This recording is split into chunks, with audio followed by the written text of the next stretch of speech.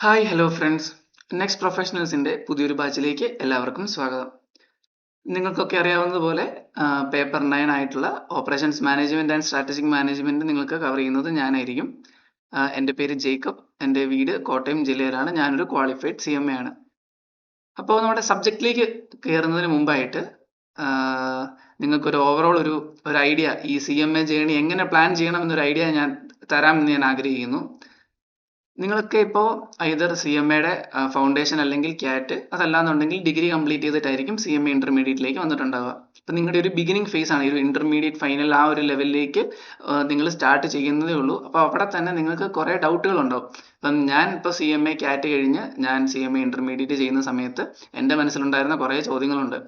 ഇത് എന്നെ കൊണ്ട് പ്രോപ്പറായിട്ട് ചെയ്തു തീർക്കാൻ പറ്റുമോ, അല്ലെങ്കിൽ ഇതെങ്ങനെയാ, ഞാൻ സിംഗിൾ ഗ്രൂപ്പ് നോക്കണോ അതോ ബോത്ത് ഗ്രൂപ്പ് എഴുതണോ, എല്ലാത്തിനും പറ്റുമോ? അത്തരം കുറേ ചോദ്യങ്ങൾ നമ്മുടെ മനസ്സിലൂടെ കടന്നു പോകും, നിങ്ങളുടെ മനസ്സിലൂടെയും കടന്നു പോകുന്നുണ്ടാവും. അപ്പോൾ അതിന് എനിക്ക് നിങ്ങളോട് പറയാനുള്ളൊരു കാര്യം ഇതാണ്: നിങ്ങൾ കൺസിസ്റ്റന്റ് ആയിട്ട് പഠിക്കുക, കൺസിസ്റ്റന്റ് ആയിട്ട് എഫേർട്ട് ഇട്ട് നമ്മൾ പറയുന്ന കാര്യങ്ങൾ പ്രോപ്പറായിട്ട് ഫോളോ ചെയ്ത് നിങ്ങൾക്ക് പഠിക്കാമെന്നുണ്ടെങ്കിൽ നിങ്ങളെ കൊണ്ട് ഇത് ക്വാളിഫൈ ചെയ്യാൻ പറ്റും. അത് നിങ്ങളൊരു ആവറേജ് സ്റ്റുഡൻ്റ് ആയിക്കോട്ടെ, ഒരു ബിലോ ആവറേജ് സ്റ്റുഡൻ്റ് ആയിക്കോട്ടെ, ഏത് ലെവലിലും ആയിക്കോട്ടെ, കൺസിസ്റ്റൻസിയാണ് ഇവിടെ ഏറ്റവും മെയിൻ. നിങ്ങൾ പ്രോപ്പറായിട്ട് കോൺസ്റ്റന്റ് ആയിട്ട് കാര്യങ്ങൾ പഠിക്കുക. നിങ്ങൾ ആ ഒരു ഫ്ലോയിൽ നിന്ന് ഒരിക്കലും പോവാതിരിക്കുക, കൺസിസ്റ്റന്റ് ആയിട്ട് പഠിക്കുക. നിങ്ങളെ കൊണ്ട് ഇത് അച്ചീവ് ചെയ്യാൻ പറ്റും.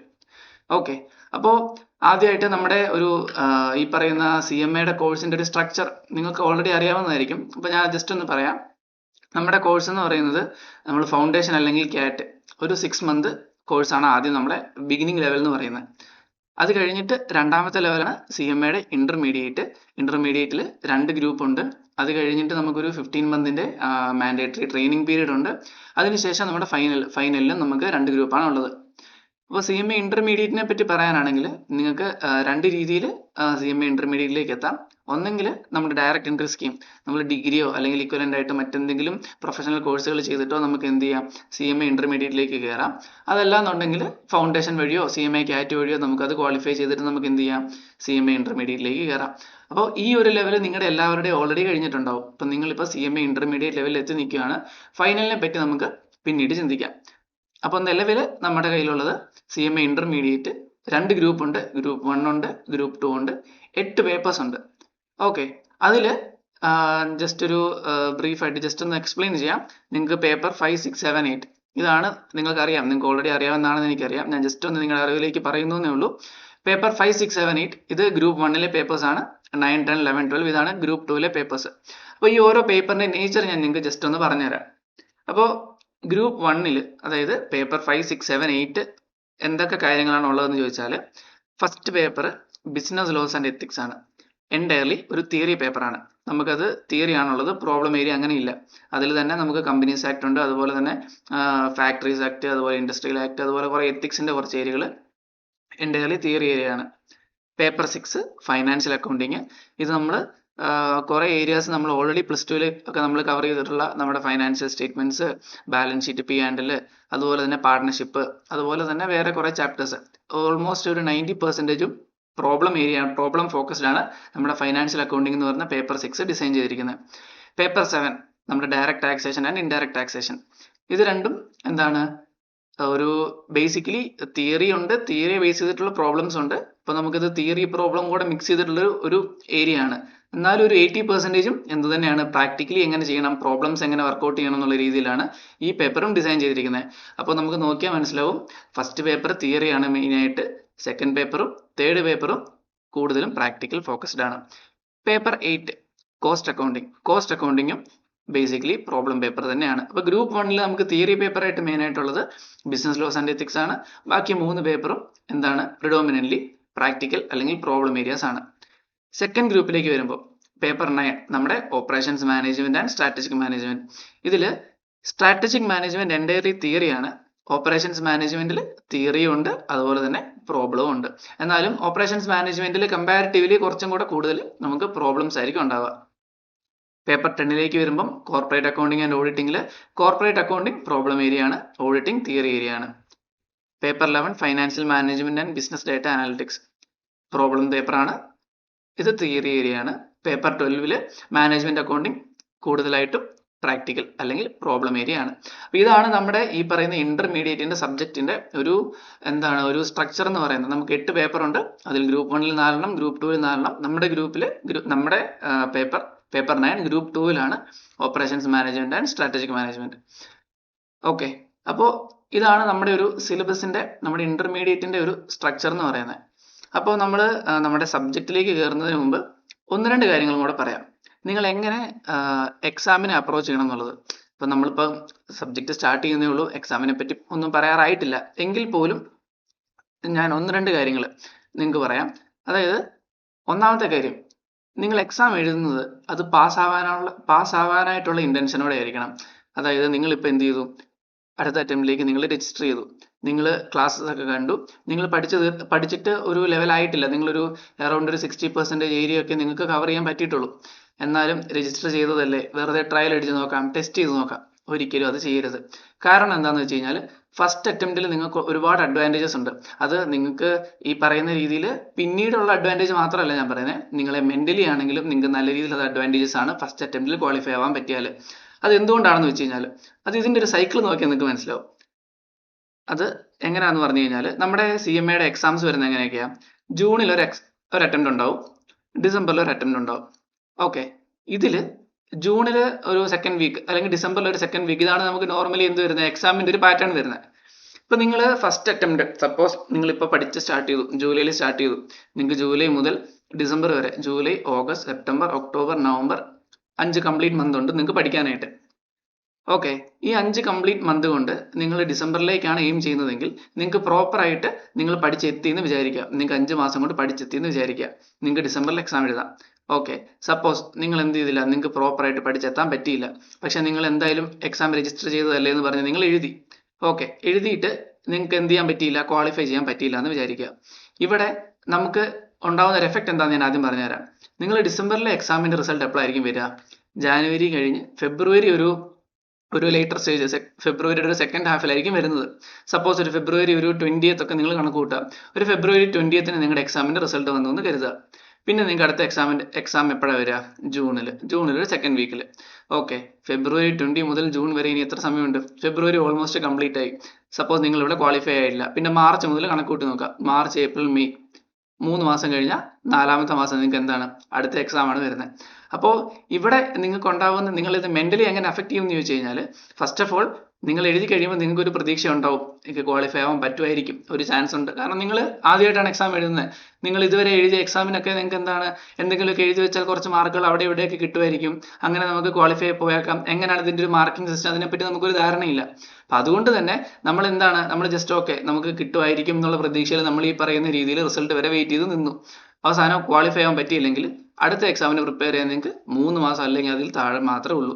അപ്പോൾ ഇവിടെ നിങ്ങൾ ഫേസ് ചെയ്യേണ്ട പ്രശ്നം എന്താണെന്ന് വെച്ച് കഴിഞ്ഞാൽ, ഈ 3 മാസം കൊണ്ട് നിങ്ങൾ പിന്നെ ഈ പറയുന്ന 4 പേപ്പറും കംപ്ലീറ്റ് ചെയ്യണം. അതല്ല ബോത്ത് ഗ്രൂപ്പ് ആണെങ്കിൽ 8 പേപ്പറും കംപ്ലീറ്റ് ചെയ്യണം. ഈ ഒരു ഫ്ലോ ഇങ്ങനെ കണ്ടിന്യൂ ചെയ്തുകൊണ്ടിരിക്കും.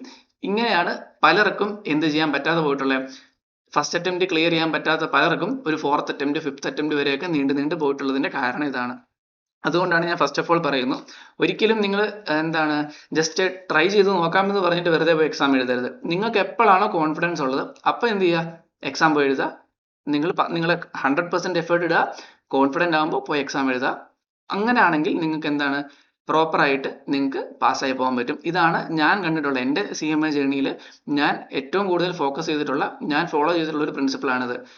അത് എപ്പോൾ കംപ്ലീറ്റ് ആവുന്നു അപ്പോൾ കംപ്ലീറ്റ് ആയാൽ മതി. ഞാൻ എന്നെ തന്നെ പ്രഷറൈസ് ചെയ്തിട്ടില്ല. ഞാൻ എന്ത് ചെയ്തിട്ടുള്ളത്, പ്രോപ്പറായിട്ട് പഠിക്കുക, എപ്പോൾ എനിക്ക് കോൺഫിഡൻസ് ആവുന്നു അപ്പോൾ പ്രോപ്പറായിട്ട് എഴുതുക.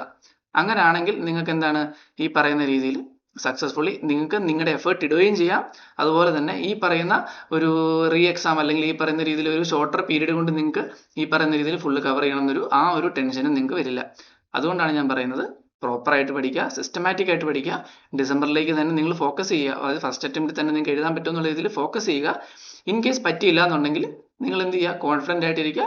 നിങ്ങളെ കൊണ്ട് അത് എത്താൻ പറ്റിയിട്ടില്ല എന്നുണ്ടെങ്കിൽ നെക്സ്റ്റ് അറ്റംപ്റ്റിലേക്ക് ആണെങ്കിലും നിങ്ങളത് സ്കിപ്പ് ചെയ്തോളുക, കുഴപ്പമില്ല. നിങ്ങളുടെ 100% എഫേർട്ട് ഇട്ട് നിങ്ങൾക്ക് കോൺഫിഡൻ്റ് ആകുമ്പോൾ മാത്രം എക്സാം എഴുതുക. അതാണ് എനിക്ക് ആദ്യമായിട്ട് നിങ്ങളോട് പറയാനുള്ളത്. പിന്നെ രണ്ടാമത്തെ ഒരു കൺസേൺ, സിംഗിൾ ഗ്രൂപ്പ് എഴുതണം, ബോത്ത് ഗ്രൂപ്പ് എഴുതണം. അപ്പം അതിൻ്റെ ഒരു ബെനിഫിറ്റ്സ് അല്ലെങ്കിൽ അതിൻ്റെ ഒരു പ്രോസ് ആൻഡ് കോൺസ് ഞാൻ നിങ്ങൾക്ക് പറഞ്ഞുതരാം. നിങ്ങൾ നിങ്ങൾക്ക് അറിയാവുന്നതുപോലെ രണ്ട് ഗ്രൂപ്പിലും എത്ര പേപ്പർ വീതം ഉണ്ട്? 4 പേപ്പർ വീതം രണ്ട് ഗ്രൂപ്പിലും ഉണ്ട്. ടോട്ടൽ 200 മാർക്ക് വീതം ഇൻഡിവിജ്വലി ഓരോ ഗ്രൂപ്പിലും ഉണ്ട്.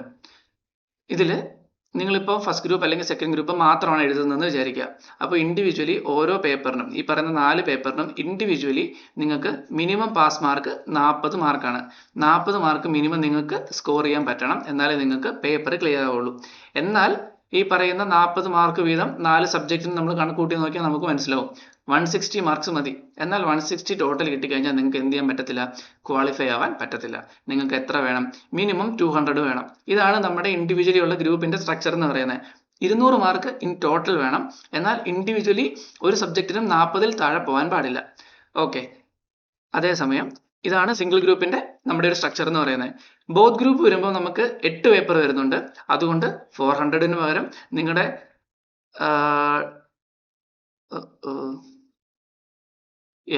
അതുകൊണ്ട് തന്നെ നിങ്ങൾക്ക് എത്രയാണ്? 200-ന് പകരം 400 ആയിരിക്കും നിങ്ങളുടെ ക്വാളിഫയിങ് ലിമിറ്റ് എന്ന് പറയുന്നത്. ഇവിടെ 4 പേപ്പറിന് നമുക്ക് മാക്സിമം മാർക്ക് എത്ര ആയിരിക്കും? 400 മാക്സിമം സ്കോർ ചെയ്യാൻ പറ്റുക. ഇവിടെ 8 പേപ്പറിന് നിങ്ങൾക്ക് മാക്സിമം സ്കോർ ചെയ്യാൻ പറ്റുന്നത് 800 ആയിരിക്കും. ഓക്കെ. അപ്പോൾ 800-ൽ നിങ്ങൾക്ക് 400 മാർക്ക് വേണം ബോത്ത് ഗ്രൂപ്പ് ആണ് എഴുതുന്നതെങ്കിൽ ക്വാളിഫൈഡ് ആവാൻ. അതേസമയം സിംഗിൾ ഗ്രൂപ്പ് ആണെങ്കിൽ 400-ൽ 200 മാർക്ക് വേണം. ഓക്കെ, അത്രയും ക്ലിയർ ആയെന്ന് വിശ്വസിക്കുന്നു. അപ്പോൾ ബോത്ത് ഗ്രൂപ്പ് എഴുതിയാലുള്ള അഡ്വാൻറ്റേജ് എന്താ? ബോത്ത് ഗ്രൂപ്പ് എഴുതാനാണെങ്കിൽ സപ്പോസ് ഒരു സിറ്റുവേഷൻ പറഞ്ഞുതരാം. നിങ്ങൾ ഫസ്റ്റ് ഗ്രൂപ്പ് സെക്കൻഡ് ഗ്രൂപ്പ് രണ്ട് ഗ്രൂപ്പ് നിങ്ങൾ എഴുതി. നിങ്ങളിപ്പോൾ ഇൻഡിവിജ്വലി ഒരു ഗ്രൂപ്പ് മാത്രമാണ് എഴുതിയതെന്ന് ആദ്യം വിചാരിക്കുക. ഇൻഡിവിജ്വലി ഫസ്റ്റ് ഗ്രൂപ്പ് മാത്രം എഴുതിയെന്ന് വിചാരിക്കുക. നിങ്ങൾക്ക് 4 പേപ്പറിനും സപ്പോസ് 40 വീതം കിട്ടി. ഒരു പേപ്പറിന് 40 കിട്ടി, ഒരു പേപ്പറിന് നിങ്ങൾക്ക് 60 കിട്ടി, ഒരു പേപ്പറിന് നിങ്ങൾക്ക് 70 കിട്ടി, മറ്റൊരു പേപ്പറിന് നിങ്ങൾക്ക് എത്രയാണ്? ഒരു 43 കിട്ടി. ഓക്കെ, നിങ്ങൾക്ക് എത്രയായി? അഗ്രിഗേറ്റ് 200-ന് മുകളിലുണ്ട്. ഓക്കെ, നിങ്ങൾ ക്വാളിഫൈഡ് ആവും. ഇൻഡിവിജ്വലി എല്ലാ പേപ്പറിനും 40 ഉണ്ട്, എന്നാൽ അഗ്രിഗേറ്റ് 200-ന് മുകളിലും ഉണ്ട്. ഓക്കെ, നിങ്ങൾ ക്വാളിഫൈഡ് ആവും. ഇപ്പം നമുക്കിവിടെ ടോട്ടൽ എത്ര വന്നിട്ടുണ്ട്? 40, 60, 100, 170, 213, മൊത്തം 213 മാർക്ക് നിങ്ങൾക്ക് ഇവിടെ സ്കോർ ചെയ്യാൻ പറ്റിയിട്ടുണ്ട്. അതേസമയം നിങ്ങൾ സെക്കൻഡ് ഗ്രൂപ്പ് എഴുതി. ഇത് രണ്ടും രണ്ടായിട്ടാണ് എഴുതുന്നതെന്ന് വിചാരിക്കുക. നിങ്ങൾ ഈ പ്രാവശ്യം എഴുതിയപ്പോൾ ഫസ്റ്റ് മാത്രമേ എഴുതിയുള്ളൂ. രണ്ടാമത്തെ പ്രാവശ്യം എഴുതിയപ്പം നിങ്ങൾ എന്താണ്? സെക്കൻഡ് ഗ്രൂപ്പിൽ ഫസ്റ്റ് സബ്ജക്റ്റിന് ഒരു 45, സെക്കൻഡ് സബ്ജക്റ്റിന് ഒരു 50, തേർഡ് സബ്ജക്റ്റിന് ഒരു 53, ഫോർത്ത് സബ്ജക്റ്റിന് ഒരു 41. നിങ്ങൾക്ക് ടോട്ടൽ എത്ര വന്നു? 45, 95, 148, 189. ടോട്ടൽ 189 മാർക്സ് നിങ്ങൾക്ക് കിട്ടി. 95, 148, 188, 189. ടോട്ടൽ 189 മാർക്സ് ആണ് നിങ്ങൾക്ക് ഇവിടെ കിട്ടിയതെന്ന് വിചാരിക്കുക. ഇത് നിങ്ങൾ ഡിസംബർ അറ്റംപ്റ്റിൽ എഴുതി നിങ്ങൾക്ക് സ്കോർ ചെയ്ത മാർക്കാണ്. ഇത് നിങ്ങൾ ജൂൺ അറ്റംപ്റ്റിൽ എഴുതിയപ്പോൾ നിങ്ങൾക്ക് കിട്ടിയ മാർക്കാണ്. ഇത് നിങ്ങൾക്ക് എന്താവാൻ പറ്റില്ല? ക്വാളിഫൈഡ് ആവാൻ പറ്റില്ല. അതേസമയം ഇതേ മാർക്കുകൾ നിങ്ങൾ ഒന്നിച്ച് എഴുതുമ്പോൾ നിങ്ങൾക്ക് കിട്ടിയിട്ടുണ്ടായിരുന്നെങ്കിൽ, സപ്പോസ് നിങ്ങൾ ഫസ്റ്റ് ഗ്രൂപ്പ് സെക്കൻഡ് ഗ്രൂപ്പ് ഒന്നിച്ച് എപ്പോഴും എഴുതി? ജൂൺ അറ്റംപ്റ്റിലാണ് എഴുതിയതെന്ന് വിചാരിക്കുക. നിങ്ങൾക്ക് ഫസ്റ്റ് ഗ്രൂപ്പിൽ ഇൻഡിവിജ്വലി എല്ലാ പേപ്പറിനും 40+ ഉണ്ട്, സെക്കൻഡ് ഗ്രൂപ്പിലും ഇൻഡിവിജ്വലി എല്ലാ പേപ്പറിനും 40+ ഉണ്ട്.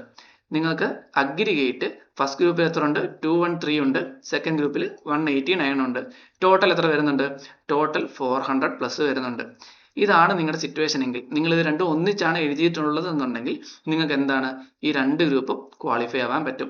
ഇതാണ് ബോത്ത് ഗ്രൂപ്പിന്റെ അഡ്വാൻറ്റേജ്. ഒരു ഗ്രൂപ്പിന്റെ ഡെഫിസിറ്റ് മറ്റൊരു ഗ്രൂപ്പിന്റെ എക്സസ് ആയിട്ട് നിങ്ങൾക്ക് സെറ്റ് ഓഫ് ചെയ്യാൻ പറ്റും ഒന്നിച്ച് എഴുതുവാണെങ്കിൽ, അതായത് ബോത്ത് ഗ്രൂപ്പ് എഴുതുവാണെങ്കിൽ. ഇത് സിംഗിൾ ഗ്രൂപ്പിന് ഈ ഒരു അഡ്വാൻറ്റേജ് ഇല്ല. എന്നാൽ ഇതിനുള്ള ഒരു ഡിസഡ്വാൻറ്റേജ് എന്താണെന്നുള്ളത്, ഡിസഡ്വാൻറ്റേജ് എന്താണെന്ന് പറഞ്ഞു കഴിഞ്ഞാൽ മെയിൻലി നമ്മുടെ ഇതിനിടയിലുള്ള ലീവ് തന്നെയാണ്. ഒരു ഗ്രൂപ്പ് മാത്രം എഴുതാനാണെങ്കിൽ നിങ്ങൾക്ക് ഓരോ എക്സാമിന്റെ ഇടയിലും നിങ്ങൾക്ക് എന്തുണ്ട്? ഓരോ ദിവസം ലീവ് കിട്ടും. അതേസമയം ബോത്ത് ആണ് എഴുതുന്നുണ്ടെങ്കിൽ കൺസിക്യൂട്ടീവ്ലി 8 ദിവസം കൺസിക്യൂട്ടീവ് ആയിട്ട് നിങ്ങൾ എന്ത് ചെയ്യണം? എക്സാം എഴുതണം. അപ്പം ഇതാണ് ഈ പറയുന്ന രീതിയിൽ സിംഗിൾ ഗ്രൂപ്പ് എഴുതണോ ബോത്ത് ഗ്രൂപ്പ് എഴുതണോ എന്ന് ചോദിക്കുന്നവരോട് എനിക്ക് പറയാനായിട്ടുള്ളത്, സിംഗിൾ ഗ്രൂപ്പ് എഴുതി കഴിഞ്ഞാൽ നിങ്ങൾക്ക് എക്സാമിനിടയിൽ ഓരോ ദിവസം ലീവ് കിട്ടും. സിംഗിൾ ഗ്രൂപ്പ് അല്ല ബോത്ത് ഗ്രൂപ്പ് ആണ് എഴുതുന്നുണ്ടെങ്കിൽ ലീവ്സ് ഉണ്ടാവുകയില്ല. എന്നാൽ ഈ ഒരു ബെനിഫിറ്റ്, ഈ ഒരു carry forward set of benefit നിങ്ങൾക്ക് ഉണ്ടാവും. അപ്പം നിങ്ങൾക്ക് ഏതാണോ കംഫർട്ടബിൾ ആ രീതിയിൽ നിങ്ങൾ എന്ത് ചെയ്തോളുക? നിങ്ങൾ പ്ലാൻ ചെയ്തോളുക. സിസ്റ്റമാറ്റിക് ആയിട്ട് പഠിച്ചു പോവുക. നിങ്ങൾ എന്തുമാത്രം കവർ ചെയ്യാൻ നിങ്ങൾക്ക് പറ്റുന്നുണ്ട്. എക്സാം ആവാറാകുമ്പം നിങ്ങൾക്ക് എന്താണ് നിങ്ങളുടെ അവസ്ഥയെന്ന് നിങ്ങൾ തന്നെ അനലൈസ് ചെയ്യുക. ഓരോരുത്തർക്കും ഓരോ രീതിയിലായിരിക്കും, പല സിറ്റുവേഷൻസ് ആയിരിക്കും നിങ്ങൾക്ക് ഉണ്ടാവുക, പല സർക്കംസ്റ്റാൻസിൽ നിന്നായിരിക്കും നിങ്ങൾ വരിക. നിങ്ങൾക്ക് ഓരോരുത്തർക്കും എന്താണോ കംഫർട്ടബിൾ ആയിട്ട് തോന്നുക, രണ്ട് ഗ്രൂപ്പ് എഴുതാനുള്ള കോൺഫിഡൻസ് നിങ്ങൾക്ക് ഉണ്ടെങ്കിൽ ഗോ ഫോർ ഇറ്റ്. അതല്ല നിങ്ങൾക്ക് ഒരു ഗ്രൂപ്പേ പഠിച്ചു തീർന്നിട്ടുള്ളൂ, ഒരു ഗ്രൂപ്പ് മാത്രമേ പറ്റുള്ളൂ എന്ന് നിങ്ങൾക്ക് തോന്നുവാണെങ്കിൽ ഓക്കെ, അത് മതി. അപ്പം ഇതിൽ ഉള്ള അഡ്വാൻറ്റേജ് ഇതാണ്. രണ്ട് ഗ്രൂപ്പിലുള്ള അഡ്വാൻറ്റേജ് സെറ്റ് ഓഫ് ആണ്. ഒരു ഗ്രൂപ്പ് മാത്രമാണെങ്കിൽ നമുക്കുള്ള ബെനിഫിറ്റ് എന്ന് പറയുന്നത് ഇതിനിടയിൽ വരുന്ന ലീവാണ്. അപ്പം ബോത്ത് എഴുതുന്നതാണോ അതോ സിംഗിൾ ഗ്രൂപ്പ് എഴുതുന്നതാണോ നമുക്ക് പിന്നീട് ബെനിഫിറ്റ് ഉണ്ടാവുക? അങ്ങനെ വലിയ കാര്യമായിട്ടുള്ള വ്യത്യാസമൊന്നുമില്ല. ഫസ്റ്റ് അറ്റംപ്റ്റിൽ ക്ലിയർ ചെയ്യുക, അതിനാണ് എപ്പോഴും ഏറ്റവും പ്രയോറിറ്റി. ഫസ്റ്റ് അറ്റംപ്റ്റിൽ അത്യാവശ്യം നല്ല മാർക്കിൽ ക്ലിയർ ചെയ്ത് കഴിഞ്ഞാൽ നമുക്ക് അതിൻ്റെ ബെനിഫിറ്റ് മുമ്പോട്ട്, അതായത് ക്വാളിഫൈ ചെയ്ത് കഴിഞ്ഞിട്ട് നമുക്ക് എന്താണ് ഈ പറയുന്ന ക്യാമ്പസ് സെലക്ഷനും അതിൻ്റെ പ്രോസസ്സിനും ഒക്കെ നമുക്ക് അതിൻ്റെ ബെനിഫിറ്റ്സ് ഉണ്ടാവും. അതുകൊണ്ട് തന്നെ ജസ്റ്റ് പാസ് ആവുക എന്ന് മാത്രമാവരുത്. നമ്മുടെ ഓരോരുത്തരുടെയും ഉദ്ദേശം എന്ന് പറയുന്നത് പഠിക്കുന്നത് വൃത്തിയായിട്ട് പഠിക്കുക, കൺസെപ്റ്റ് എല്ലാം തന്നെ ക്ലിയർ ചെയ്യുക, നല്ല മാർക്ക് സ്കോർ ചെയ്യുക. അത് എന്തുകൊണ്ടാണെന്ന് പറഞ്ഞാൽ ഇന്റർമീഡിയറ്റ് കഴിഞ്ഞാൽ നിങ്ങൾക്ക് ഫൈനൽ ഉണ്ട്. ഇതിൽ തന്നെ പല ടോപ്പിക്സും നിങ്ങൾക്ക് എന്താണ് ഫൈനലിൽ പിന്നെയും കണ്ടിന്യൂഷൻ ആയിട്ട് കയറി വരുന്നുണ്ട്. അതേ ടോപ്പിക്സ് തന്നെ പിന്നെ റെപ്പിറ്റേഷൻ വരുന്നുണ്ട്. അതുകൊണ്ട് തന്നെ നിങ്ങൾ മാക്സിമം എല്ലാ ടോപ്പിക്സും തന്നെ കവർ ചെയ്യാൻ ശ്രദ്ധിക്കുക, ഒന്നും സ്കിപ്പ് ചെയ്യാണ്ടിരിക്കുക. കാരണം അത് നിങ്ങൾക്ക് അല്ലെങ്കിൽ ഫൈനലിൽ കുറച്ച് ബുദ്ധിമുട്ടുണ്ടാവും.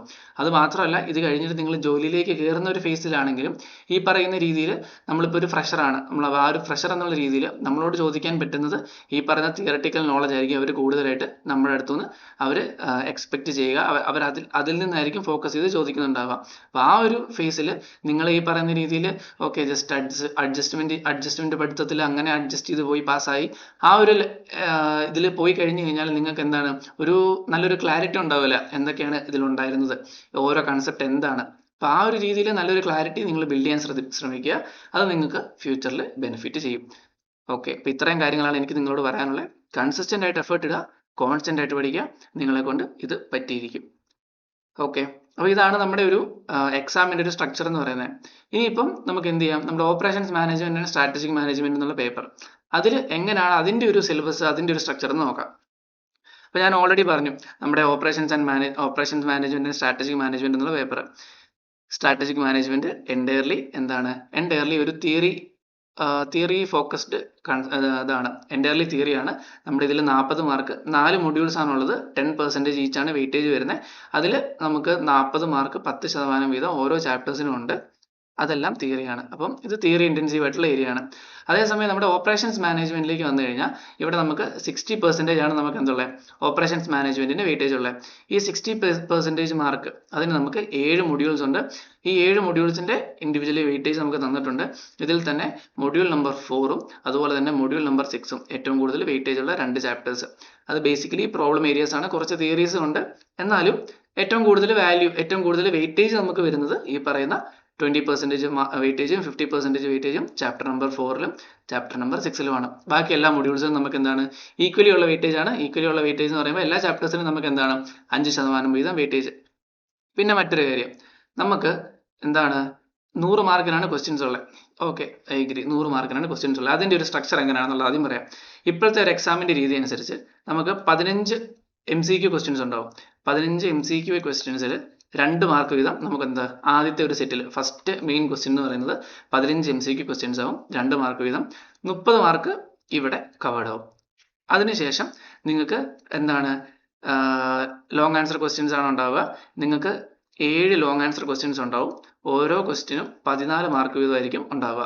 Okay, 7 long answer question 14 mark വീതമാണ് ഉണ്ടാവുക. അപ്പോൾ ഈ 7 ക്വസ്റ്റ്യൻസിലും മിക്കവാറും സബ് ക്വസ്റ്റ്യൻസ് ഉണ്ടാവും. നമ്മുടെ ഇപ്പം ലോങ് ആൻസർ ക്വസ്റ്റ്യൻ സ്റ്റാർട്ട് ചെയ്യുക 2ലാണ്.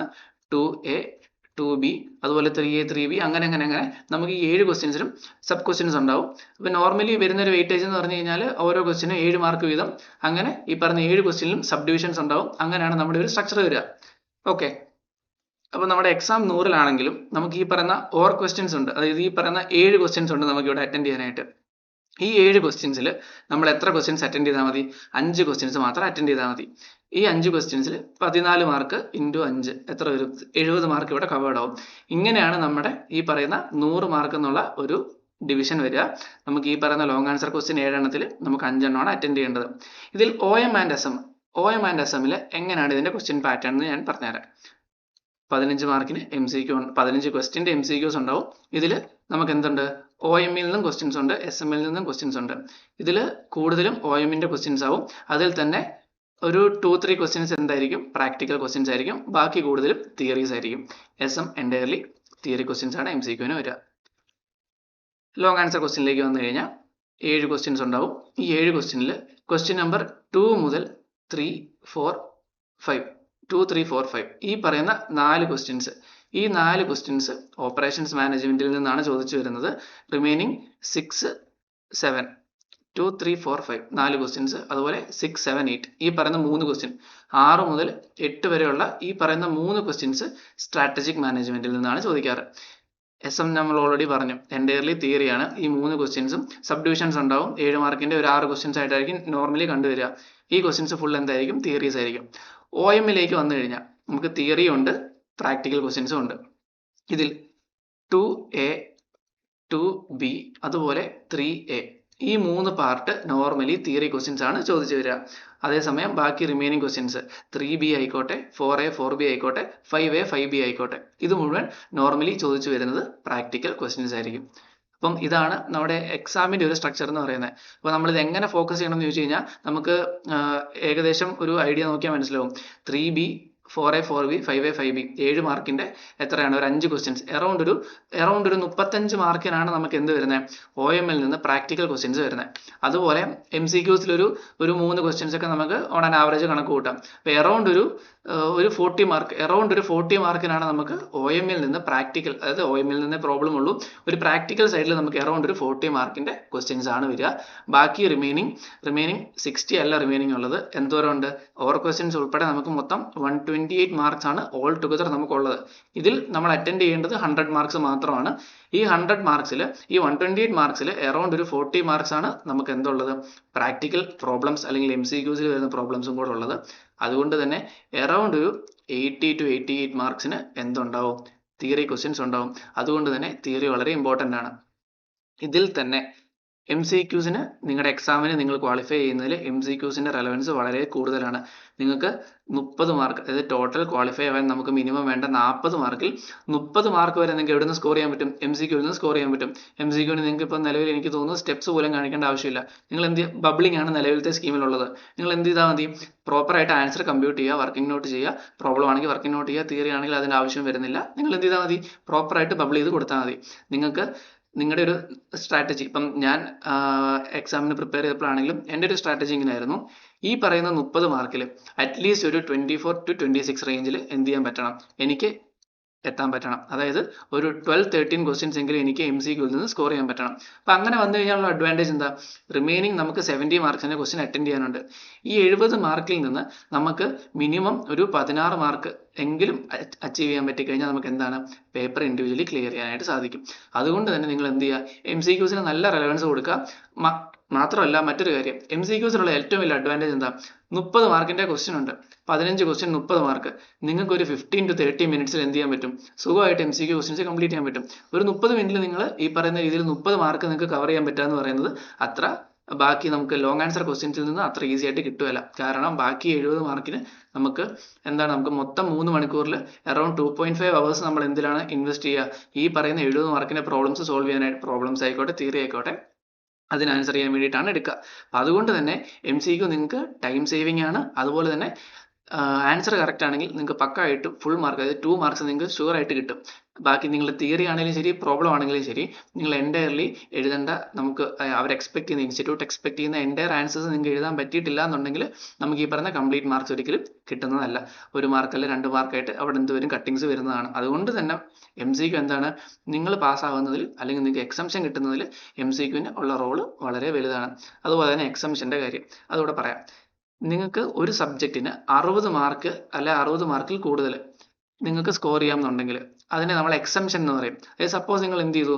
നിങ്ങൾ എക്സാം എഴുതി, നിങ്ങൾക്ക് ഒരു പേപ്പറിന് 45 കിട്ടി, ഒരു പേപ്പറിന് 60 കിട്ടി, മറ്റൊരു പേപ്പറിന് 63 കിട്ടി, മറ്റൊരു പേപ്പറിന് 39 കിട്ടിയുള്ളൂ. ഇൻഡിവിജ്വലി 4 പേപ്പറും ക്വാളിഫൈ ആവാത്തത് കൊണ്ട് തന്നെ നിങ്ങൾക്ക് എന്തല്ല?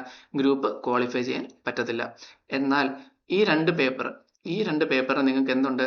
60 മാർക്സോ അതിന് എബോവോ ഉണ്ട്. അതുകൊണ്ട് തന്നെ ഈ 2 പേപ്പറിനെ നിങ്ങൾക്ക് എക്സംഷൻ പേപ്പർ എന്ന് വിളിക്കാം. നിങ്ങൾക്ക് അടുത്ത അറ്റംപ്റ്റിൽ നിങ്ങൾ ഈ പറയുന്ന എക്സാം അറ്റൻഡ് ചെയ്യാൻ നേരം നിങ്ങൾക്ക് എന്ത് ചെയ്യാം? വേണമെങ്കിൽ ഈ 2 എക്സംഷൻ നിങ്ങൾക്ക് എടുക്കാവുന്നതാണ്. അതായത് ഈ 2 പേപ്പർ നിങ്ങൾക്ക് വേണമെങ്കിൽ എഴുതാതിരിക്കാം. അവർ നിങ്ങൾക്ക് പകരമായിട്ട് എന്ത് തരും? ഈ പറയുന്ന ഓരോ പേപ്പറിനും 50 മാർക്ക് വീതം നിങ്ങൾക്ക് എന്ത് തരും? അവർ അവാർഡ് ചെയ്ത് തരും. ശ്രദ്ധിക്കുക, പ്രത്യേകം ശ്രദ്ധിക്കുക. നിങ്ങൾ സ്കോർ ചെയ്ത മാർക്ക് 60ഉം 63ഉം ആണ്. നിങ്ങൾക്ക് അതിനെ എക്സംഷൻ പേപ്പർ ആയിട്ട് കണക്കാക്കാം. അങ്ങനെ എങ്ങനെ ക്ലെയിം ചെയ്യാം? ഓക്കെ, നിങ്ങൾക്ക് വരുന്ന ഒരു കൺസേൺ ആയിരിക്കും, എക്സംഷൻ കിട്ടുവാണ്, ഇപ്പം എക്സംഷൻ കിട്ടിയെന്ന് പറയാം, അത് ഞാൻ എങ്ങനെയാണ് ക്ലെയിം ചെയ്യേണ്ടത്? അതിന് ക്ലെയിമിംഗ് ഒരു പ്രോസസ്സ് ഒന്നുമില്ല. നിങ്ങൾ എന്ത് ചെയ്താൽ മതി? ഈ പറയുന്ന എക്സാം എഴുതാതിരുന്നാൽ മതി. ഈ പറയുന്ന 2 എക്സാം നിങ്ങൾ അറ്റൻഡ് ചെയ്തിരുന്നു കഴിഞ്ഞാൽ ഓട്ടോമാറ്റിക്കലി ഈ പറഞ്ഞ എക്സംഷന്റെ മാർക്ക് അവർ നിങ്ങൾ എന്ത് ചെയ്യും? ഈ പറഞ്ഞ 50 മാർക്സ് ആയിട്ട് കൺസിഡർ ചെയ്ത് നിങ്ങൾക്ക് തരും. ഒരിക്കലും എന്ത് തരില്ല? 60 അല്ലെങ്കിൽ 63 നിങ്ങൾക്ക് തരത്തില്ല. 50 മാർക്കേ നിങ്ങൾക്ക് തരുള്ളൂ. റിമൈനിങ് നിങ്ങൾ എന്ത് ചെയ്യണം, ഈ പറയുന്ന അഗ്രിഗേറ്റ് റിമൈനിങ് 200-ൽ ഈ 2 എക്സംഷൻ ഒഴികെ ബാക്കിയുള്ള പേപ്പറിൽ നിന്ന്, അതായത് ഈ 2 പേപ്പറിൽ നിന്ന് നിങ്ങൾ എന്ത് സ്കോർ ചെയ്യേണ്ടി വരും, റിമൈനിങ് 100 മാർക്സ് സ്കോർ ചെയ്യേണ്ടി വരും. അപ്പോൾ ഈ എക്സംഷനെ പറ്റി ഒന്നും കൂടെ ഡീറ്റെയിൽ ആയിട്ട് ഞാൻ പറഞ്ഞു തരാം. ഈ എക്സംഷൻ നിങ്ങൾ ക്ലെയിം ചെയ്യാനായിട്ട് നിങ്ങൾ ഒന്നും ചെയ്യേണ്ട കാര്യമില്ല, എക്സാം അറ്റൻഡ് ചെയ്തിരുന്നാൽ മതി. എക്സംഷൻ ക്ലെയിം ചെയ്യുന്നതാണോ ക്ലെയിം ചെയ്യാത്തതാണോ നിങ്ങൾക്ക് ബെനിഫിറ്റ് എന്നുള്ളത് അത് നിങ്ങളുടെ ഇൻഡിവിജ്വൽ പെർസ്പെക്റ്റീവ് ആണ്. ഇപ്പോൾ നമുക്കുള്ള അഡ്വാൻറ്റേജ് എന്താണ്, ഡിസഡ്വാൻറ്റേജ് എന്താണ്. 60 മാർക്കും 63 മാർക്കും നിങ്ങൾ സ്കോർ ചെയ്താലും കിട്ടുന്ന മാർക്ക് 50 മാർക്കും 50 മാർക്കും ആണ്. ഇതാണ് നിങ്ങൾക്കുള്ള ഡിസഡ്വാൻറ്റേജ് എന്ന് പറയുന്നത്. അതേസമയം അഡ്വാൻറ്റേജ് എന്താണ്, ഈ പറയുന്ന 4 പേപ്പർ അടുത്ത അറ്റംപ്റ്റിൽ എഴുതാൻ പോകുമ്പോൾ നിങ്ങൾക്ക് 2 പേപ്പറിന് മാത്രം പ്രിപ്പയർ ചെയ്താൽ മതി. ആ 2 പേപ്പറിൽ നിന്ന് പക്ഷേ നിങ്ങൾ 100 മാർക്സ് സ്കോർ ചെയ്യേണ്ടി വരും. ഇൻഡിവിജ്വലി 40 വാങ്ങണം, എന്നാൽ 100 മാർക്സ് ആ 2 പേപ്പറിൽ നിന്ന് നിങ്ങൾ അച്ചീവ് ചെയ്യേണ്ടി വരും. ഇതാണ് നിങ്ങൾക്കുള്ളൊരു ഡിസഡ്വാൻറ്റേജും അഡ്വാൻറ്റേജും. അഡ്വാൻറ്റേജ് എന്താണ്, 2 എക്സാമിന് മാത്രമായിട്ട് നിങ്ങൾക്ക് പ്രിപ്പയർ ചെയ്യാൻ പറ്റും. എന്നാൽ ഡിസഡ്വാൻറ്റേജ് എന്താണ്, ആ 2 എക്സാമിൽ നിന്ന്, അതായത് ആ 2 പേപ്പറിൽ നിന്ന് നിങ്ങൾക്ക് ഇനി 100 മാർക്സ് വാങ്ങേണ്ടി വരും. അപ്പോൾ അത് നിങ്ങൾ എന്താണ്, നിങ്ങൾക്ക് എന്ത് തോന്നുന്നു, നിങ്ങളെ കൊണ്ട് ഈ പറയുന്ന 2 പേപ്പറിൽ നിന്ന് 100 മാർക്സ് വാങ്ങാനുള്ള കേപ്പബിലിറ്റി ഉണ്ടെന്ന് തോന്നുവാണ്, നിങ്ങൾക്ക് അത് കോൺഫിഡൻ്റ് ആയിട്ട് ചെയ്യാൻ പറ്റുന്നുണ്ടെങ്കിൽ നിങ്ങൾ ചെയ്യുക. അതല്ല, നിങ്ങൾക്ക് ഈ 2 പേപ്പർ നിങ്ങൾക്ക് ടഫസ്റ്റ് പേപ്പർ ആയിരുന്നു, അതുകൊണ്ടാണ് നിങ്ങൾക്ക് ഈ പറഞ്ഞ 2 പേപ്പറിന് മാർക്ക് കുറഞ്ഞു പോയത്, അതിൽ നിന്ന് 100 മാർക്സ് എടുക്കുന്നത് ഡിഫിക്കൽട്ട് ആണെന്ന് തോന്നുവാണെങ്കിൽ നിങ്ങൾക്ക് വേണമെങ്കിൽ എന്ത് ചെയ്യാം, ഈ 2 പേപ്പറിൽ നിന്ന് ഇപ്പോൾ 2 എക്സംഷൻ ഉണ്ടെങ്കിൽ ഇതിൽ ഏത് പേപ്പറിന് വേണമെങ്കിലും നിങ്ങൾക്ക് എക്സംഷൻ എടുക്കാം. ഇത് രണ്ടിനും എടുക്കണമെന്ന് നിർബന്ധമില്ല. നിങ്ങൾക്ക് വേണമെങ്കിൽ തോന്നുക ഇതെനിക്ക് എളുപ്പമുള്ള പേപ്പറാണ്, ഇതെനിക്ക് നല്ല ഗ്രിപ്പുള്ള പേപ്പറാണ്, ഇത് എഴുതിയാലും എനിക്കൊരു 60 മാർക്കൊക്കെ കിട്ടും, അങ്ങനെയാണെങ്കിൽ ഇതിന് എക്സംഷൻ ക്ലെയിം ചെയ്യേണ്ട. അതേസമയം ഈ പേപ്പർ സപ്പോസ് നിങ്ങൾ 60 കിട്ടി, നിങ്ങൾക്ക് ഇനി എഴുതിയാലും നിങ്ങൾക്ക് ചിലപ്പോൾ ആ ഒരു റേഞ്ചൊക്കെ കിട്ടുകയുള്ളൂ. അപ്പോൾ എന്താണ്, നിങ്ങൾക്ക് ഒരു 50-55 റേഞ്ചൊക്കെ ചിലപ്പോൾ നിങ്ങൾക്ക് കിട്ടുകയുള്ളൂ. അങ്ങനെയാണെന്നുണ്ടെങ്കിൽ നിങ്ങൾക്ക് വേണമെങ്കിൽ എന്ത് ചെയ്യാം, ഇതിന് എക്സംഷൻ ക്ലെയിം ചെയ്ത് ഇതിനൊന്നും കൂടെ കൂടുതൽ എഫേർട്ട് ഇടാമെന്നുണ്ടെങ്കിൽ ഈ പറഞ്ഞ 3 പേപ്പറിന് പ്രിപ്പയർ ചെയ്തുകൊണ്ട് നിങ്ങൾക്ക് എന്ത് ചെയ്യാം, റിമൈനിങ് 200-ൽ ഈ 50 ഒഴികെ റിമൈനിങ് 150 നിങ്ങൾക്ക് സ്കോർ ചെയ്യാൻ പറ്റുന്നുണ്ടെങ്കിൽ അതായിരിക്കും ബെസ്റ്റ് ചോയ്സ്. അപ്പോൾ അത് എൻ്റയർലി നിങ്ങൾക്ക് നിങ്ങളുടെ കയ്യിലുള്ള ഡിസിഷനാണ്. നിങ്ങൾക്ക് പറ്റുന്ന ഡിസിഷൻ എന്താണെന്ന് നിങ്ങൾക്ക് തോന്നും, അത് നിങ്ങൾക്ക് ഓപ്റ്റ് ചെയ്യാവുന്നതാണ്. ഓക്കെ, അപ്പോൾ ഇതാണ് നമ്മുടെ എക്സംഷൻ റിലേറ്റ് ചെയ്തിട്ടുള്ള കാര്യം. അപ്പോൾ നമ്മുടെ മാർക്കിൻ്റെ ഡിസ്ട്രിബ്യൂഷൻ പറഞ്ഞു, എക്സാമിലെ മാർക്കിൻ്റെ ഡിസ്ട്രിബ്യൂഷൻ പറഞ്ഞു. അപ്പം അറൗണ്ട് ഒരു 88 മാർക്സിനോളം നമുക്ക് തിയറി ആണുള്ളത്, ബാക്കിയാണ് നമുക്ക് പ്രോബ്ലമായിട്ട് വരിക. അപ്പോൾ നമുക്ക് എന്ത് ചെയ്യാം, നമുക്ക് നമ്മുടെ OMSMൻ്റെ സിലബസ് ഒന്നുകൂടെ കാണാം. അപ്പോൾ ഇതിൽ നമ്മൾ ഓൾറെഡി പറഞ്ഞു 2 പ്രാക്ടിക്കൽ ഏരിയാസ് ആണുള്ളത്, പേപ്പർ 4-ൽ പേപ്പർ 6-ൽ, അതായത് ഇൻറ്റൻസ് ആയിട്ട് പ്രോബ്ലംസ് ഉള്ള 2 ചാപ്റ്റേഴ്സ് 4ഉം 6ഉം ആണ്. എന്നാൽ ബാക്കി ചാപ്റ്റേഴ്സിൽ, അതായത് ഈ പറഞ്ഞ ഓപ്പറേഷൻസ് പ്ലാനിംഗ് എന്നുള്ള ചാപ്റ്ററിൽ പ്രോബ്ലംസ് ഉണ്ട്. അതുപോലെ തന്നെ മെയിൻ്റനൻസ് ആൻഡ് സ്പെയർസ് മാനേജ്മെൻറ്റിലും കുറച്ച് പ്രോബ്ലംസ് ഉണ്ട്. അതുപോലെ അവിടെ ഇവിടെയും പ്രോബ്ലംസ് ഉണ്ട്, എന്നാലും കൂടുതൽ പ്രോബ്ലംസും മൊഡ്യൂൾ 4-ലും മൊഡ്യൂൾ 6-ലും ആണ് ഉള്ളത്. അപ്പോൾ നിങ്ങളിത് എങ്ങനെ പഠിക്കണം, അപ്പോൾ ഇത് എങ്ങനെ പഠിക്കണം എന്ന് ചോദിച്ചു കഴിഞ്ഞാൽ ഞാൻ ജസ്റ്റ് നിങ്ങൾക്കൊരു പേജ് വൈസ് നമുക്കൊരു ഡീറ്റെയിലിംഗ് കാണിച്ചു തരാം. നമുക്ക് ഇൻസ്റ്റിറ്റ്യൂട്ട് തന്നെ തന്നിട്ടുള്ള ഒരു ഇതുണ്ട്, എത്ര പേജ് എത്ര മൊഡ്യൂളുണ്ട്, ആ ഒരു ഇൻട്രഡക്ഷൻ നിങ്ങൾ കാണാം. ഇവിടെ നമ്മുടെ ഫസ്റ്റ് മൊഡ്യൂളിൽ നമുക്ക് അറൗണ്ട് ഒരു 10 പേജേ ഉള്ളൂ പഠിക്കാൻ, അറൗണ്ട് ഒരു 10 പേജ്. പക്ഷേ വെയിറ്റേജ് എത്ര ഉണ്ട് നമ്മൾ കണ്ടു. ഈ പറഞ്ഞ മൊഡ്യൂൾ 4-നും 6-നും ഒഴികെ OML എല്ലാ പേപ്പേഴ്സിനും എത്രയാണ് വെയിറ്റേജ് വരുന്നത്, 5% ആണ് വെയിറ്റേജ് വരുന്നത്. അപ്പോൾ ഇവിടെ നിങ്ങളൊന്ന് കോൺസെൻട്രേറ്റ് ചെയ്ത് കഴിഞ്ഞാൽ 10 പേജ് പഠിച്ചുകൊണ്ട് നിങ്ങൾക്ക് എത്ര മാർക്ക് സ്കോർ ചെയ്യാൻ പറ്റും, 5 മാർക്ക് സ്കോർ ചെയ്യാൻ പറ്റും. 5 മാർക്ക് എന്ന് പറയുന്നത് 5% വെയിറ്റേജ് എന്ന് പറയുമ്പോൾ നിങ്ങൾ 100-ൽ കണക്കാക്കണ്ട, നമുക്ക് 128 മാർക്സ് ഉണ്ട് ഓർ ക്വസ്റ്റ്യൻ ഉൾപ്പെടെ. അപ്പോൾ ഒരു 5 എന്ന് പറഞ്ഞാൽ ഒരു 7 to 8 ഉള്ള റേഞ്ചിൽ നമുക്ക് എന്താണ് ക്വസ്റ്റ്യൻസ് എക്സ്പെക്ട് ചെയ്യാം ഈ 5% വെയിറ്റേജ് ഉള്ള ചാപ്റ്റേഴ്സിൽ നിന്ന്. അതുപോലെ ബാക്കി ഓരോ മൊഡ്യൂൾ 2 ആണെങ്കിലും ശരി, 3 ആണെങ്കിലും ശരി, 4, 5 ഇതൊക്കെ നമുക്ക് എന്തുണ്ട്, അത്യാവശ്യം നല്ല വാസ്റ്റ് ആണ്. ഇപ്പോൾ ഈ മൊഡ്യൂൾ 2-നും നമുക്ക് എന്താണ് 5% വെയിറ്റേജ് ആണ് പറയുന്നതെങ്കിലും അത്യാവശ്യം വാസ്റ്റ് ടോപ്പിക് ആണ്. 7 സബ് മൊഡ്യൂൾസ് നമുക്ക് പഠിക്കാനുണ്ട്. എന്നാൽ ഇപ്പം നിങ്ങളിൽ ചിലർ ചിന്തിക്കും, നമുക്ക് എന്താണ് 5 മാർക്കല്ലേ ഉള്ളൂ, നമുക്ക് ഇതങ്ങ് സ്കിപ്പ് ചെയ്യാം, അപ്പോൾ ഇത് സ്കിപ്പ് ചെയ്തിട്ട് ബാക്കി ഇത്രയും പേജ് പഠിക്കണ്ടല്ലോ. അപ്പം അതിനോട് എനിക്ക് പറയാനുള്ള ഒപ്പീനിയൻ ഇതാണ്, നിങ്ങൾ സ്മാർട്ട് സ്റ്റഡി ആയിക്കോ, കുഴപ്പമില്ല, നിങ്ങൾക്ക് സെലക്ട് ചെയ്ത് പഠിക്കാം, അത് നിങ്ങളുടെ കൺവീനിയൻസ് അനുസരിച്ച് നിങ്ങളുടെ കോൺഫിഡൻസ് അനുസരിച്ച് ചെയ്യാം. എന്നാലും ഒരിക്കലും ഒരു മൊഡ്യൂൾ എൻ്റയർലി സ്കിപ്പ് ചെയ്യാൻ ഞാൻ പറയത്തില്ല. അപ്പോൾ ഇതിൽ തന്നെ നിങ്ങൾക്ക് തോന്നുവാണ് ഇത് ഇത്രയും പഠിച്ചാലും ആകെ 5 മാർക്കിനേ വരുള്ളൂ, എന്നാലും സ്ഥിരമായിട്ട് നമ്മൾ കാണുന്നതാണ് ഡിമാൻഡ് ഫോർകാസ്റ്റിങ്ങിന് നല്ലൊരു സാധ്യതയുണ്ട് പ്രോബ്ലം വരാനായിട്ട്. അതുപോലെ തന്നെ EBQ ഏരിയയിൽ നിന്ന് MCQ അല്ലെങ്കിൽ അവിടുന്ന് പ്രോബ്ലം വരാൻ സാധ്യതയുണ്ട്. തിയററ്റിക്കലി ആണെങ്കിലും ഈ പറയുന്ന ഏരിയയിൽ നിന്നൊക്കെ MCQന് വരാൻ സാധ്യതയുണ്ട്. അതുകൊണ്ട് തന്നെ നിങ്ങൾ എന്ത് ചെയ്യുക, നമ്മൾ ക്ലാസ് എടുക്കുമ്പോൾ നമ്മൾ സിസ്റ്റമാറ്റിക് ആയിട്ട് എല്ലാ ഏരിയയും കവർ ചെയ്തായിരിക്കും പോവുക. നിങ്ങൾ എന്ത് ചെയ്യുക, ക്ലാസ് പ്രോപ്പറായിട്ട് ഫോളോ ചെയ്യുക. നിങ്ങൾക്ക് വേണ്ട കാര്യങ്ങൾ നിങ്ങൾ പ്രോപ്പറായിട്ട് നോട്ട് ഡൗൺ ചെയ്ത് വെക്കുക. എന്താണ് എഫേർട്ട്, അതായത് നമ്മളിപ്പോൾ ഒരു റിവിഷൻ അല്ലെങ്കിൽ പിന്നീട് ഒന്നുകൂടെ റിവൈൻഡ് ചെയ്ത് നമുക്ക് എക്സാമിന് മുമ്പായിട്ട് നോക്കുമ്പോൾ നിങ്ങൾ കൂടുതൽ ഫോക്കസ് എവിടെ കൊടുക്കുക, കൂടുതൽ വെയിറ്റേജ് ഉള്ള ഏരിയയിൽ തന്നെ കൊടുക്കുക. ഓക്കെ, അപ്പോൾ ഇതാണ് എനിക്ക് നിങ്ങളോടൊരു ഓവറോൾ ഒരു ഐഡിയ ആയിട്ട് പറയാനുള്ളത്. മാത്രമല്ല നമുക്ക് എന്താണ് മറ്റൊരു കാര്യം, നിങ്ങൾ പഠിക്കേണ്ടത് എങ്ങനെയാണെന്നുള്ളത്, നിങ്ങൾ പഠിക്കേണ്ട ഒരു രീതി, നിങ്ങൾ എന്ത് ചെയ്യുക, പ്രോബ്ലംസ് ആയാലും ശരി തിയറീസ് ആയാലും ശരി, നിങ്ങൾ നിങ്ങളുടെ തന്നെ നോട്ട്സ് പ്രിപ്പയർ ചെയ്ത് പഠിക്കുക. അപ്പം നമ്മൾ നമ്മുടേതായ നോട്ട്സ് തരുന്നുണ്ടാവും, എന്നാലും നിങ്ങൾക്ക് ഓൺ വേർഡ്സിൽ നിങ്ങളുടെ കൺവീനിയൻസിൽ നോട്ട്സ് മാറ്റി എഴുതാവുന്നതാണ്. അപ്പം ഞാൻ പഠിക്കുന്ന ഒരു സമയത്ത് എനിക്ക് ഒന്നും കൂടെ കൺവീനിയൻ്റ് ആയിട്ട് എനിക്ക് തോന്നിയിട്ടുള്ളത് എൻ്റെ ഓൺ നോട്ട്സ് ആണ്. അതായത് അതുകൊണ്ട് എന്തുകൊണ്ടാണെന്ന് വെച്ച് കഴിഞ്ഞാൽ, നമ്മൾ നമ്മുടെ ഹാൻഡ് റൈറ്റിങ്ങിൽ നമ്മുടെ രീതിയിൽ പ്രിപ്പയർ ചെയ്യുന്ന നോട്ട്സ് ആകുമ്പോൾ അതിന് നമുക്ക് ഒരു 3-4 തവണയെങ്കിലും നമുക്ക് ആ പറയുന്ന മെറ്റീരിയലിലൂടെ പോകേണ്ടി വരും. ഫസ്റ്റ് നമുക്കൊന്ന് വായിക്കണം, എന്നിട്ട് നമുക്കത് എന്താണ് അത് അനലൈസ് ചെയ്ത് നമ്മുടെ ഓൺ വേർഡ്സിലേക്ക് മാറ്റണം, അതിന് നമുക്ക് കുറച്ച് തിങ്ക് ചെയ്യണം, എന്നിട്ട് അൾട്ടിമേറ്റ്ലി നോട്ടായിട്ട് മാറ്റി എഴുതണം. അപ്പോൾ ഇവിടെ തന്നെ ഒരു 3-4 തവണ നമുക്ക് എന്ത് വരുന്നുണ്ട്, ഒരു 3-4 തവണ റിവൈസ് ചെയ്ത് വരുന്നുണ്ട്. ഇതിന് കുറച്ച് സമയം എടുക്കും, എങ്കിലും നിങ്ങൾക്ക് നല്ല രീതിയിൽ അത് ബെനിഫിറ്റ് ആയിരിക്കും. അതുകൊണ്ട് തന്നെ ഇഫ് പോസിബിൾ നിങ്ങൾ എന്ത് ചെയ്യുക, നിങ്ങളുടെ തന്നെ നോട്ട്സ് പ്രിപ്പയർ ചെയ്യാനായിട്ട് ശ്രമിക്കുക. ഓക്കെ, അപ്പോൾ നമുക്ക് എന്ത് ചെയ്യാം, നമ്മുടെ ഫസ്റ്റ് മൊഡ്യൂൾ ആയിട്ടുള്ള ഇൻട്രഡക്ഷൻ മൊഡ്യൂളിലേക്ക് നമുക്ക് നമ്മുടെ ക്ലാസ് സ്റ്റാർട്ട് ചെയ്യാം. നമുക്കിതിൽ 3 സബ് മൊഡ്യൂൾസ് ആണുള്ളത്. സ്കോപ്പ്, അതുപോലെ തന്നെ മോഡേൺ ഓപ്പറേഷൻസിൻ്റെ ക്യാരക്ടറിസ്റ്റിക്സ്, അതുപോലെ തന്നെ recent trends in production and operations management. Okay, അപ്പോൾ നമുക്ക് എന്ത് ചെയ്യാം, ഐശ്വര്യമായിട്ട് നമ്മുടെ ക്ലാസ് സ്റ്റാർട്ട് ചെയ്യാം. ഓക്കെ, അപ്പോൾ നമ്മുടെ ഫസ്റ്റ് മൊഡ്യൂള് എന്താണ്, ഓപ്പറേഷൻസ് മാനേജ്മെന്റിന്റെ സ്കോപ്പ് എന്താണെന്നുള്ളത് പറയുന്നതാണ്. അപ്പം ജസ്റ്റ് ഈ ഒരു സബ് മൊഡ്യൂളിലേക്ക് കയറുന്നതിന് മുമ്പ് ഇതിൽ എന്തൊക്കെയാണ് കവർ ചെയ്യാന്നുള്ളത്. ഫസ്റ്റ് ഒന്നാമത്തെ ഏരിയ എന്താണ് ഓപ്പറേഷൻസ് മാനേജ്മെന്റ് എന്നുള്ളൊരു ഏരിയയാണ്. അപ്പം ഇത് ഞാൻ പ്രിപ്പയർ ചെയ്തിരിക്കുന്നത് ഒരു മെജോറിറ്റി ഒരു ക്വസ്റ്റ്യൻ ആൻസർ മോഡലാണ്. എന്താണ്, what is this, explain this എന്നുള്ള രീതിയിലാണ് ഞാൻ കൂടുതലും എന്ത് ചെയ്തിട്ടുള്ളത്, ഈ പറയുന്ന നോട്ടിൽ പ്രിപ്പയർ ചെയ്തിട്ടുള്ളത്.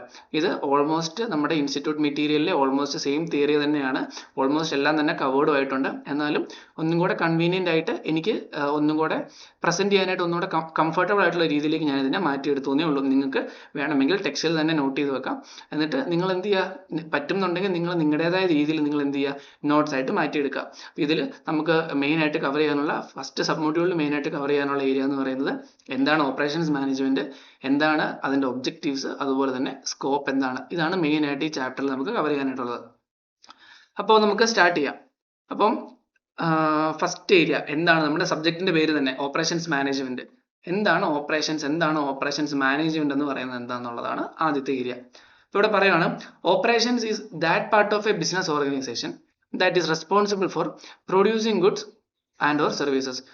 അതായത് ഗുഡ്സ് പ്രൊഡ്യൂസ് ചെയ്യുക അല്ലെങ്കിൽ സർവീസ് പ്രൊവൈഡ് ചെയ്യുക എന്ന് പറയുന്ന ആ ഒരു റെസ്പോൺസിബിലിറ്റിനെയാണ്, അല്ല ആ ഒരു ഫംഗ്ഷനെയാണ് നമ്മൾ എന്തെന്ന് വിളിക്കുക, ഓപ്പറേഷൻസ് എന്ന് വിളിക്കുക. അതായത് ഒരു ഓർഗനൈസേഷൻ ആണ്, ആ ഓർഗനൈസേഷനിൽ അവരുടെ മെയിൻ അവർ നിലനിൽക്കുന്നത് എന്തിനു വേണ്ടിയായിരിക്കും, ഒന്നെങ്കിൽ അവർ ഒരു ഗുഡ്സ് പ്രൊഡ്യൂസ് ചെയ്യുന്ന ഒരു ഓർഗനൈസേഷൻ ആയിരിക്കാം, അതല്ലാന്നുണ്ടെങ്കിൽ സർവീസ് പ്രൊവൈഡ് ചെയ്യുന്ന ഓർഗനൈസേഷൻ ആയിരിക്കും.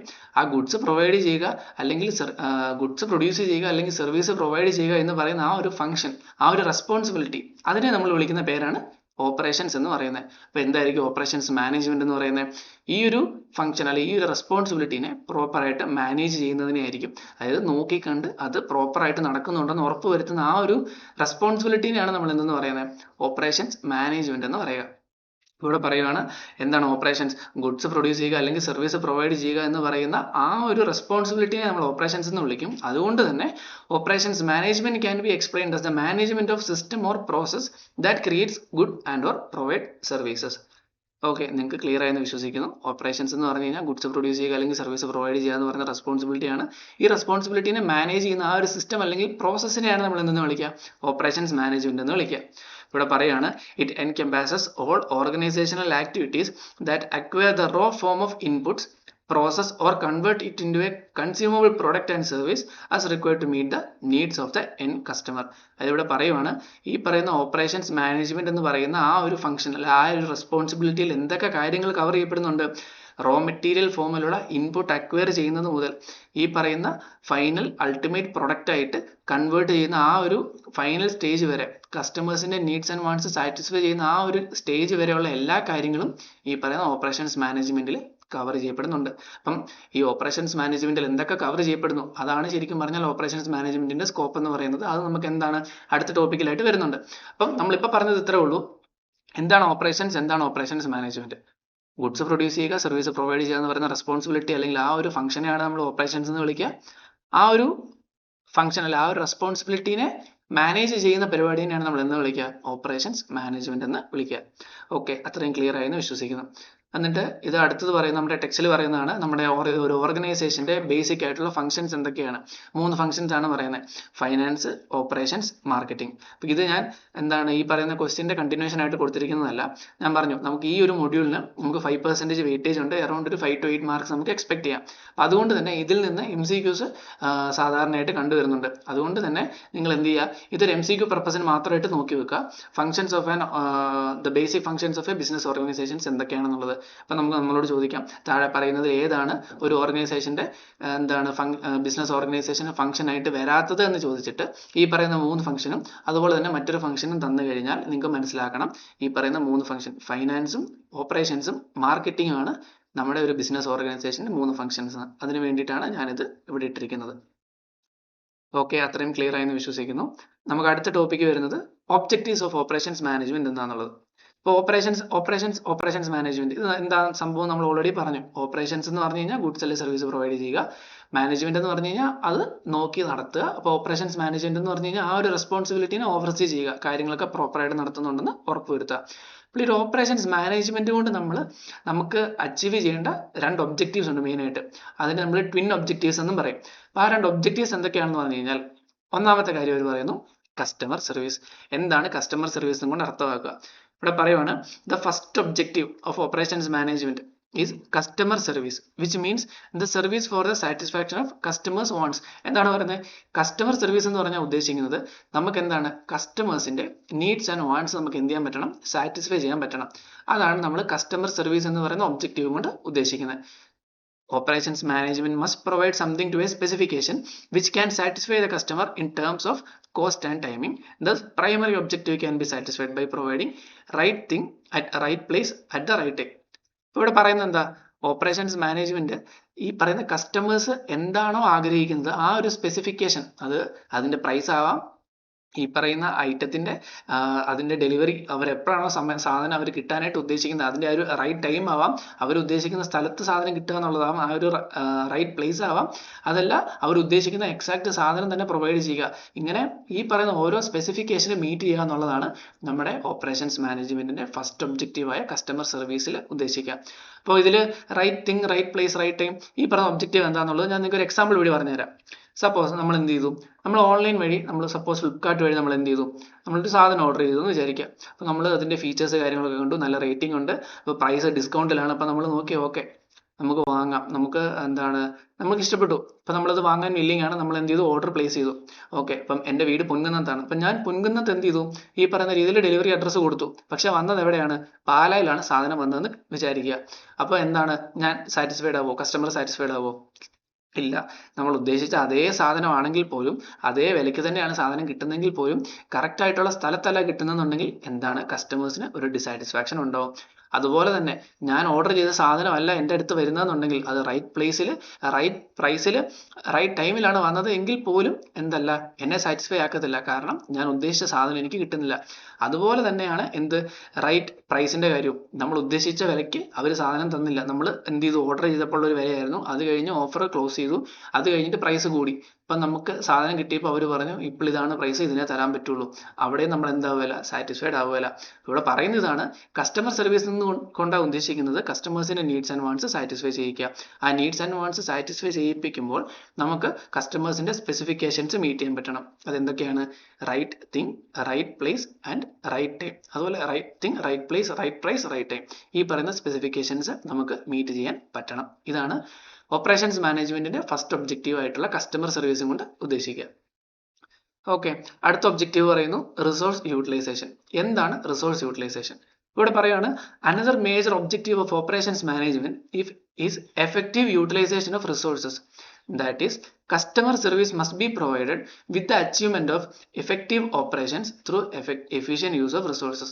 ഇവിടെ പറയാണ് ഓപ്പറേഷൻസ് മാനേജ്മെന്റിന്റെ മറ്റൊരു ഒബ്ജക്റ്റീവ് എന്ന് പറയുന്നത് എഫക്റ്റീവ് യൂട്ടിലൈസേഷൻ ഓഫ് റിസോഴ്സസ് ആണ്. അപ്പോൾ അവിടെ എന്താ ഉദ്ദേശിക്കുന്നത്, കസ്റ്റമറിന് നമ്മൾ സർവീസ് കൊടുക്കുക എന്നുള്ളത് നമ്മുടെ ഒരു ഒബ്ജക്റ്റീവ് ആണ്. എന്നാൽ അവരുടെ സ്പെസിഫിക്കേഷനിൽ അവർക്ക് വേണ്ട സാധനം കൊടുക്കുക എന്ന് മാത്രമല്ല, അത് എങ്ങനെ കൊടുക്കാൻ പറ്റണം, നമ്മുടെ റിസോഴ്സസിനെ പ്രോപ്പറായിട്ട് എഫിഷ്യൻ്റ് ആയിട്ടും എഫക്റ്റീവായിട്ടും യൂട്ടിലൈസ് ചെയ്തുകൊണ്ടായിരിക്കണം നമുക്കത് കൊടുക്കാൻ പറ്റുക.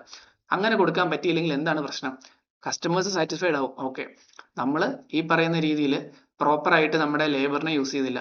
നമ്മൾ എന്താണ് പ്രോപ്പർ ആയിട്ട് മെറ്റീരിയൽസ് നമ്മൾ യൂസ് ചെയ്യുന്നില്ല. നമ്മൾ എന്താണ് ആവശ്യമില്ലാത്ത രീതിയിൽ കുറേ സാധനം വാങ്ങി വെച്ചു, കുറേ മെറ്റീരിയൽസ് കേടായിപ്പോയി, അതല്ല ലേബറിനെ നമ്മൾ പ്രോപ്പർ ആയിട്ട് മാനേജ് ചെയ്യുന്നില്ല, കുറേ പേര് വെറുതെ ഇരിക്കുന്നു, കുറേ പേര് വർക്ക് ചെയ്യുന്നു. അങ്ങനെയൊക്കെയാണ് നമ്മുടെ ഒരു സിസ്റ്റം പോകുന്നതെങ്കിൽ എന്താണ് അവിടെ സംഭവിക്കുക? നമുക്ക് ഈ പറയുന്ന രീതിയിൽ സെയിലൊക്കെ ഉണ്ടാവുമായിരിക്കും, നമുക്ക് കസ്റ്റമറിന്റെ നീഡ്സ് ആൻഡ് വാണ്ട്സ് സാറ്റിസ്ഫൈ ചെയ്യാനൊക്കെ പറ്റുമായിരിക്കും. എന്നാൽ എന്ത് സംഭവിക്കും? നമുക്ക് പ്രോഫിറ്റിലേക്ക് എത്താൻ പറ്റത്തില്ല, കമ്പനിക്ക് എന്ത് ചെയ്യാൻ പറ്റത്തില്ല, സസ്റ്റെയിൻ ചെയ്യാൻ പറ്റത്തില്ല.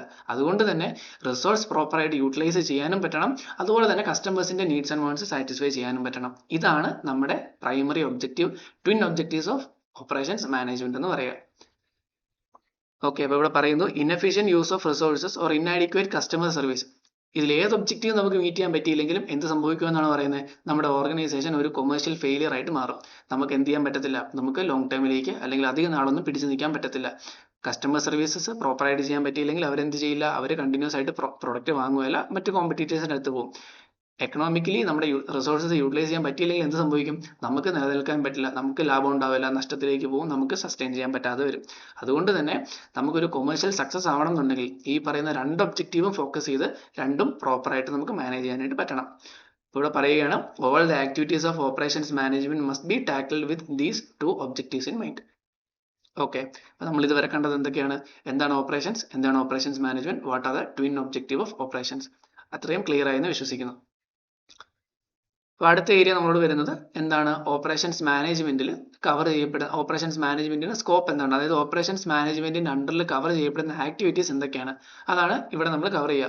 ഇവിടെ പറയുന്നത് operations management concerns with conversion of input into output using physical resources so as to provide the desired utility to the customer while meeting the organisational objective of effectiveness. ഈ പറഞ്ഞ രണ്ടാമത്തെ പാർട്ട് എന്താ? So as to provide the desired utility to the കസ്റ്റമറും അതുപോലെ തന്നെ organisational എഫക്റ്റീവ്നെസ്സും. ഇത് നമ്മുടെ twin ഒബ്ജക്റ്റീവിൽ നമ്മൾ കണ്ട പോയിന്റ് ആണ്. എന്ത്? കസ്റ്റമറിന്റെ നീഡ്സ് ആൻഡ് വാണ്ട്സ് സാറ്റിസ്ഫൈ ചെയ്യണം, അതുവഴി എന്തും ചെയ്യാൻ പറ്റണം, നമ്മുടെ ഓർഗനൈസേഷണൽ ഒബ്ജക്റ്റീവായ റിസോഴ്സ് യൂട്ടിലൈസേഷനും എഫക്റ്റീവ് യൂട്ടിലൈസേഷൻ ഓഫ് റിസോഴ്സസ് ഒക്കെ നടക്കണം. ഇവിടെ പറയുന്നത് ഇതാണ്, ഓപ്പറേഷൻസ് മാനേജ്മെന്റ് എന്താണ് ഉദ്ദേശിക്കുക? ഇൻപുട്ട് ഔട്ട്പുട്ട് ആയിട്ട് നമുക്ക് കൺവേർട്ട് ചെയ്ത് പ്രോപ്പറായിട്ട് നമുക്ക് എഫിഷ്യന്റ് യൂട്ടിലൈസേഷൻ ഓഫ് റിസോഴ്സസ് വഴി നമ്മുടെ ഓർഗനൈസേഷണൽ ഒബ്ജക്റ്റീവ് അച്ചീവ് ചെയ്യാനും പറ്റണം, കസ്റ്റമർ സാറ്റിസ്ഫാക്ഷൻ ഫുൾഫിൽ ചെയ്യാനും പറ്റണം. ഇതാണ് നമ്മുടെ ഈ പറയുന്ന ഓപ്പറേഷൻസ് മാനേജ്മെന്റിന്റെ ഒരു സ്കോപ്പിൽ വരുന്ന ഐറ്റങ്ങൾ. അപ്പം ആ ഒരു സ്കോപ്പ് കവർ ആക്കാനായിട്ട് നമുക്ക് എന്തൊക്കെ കാര്യങ്ങൾ നോക്കണം, അതാണ് താഴെ പറയുന്നത്. ഇവിടെ പറയുകയാണ് ഇറ്റ് ഡിസ്റ്റിങ്വിഷസ്, അതായത് operations management distinguishes itself from other functions such as personnel, marketing, finance etcetera by its primary concern for conversion by using physical resources. ഇവിടെ പറയുന്ന പോയിന്റ് ഇതാണ്, ഓപ്പറേഷൻസ് മാനേജ്മെന്റും അതുപോലെ തന്നെ നമ്മുടെ ഓർഗനൈസേഷനിലെ മറ്റ് ഫംഗ്ഷൻ നമ്മൾ കണ്ടു, ഫൈനാൻസിങ് പോലെ മാർക്കറ്റിംഗ് പോലെ മറ്റ് ഫംഗ്ഷൻസ് ആയിട്ട് ഇതിനെ സെഗ്രിഗേറ്റ് ചെയ്യുന്ന അല്ലെങ്കിൽ ഡിസ്റ്റിങ്വിഷ് ചെയ്യുന്ന പ്രൈമറി പ്രൈമറി കൺസേൺ എന്താണെന്ന് വെച്ച് കഴിഞ്ഞാൽ ഓപ്പറേഷൻസ് മാനേജ്മെന്റിൽ നമ്മുടെ പ്രൈമറി ഒബ്ജക്റ്റീവ് വരുന്നൊരു കാര്യമാണ് എന്ത്? നമ്മുടെ ഫിസിക്കൽ റിസോഴ്സസിനെ കൺവേർട്ട് ചെയ്തുകൊണ്ട് ഒരു ഔട്ട്പുട്ട് പ്രൊഡ്യൂസ് ചെയ്ത് അത് കസ്റ്റമേഴ്സിന്റെ നീഡ്സ് ആൻഡ് വാണ്ട്സും നമ്മുടെ എഫക്റ്റീവ് യൂട്ടിലൈസേഷൻ ഓഫ് റിസോഴ്സസ് വഴി ഓർഗനൈസേഷണൽ ഒബ്ജക്റ്റീവും അച്ചീവ് ചെയ്യാൻ പറ്റുക എന്നുള്ളത്. അപ്പോൾ conversion by using physical resources ആ ഒരു പോയിന്റിൽ സ്ട്രെസ് ചെയ്യുന്നത് കൊണ്ട് ഈ പറയുന്ന ഓപ്പറേഷൻസ് മാനേജ്മെന്റ് നമ്മുടെ ഓർഗനൈസേഷന്റെ മറ്റ് ഫംഗ്ഷൻസ് ആയിട്ട് ഡിസ്റ്റിങ്വിഷബിൾ ആണെന്നാണ് പറയുക. ഓക്കെ, അപ്പോൾ താഴെ പറയുന്ന ആക്ടിവിറ്റീസ് ആണ് ഈ പറയുന്ന ഓപ്പറേഷൻസ് മാനേജ്മെന്റിന്റെ സ്കോപ്പിൽ വരുന്നതെന്നാണ് പറയുന്നത്. അപ്പോൾ ഈ ആക്ടിവിറ്റീസ് ഇത് നിങ്ങൾക്ക് എങ്ങനെ പഠിക്കാം? അപ്പോൾ അത് ഞാൻ പറഞ്ഞുതരാം. അതായത് നിങ്ങൾക്ക് എന്താണ്, നിങ്ങളൊരു റിയൽ ലൈഫ് സിനാരിയോയിൽ ആലോചിച്ച് നോക്കാം. നമ്മളിപ്പം സപ്പോസ് ഒരു ബിസിനസ് സ്റ്റാർട്ട് ചെയ്യാൻ പോവാം. നമ്മളൊരു ബിസിനസ് സ്റ്റാർട്ട് ചെയ്യാൻ പോകുമ്പോൾ നമുക്ക് എന്തൊക്കെ കാര്യങ്ങളായിരിക്കും നമ്മുടെ മൈൻഡിൽ ഉണ്ടാവുക? അതിന് ഈ പറഞ്ഞ ക്വസ്റ്റ്യൻസ് നോക്കിയാലും മതി, എന്തൊക്കെ കാര്യങ്ങളായിരിക്കും നമ്മുടെ മനസ്സിലോട്ട് വരിക? നമ്മൾ എന്ത് പ്രൊഡക്റ്റ് ആയിരിക്കണം പ്രൊഡ്യൂസ് ചെയ്യുക, അല്ലെ? നമ്മളിപ്പോൾ ഒരു ബിസിനസ് സ്റ്റാർട്ട് ചെയ്യാൻ പോവാ, എന്ത് ബിസിനസ് സ്റ്റാർട്ട് ചെയ്യണം, എന്ത് പ്രൊഡക്റ്റ് അല്ലെങ്കിൽ എന്ത് സർവീസ് ആണ് നമുക്ക് പ്രൊവൈഡ് ചെയ്യേണ്ടത്? ഇതായിരിക്കും നമ്മുടെ മനസ്സിലോട്ട് വരുന്ന ആദ്യത്തെ ഒരു ചോദ്യം എന്ന് പറയുന്നത്. അപ്പൊ ഈ ഒരു ഡിസിഷൻ നമ്മൾ എടുത്തു കഴിഞ്ഞു, ഓക്കെ നമുക്ക് ഇന്ന രീതിയിലൊരു ഷോപ്പ് സ്റ്റാർട്ട് ചെയ്യാം, അല്ലെങ്കിൽ ഇന്ന രീതിയിലൊരു പ്രൊഡക്ഷൻ യൂണിറ്റ് സ്റ്റാർട്ട് ചെയ്യാം. ഇതാണ് നമ്മൾ ആദ്യം നമ്മൾ എടുക്കുന്ന ഡിസിഷൻ എന്ന് പറയുന്നത്. ഇതിനെ നമ്മൾ പ്രൊഡക്റ്റ് സെലക്ഷൻ എന്ന് പറയും. ഇതെന്താണെന്നുള്ള ഞാൻ ഡീറ്റെയിൽ ആയിട്ട് പറയാം. അപ്പൊ ആദ്യം നമ്മൾ എന്ത് ചെയ്തു, എന്താണ് പ്രൊഡ്യൂസ് ചെയ്യേണ്ടത് നമ്മൾ തീരുമാനിച്ചു. അത് പ്രൊഡ്യൂസ് ചെയ്യേണ്ട കാര്യം അതൊക്കെ തീരുമാനിച്ചു. ഓക്കെ നമുക്ക് ഇന്ന രീതിയിൽ നമുക്ക് എന്ത് ഇന്ന പ്രൊഡക്റ്റ് നമുക്ക് ലോഞ്ച് ചെയ്യാം, നമുക്ക് ഈ ഒരു പ്രൊഡക്റ്റിൽ നിന്ന് നമുക്ക് നല്ലൊരു സക്സസ് ഉണ്ടാവാൻ സാധ്യതയുണ്ട്, നമ്മൾ എന്താണ് നമ്മൾ മനസ്സിൽ കണ്ടു. അത് കഴിഞ്ഞിട്ട് നമ്മുടെ മനസ്സിൽ വരുന്ന രണ്ടാമത്തെ ചിന്ത, ഓക്കെ ഇന്ന പ്രൊഡക്റ്റ് ആണ് ഞാൻ പ്രൊഡ്യൂസ് ചെയ്യേണ്ടത്, അത് എന്തുമാത്രം ഞാൻ പ്രൊഡ്യൂസ് ചെയ്യണം, എന്തുമാത്രം എനിക്ക് സെല് ചെയ്യാൻ പറ്റും, അത്തരം കാര്യങ്ങളൊക്കെ നമുക്ക് എന്താണ് രണ്ടാമത്തെ കൺസേൺ അതായിരിക്കും. ഞാൻ കുറെ പ്രൊഡ്യൂസ് ചെയ്ത് കഴിഞ്ഞാൽ അതെല്ലാം സെയിൽ ചെയ്യാൻ പറ്റുമോ, അതോ കുറച്ച് മാത്രം പ്രൊഡ്യൂസ് ചെയ്തുകൊണ്ട് ചെറിയൊരു യൂണിറ്റ് ആയിട്ട് തുടങ്ങിയാൽ മതിയോ? അപ്പം ഇത്തരം കൺസേൺസ് എന്തായിരിക്കും നമ്മുടെ മനസ്സിലുണ്ടാവും. എന്ത് പ്രൊഡ്യൂസ് ചെയ്യണമെന്ന് നമ്മുടെ മനസ്സിലുണ്ടാവും. അത് കഴിഞ്ഞിട്ട് എങ്ങനെയാണ്, എന്തുമാത്രം പ്രൊഡ്യൂസ് ചെയ്തിട്ടാണ് നമ്മൾ, എന്തുമാത്രം കപ്പാസിറ്റിയിലുള്ള ഒരു യൂണിറ്റ് ആണ് നമ്മൾ സ്റ്റാർട്ട് ചെയ്യേണ്ടത്, ഇതായിരിക്കാം നമ്മുടെ മനസ്സിൽ വരുന്ന രണ്ടാമത്തെ ഒരു കൺസേൺ. ഓക്കെ, അതിന് നമ്മൾ തീരുമാനം എടുത്തു എന്ന് വിചാരിക്കുക. ഓക്കെ, നമ്മൾ തീരുമാനിച്ചു, നമ്മൾ എന്തുമാത്രം പ്രൊഡ്യൂസ് ചെയ്യണം എന്നുള്ള കാര്യം നമ്മൾ തീരുമാനിച്ചു. എന്നിട്ട് അടുത്ത ചോദ്യം എന്തായിരിക്കും? എങ്ങനെ പ്രൊഡ്യൂസ് ചെയ്യണം, നമ്മൾ ഏത് രീതിയിലാണ്, നമ്മൾ എന്താണ്, നമ്മളിപ്പം പ്രൊഡ്യൂസ് ചെയ്യാൻ ഉദ്ദേശിക്കുന്ന ഗുഡ്സ് നമ്മളൊരു ഫുള്ളി ഓട്ടോമേറ്റഡ് ടെക്നോളജി ഡ്രിവൺ ആയിട്ടുള്ള എന്തെങ്കിലും എക്യുപ്മെന്റ്സ് കൊണ്ടാണ് പ്രൊഡ്യൂസ് ചെയ്യാൻ ഉദ്ദേശിക്കുന്നത്. അതല്ല ഒരു ഒരു ഇന്റർമീഡിയറി ലെവൽ ഓഫ് ടെക്നോളജി മാത്രം യൂസ് ചെയ്ത് കുറച്ച് ലേബറിനെ യൂസ് ചെയ്തിട്ടാണോ നമ്മൾ ചെയ്യാൻ ഉദ്ദേശിക്കുന്നത്? അതല്ല നമ്മൾ വല്ല എൻറ്റയർലി ഈ പറഞ്ഞ രീതിയിൽ ലേബർ മാത്രം യൂസ് ചെയ്തിട്ട് മെഷീനറി ഒന്നും ഇല്ലാണ്ട് ഈ പറഞ്ഞ ലേബറിനെ മാത്രം യൂസ് ചെയ്തിട്ടാണ്, എങ്ങനെയാണ് നമ്മൾ ഈ പ്രൊഡക്ഷൻ ഉദ്ദേശിക്കുക? അതാണ് നമ്മുടെ അടുത്തൊരു വേ ഓഫ് തിങ്കിങ്. എന്ത് പ്രൊഡ്യൂസ് ചെയ്യണം, അത് എന്തുമാത്രം അളവിൽ പ്രൊഡ്യൂസ് ചെയ്യണം, അത് എങ്ങനെ പ്രൊഡ്യൂസ് ചെയ്യണം. അപ്പം ഇതൊക്കെ നമ്മൾ മനസ്സിൽ വരുന്ന 1 by 1 ആയിട്ടുള്ള ചിന്തകളായിരിക്കും. നമ്മൾ പുതിയൊരു ബിസിനസ് സ്റ്റാർട്ട് ചെയ്യാനാണെങ്കിൽ നിങ്ങൾ ആ ഒരു പോയിന്റ് ഓഫ് വ്യൂ തന്നെ ചിന്തിച്ച് നോക്കുക. എന്താണ് പ്രൊഡ്യൂസ് ചെയ്യേണ്ടതെന്ന് ആദ്യം തീരുമാനിച്ചു, ഓക്കെ. എന്തുമാത്രം പ്രൊഡ്യൂസ് ചെയ്യണമെന്ന് തീരുമാനിച്ചു, ഓക്കെ. അത് എങ്ങനെ പ്രൊഡ്യൂസ് ചെയ്യണമെന്ന് തീരുമാനിച്ചു. എന്നിട്ട് നമ്മൾ അടുത്ത് ചിന്തിക്കുന്നത് എങ്ങനെയായിരിക്കും, എപ്പോഴാണ് പ്രൊഡക്ഷൻ സ്റ്റാർട്ട് ചെയ്യേണ്ടത്, എപ്പോഴാണ് നമ്മൾ ഈ പറയുന്ന രീതിയിൽ ബിസിനസ് സ്റ്റാർട്ട് ചെയ്യേണ്ടത് എന്നുള്ളതായിരിക്കും നമുക്ക് അടുത്ത വേറൊരു ചിന്ത വരുന്നത്. അതുപോലെ തന്നെ ഓക്കെ, ഇന്നൊരു രീതിയിൽ നമുക്ക് ഈ ഒരു മാസം, അതായത് ഒരു ഡിസംബർ ഒക്കെ ആകുമ്പോഴത്തേന് സ്റ്റാർട്ട് ചെയ്ത് കഴിഞ്ഞാൽ നമുക്ക് നല്ല രീതിയിൽ ഡിമാൻഡ് ഉണ്ടാവാൻ സാധ്യതയുണ്ട് നമ്മുടെ പ്രൊഡക്റ്റിന്. ഓക്കെ, അങ്ങനെയാണ് നമുക്ക് ആ ഒരു ഏരിയയിലേക്ക് നമുക്ക് സ്റ്റാർട്ട് ചെയ്യാം. ഓക്കെ, അത്തരം കാര്യങ്ങളൊക്കെ നമ്മൾ തീരുമാനം എടുത്തു. അത് കഴിഞ്ഞിട്ട് നമുക്ക് മെയിൻ ആയിട്ട് ഒരു ഡിസിഷൻ എടുക്കാനുണ്ട്. എവിടെയാണ് നമുക്ക് നമ്മുടെ ഈ പറയുന്ന നമ്മുടെ ഫാക്ടറി അല്ലെങ്കിൽ നമ്മുടെ പ്രൊഡക്ഷൻ യൂണിറ്റ് സ്റ്റാർട്ട് ചെയ്യേണ്ടത്. അപ്പോൾ നമ്മൾ എന്ത് ചെയ്തു, നമ്മൾ എന്ത് പ്രൊഡക്റ്റ് ആണെന്ന് തീരുമാനിച്ചു, എന്തുമാത്രം പ്രൊഡ്യൂസ് ചെയ്യണം, എങ്ങനെ പ്രൊഡ്യൂസ് ചെയ്യണം, എപ്പോൾ സ്റ്റാർട്ട് ചെയ്യണം, അതൊക്കെ നമ്മൾ തീരുമാനിച്ചു. അടുത്ത ഇതെങ്ങനെയായിരിക്കും, ഓക്കെ, നമുക്ക് എവിടെ സ്റ്റാർട്ട് ചെയ്യാം, എവിടെയാണ് നമ്മൾ ഈ പറയുന്ന ബിസിനസ് സ്റ്റാർട്ട് ചെയ്യേണ്ടത്. അങ്ങനെ നമ്മൾ തീരുമാനിക്കുന്നതിനെ നമുക്ക് എന്തെന്ന് പറയാൻ പറ്റും, അതിനെ നമ്മൾ ഫെസിലിറ്റി ലൊക്കേഷൻ സെലക്ഷൻ എന്നൊക്കെ നമ്മൾ പറയും. അതൊക്കെ നമുക്ക് പിന്നീട് വരാം. അപ്പം ഇങ്ങനെ ഈ പറയുന്ന രീതിയിൽ ലൊക്കേഷൻ നമ്മൾ എന്ത് ചെയ്തു, തീരുമാനിച്ചു. അവിടെ എങ്ങനെയാണ് നമ്മുടെ ഫാക്ടറി വേണ്ടതെന്ന് നമ്മൾ ഡിസൈൻ ചെയ്യുക. നമ്മൾ ലൊക്കേഷൻ, ഓക്കെ, നമ്മൾ ലൊക്കേഷൻ തീരുമാനിച്ചു, നല്ലൊരു പ്ലോട്ട് കിട്ടി. ഇവിടെ നമുക്ക് ഈ ഒരു രീതിയിൽ ഒരു 1000 സ്ക്വയർ ഫീറ്റ് അല്ലെങ്കിൽ ആ ഒരു ഏരിയയിൽ നമുക്കൊരു ഫാക്ടറി, അല്ലെങ്കിൽ ഒരു 2000 സ്ക്വയർ ഫീറ്റ് ഏരിയയിൽ നമുക്ക് എന്ത് ചെയ്യാം, ഒരു ഫാക്ടറി സ്റ്റാർട്ട് ചെയ്യാമെന്ന് തീരുമാനിച്ചു. അപ്പോൾ ആ ഫാക്ടറിക്കുള്ളിൽ തന്നെ ഓരോ സ്ഥലവും എങ്ങനെ യൂട്ടിലൈസ് ചെയ്യണം, ഏത് സ്ഥലത്താണ് നമുക്ക് ഈ പറഞ്ഞ രീതിയിൽ നമുക്ക് റോ മെറ്റീരിയൽ സ്റ്റോർ ചെയ്യേണ്ടത്, എവിടെയാണ് ഫിനിഷ്ഡ് ഗുഡ്സ് സ്റ്റോർ ചെയ്യേണ്ടത്. ഈ പ്രൊഡക്ഷൻ്റെ തന്നെ പല ഫേസസ് ഉണ്ടാവും. റോ മെറ്റീരിയൽ ചിലപ്പോൾ ഒരു പ്രോസസ്സിങ്ങിലൂടെ ഡയറക്റ്റ് ഫിനിഷ്ഡ് ഗുഡ്സ് ആയിട്ട് മാറുമല്ലായിരിക്കും. ആദ്യം ഒരു ഒരു ഇനീഷ്യൽ പ്രോസസ്സിങ് സ്റ്റേജ് ഉണ്ടാവും, രണ്ടാമതൊരു കൺവേർഷൻ സ്റ്റേജ് ഉണ്ടാവും, മൂന്നാമത് അതിൻ്റെ ഒരു അസംബ്ലി സ്റ്റേജ് ഉണ്ടാവും. ഇങ്ങനെ പല പല സ്റ്റേജസിലൂടെ ആവും എന്ത് ചെയ്യുക, ഈ പറയുന്ന നമ്മുടെ അൾട്ടിമേറ്റ് പ്രൊഡക്റ്റ് നമുക്ക് പ്രൊഡ്യൂസ് ചെയ്യാൻ പറ്റുക. അപ്പം അതുകൊണ്ട് തന്നെ നമ്മുടെ ഈ ഫാക്ടറി എങ്ങനെ ഡിസൈൻ ചെയ്യണം, ഏത് കോർണറിൽ ഏതൊക്കെ പ്ലേസസ് ഏതൊക്കെ പ്രോസസ്സിന് വേണ്ടി അലോട്ട് ചെയ്യണം, ഇത്തരം കാര്യങ്ങളൊക്കെ വരും. അപ്പം അത് നമ്മൾ എങ്ങനെയാണ് നമ്മുടെ ഫാക്ടറി ഇരിക്കേണ്ടത് എന്നുള്ളൊരു ഐഡിയ നമുക്ക് കിട്ടി. അത് കഴിഞ്ഞാൽ എന്തുമാത്രം പ്രൊഡ്യൂസ് ചെയ്യണം എന്നുള്ള തീരുമാനങ്ങളാവുന്നു. അതുപോലെ തന്നെ എന്തുമാത്രം നമുക്ക് സപ്ലൈ ചെയ്യാൻ പറ്റും, എന്തുമാത്രം ക്യാപിറ്റൽ നമുക്ക് വേണം, എന്തുമാത്രം മെഷീനറി നമുക്ക് വേണം. ഇതുപോലെ നമുക്ക് ഒരുപാട് ചിന്തകൾ വരും. ഈ പറയുന്ന ഓരോ കാര്യങ്ങളും എന്തിൽ കവേർഡ് ആവുമെന്നാണ് പറയുന്നത്. ഓപ്പറേഷൻസ് മാനേജ്മെന്റ് എന്ന് പറയുന്ന ആ ഒരു കൺസെപ്റ്റിൽ, ആ ഒരു സബ്ജക്റ്റിന്റെ അണ്ടറിൽ വരുന്ന ഐറ്റങ്ങളാണ്. അപ്പോൾ ഇതെങ്ങനെയാണ്, ഇവിടെ നമുക്ക് നിലവിൽ 8 പോയിന്റ്സ് ഇവർ പറയുന്നുള്ളൂ. അപ്പോൾ ഇവർ സ്റ്റാർട്ട് ചെയ്തിരിക്കുന്നത് ലൊക്കേഷൻ ഓഫ് ഫെസിലിറ്റി മുതലാണ്. ഈ ലൊക്കേഷൻ ഓഫ് ഫെസിലിറ്റി എന്ന് പറഞ്ഞാൽ നമ്മൾ എന്ത് പ്രൊഡക്റ്റ് ആണ് നമ്മൾ ഉണ്ടാക്കേണ്ടതെന്ന് തീരുമാനിച്ചു, എവിടെയാണ് ഉണ്ടാക്കേണ്ടതെന്ന് ഉള്ള തീരുമാനത്തെയാണ് ലൊക്കേഷൻ ഓഫ് ഫെസിലിറ്റി എന്ന് പറയുന്നത്. അപ്പോൾ ലൊക്കേഷൻ ഓഫ് ഫെസിലിറ്റി ഓപ്പറേഷൻസ് മാനേജ്മെന്റിന്റെ സ്കോപ്പിന്റെ അണ്ടറിൽ വരുന്ന ഒരു ഐറ്റം ആണെന്നാണ് അവർ പറയുന്നത്. അത് കഴിഞ്ഞാൽ നമ്മൾ ഫെസിലിറ്റി ലൊക്കേറ്റ് ചെയ്തു. ഓക്കെ, ഏത് സ്ഥലത്താണ് നമ്മൾ ഈ പറയുന്ന രീതിയിൽ നമ്മുടെ പ്രൊഡക്ഷൻ യൂണിറ്റ് പ്ലാന്റ് സ്റ്റാർട്ട് ചെയ്യേണ്ടത് നമ്മൾ തീരുമാനിച്ചു. അത് കഴിഞ്ഞാൽ എന്തായിരിക്കും, ഓക്കെ, നമ്മുടെ ഒരു സ്ഥലം നമ്മൾ സെറ്റ് ചെയ്തു. ഇങ്ങനൊരു സ്ഥലം നമ്മൾ എന്ത് ചെയ്തു, അവിടെ അറേഞ്ച് ചെയ്തു. ഈ പറഞ്ഞ സ്ഥലം ഇങ്ങനൊരു ജസ്റ്റ് ഒരു ഫാക്ടറി പോലെ നമ്മളിത് ഓപ്പൺ ആക്കി വെച്ചിട്ട് മാത്രം കാര്യമില്ല. ഇതിൽ ഓരോ സ്ഥലത്തും എന്താണ് ചെയ്യേണ്ടതെന്നൊരു തീരുമാനം എടുക്കണം. അപ്പം ഇതിൽ എവിടെയാണ് നമുക്ക് റോ മെറ്റീരിയൽ കളക്ട് ചെയ്യാൻ പറ്റുക, എവിടെയാണ് നമുക്ക് ഫിനിഷ്ഡ് ഗുഡ്സ് സ്റ്റോർ ചെയ്യാൻ പറ്റുക, എങ്ങനെയാണ് നമ്മുടെ ഓരോ മെഷീൻസും അസംബിൾ ചെയ്യേണ്ടത്. ഫസ്റ്റ് നമുക്ക് ഇനീഷ്യൽ റോ മെറ്റീരിയൽ നമ്മൾ കൺവേർട്ട് ചെയ്യുന്ന യൂണിറ്റ് ഏരിയ ഇതാണെങ്കിൽ, ഓക്കെ, രണ്ടാമത്തെ സ്റ്റേജ് നമുക്ക് അതിനുള്ള മെഷീൻസ് നമുക്ക് ഇവിടെ അറേഞ്ച് ചെയ്യണം.